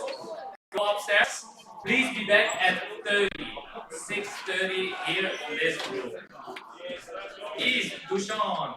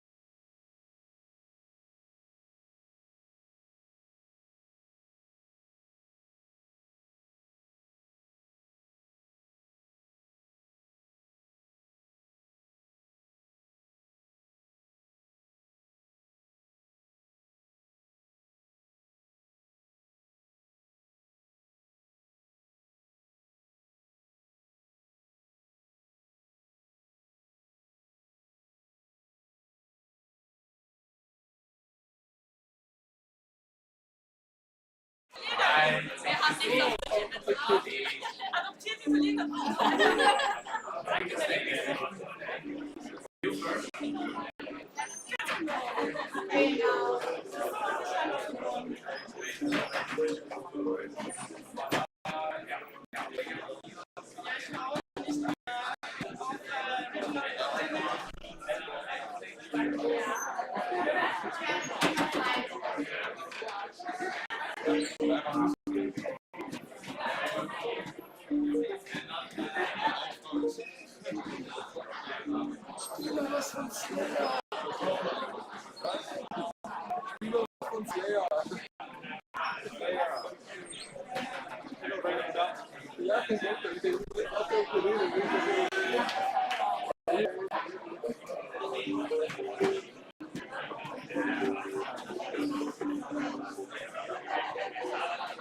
All right.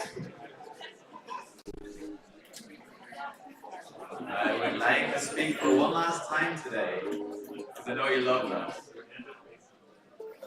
So if I'm going to say a couple of things.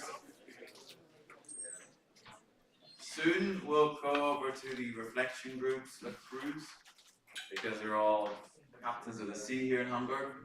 The idea is there will be a link sent to your groups, and you can find in the Excel who's going to be your group leader, your crew leader, your captain, and then you'll sit with the captain in a group of about 8, and you get to know each other, because all of you might not know each other, and they'll go through with you through the day and reflect a bit. All right? But it's mainly light-hearted. There's also going to be a reflection form sent with the QR up there, and the idea is you scan the QR and you can fill in some of the questions. It asks you to rank, like, what do you think of the presentations? We can use tomorrow if you're punctual. If you fill it in at 2 in the morning, but if you fill it in like in the next half hour, we can take it into account so you can try and improve things for tomorrow. And then I have one last lead that is, as you know, today you weren't exactly on time. So today I had to start at 9:45-ish. So it means I would like you to aim to be there 20 minutes earlier than you left today. So take that into account. Now you know the way to the S-Bahn. Just take 2 S-Bahns earlier. All right? Then having said that, I'm going to look at the time. And I look at Niles and I tell Niles that I formally close the NA today at 18:34. And now we are to the OT for some more final announcements. Hi. So, as promised, we elaborated the data that you gave us earlier, and we have some announcements related to the regional dinner and to the social program. So, first of all, for everybody who left their food at the hostel or who does not have food, don't worry, you will have your chance to share your food tomorrow for lunch or for dinner. We will make another announcement and let you know. So, right now, as Gavin mentioned, there's going to be the reflection groups. You will go with your captain. So you're not coming back here. After the reflection groups, we would like you to come for dinner directly. So bring all of your stuff and bring your food directly to the regional dinner. Do not go back to the hostel. There's no time for that. The regional dinner is gonna go on until 8:30. Then we have to leave because we have to clean the room and give it back by 9. If you want to stay and help cleaning, it's awesome. But you don't have to. And you can just go to the hostel after that, and I don't know, what do people do? Like, shower yourself, whatever you want to do. Then this is important. Yeah, so unluckily, there's carpet on the floor of the room where we're gonna have dinner. I think you all know where this is going. We cannot have alcohol at the regional dinner because we can't clean it. So that's not gonna happen. But since the regional dinner is gonna last shorter than usual anyway, it's okay. So we can survive not drinking for a couple of hours and just enjoying the food and the water and the stuff. And we're gonna have time to drink alcohol. Also, the alcohol that you brought for the regional dinner, we can drink later at the hostel before going to the club. And I let Anna speak about that. And then we're gonna Hello. So the first dinner will be in room 3034 and 3035, which are the same as lunch. You can follow the lunch sign and it's the same. Then about tonight, so regional dinner until 8:30. Then we move to the hostel. Then we meet in the hall of the hostel for pre-drinks because the penny program was cancelled due to weather conditions. And you can bring your regional alcohol downstairs. You can also buy drinks, alcoholic, whatever you want, at Rewe. There is a supermarket close to here, or there are probably also other supermarkets on the way. And we can stay there until it comes out because we're noisy. And then at more or less 11, we will move to, for those who want, we will move to the club, which is Thomas Red. And you need the bracelet to get in. And you will have a bracelet inside the welcome bag that we gave you. If you lost the bracelet by any chance, it's fine. We have some spare ones, but please tell us in advance because we need to save the bracelet for you and bring them with us. I will send you all the details about the bar, so the prices and stuff like that if you need them, and I think that's all. Yes, we're gonna send all this information again and again and again in the announcement channel. I know that we have 2 announcements channels and it's confusing. I'm sorry, I didn't know how communities on WhatsApp work. Please bear with us. Yeah, so read the double announcements and sorry.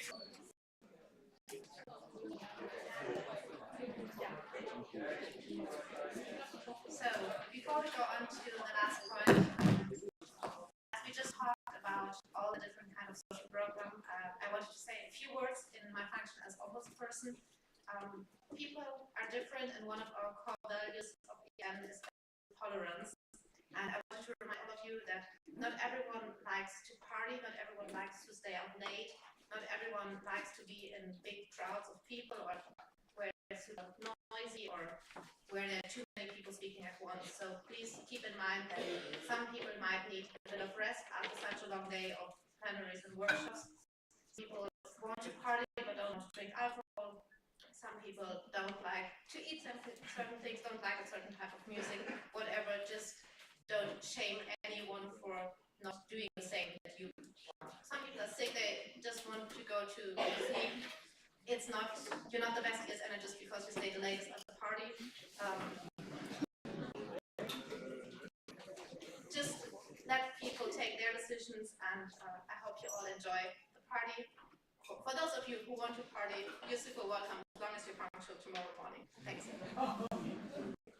I forgot one piece of announcement, and thank you for reminding me when she said that not everybody likes eating the same food.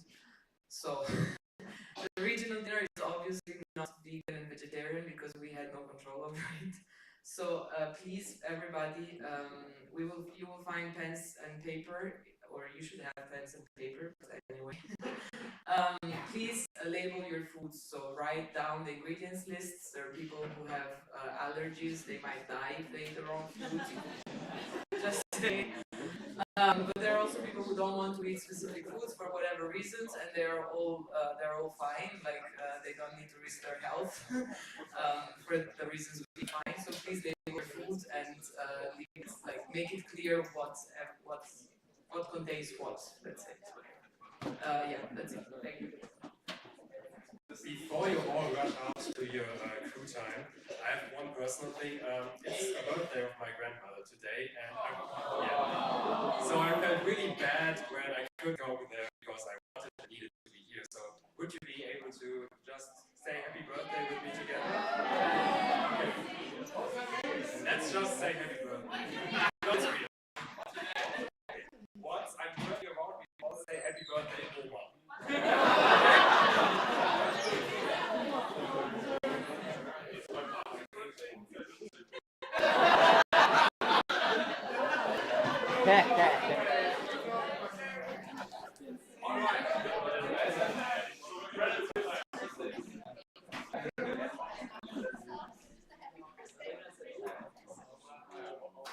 Okay, I will start.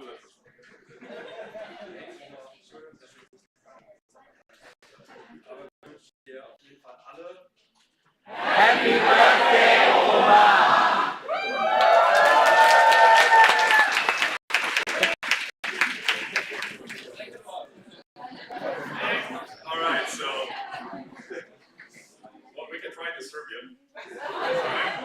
So it's Srećan rođendan. All right, yeah. All right. Srećan rođendan. All right. Give me a second. Yeah, you can say Srećan rođendan mama.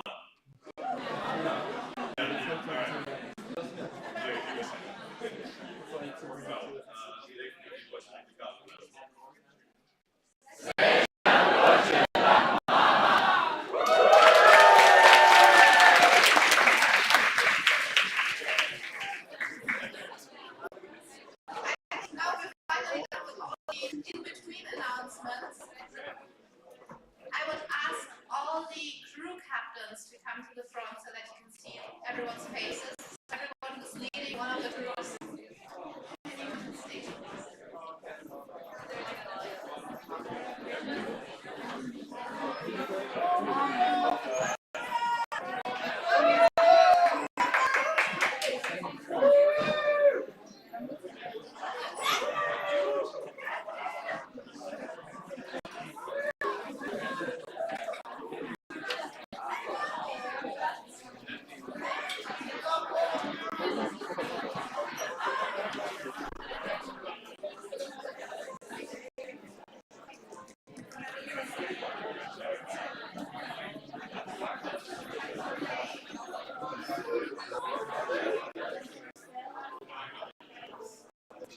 Last 1 minute of attention. So you should have gotten one big spreadsheet in the group where all the groups are written, and on the top it says who's the crew captain of that crew.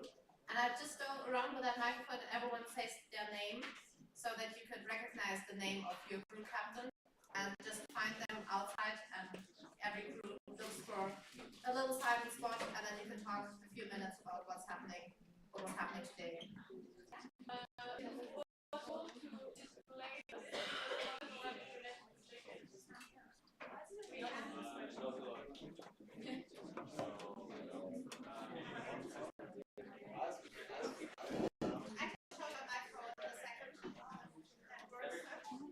So just the names. I think you might know most of them by now already.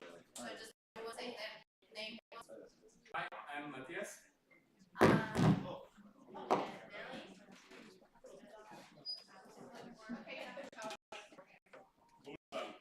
Daniel, Misha, Ina, Axel, Lisa, Samuel, Jenny, Timo, Maria, Catherine, Yvonne. Now backwards.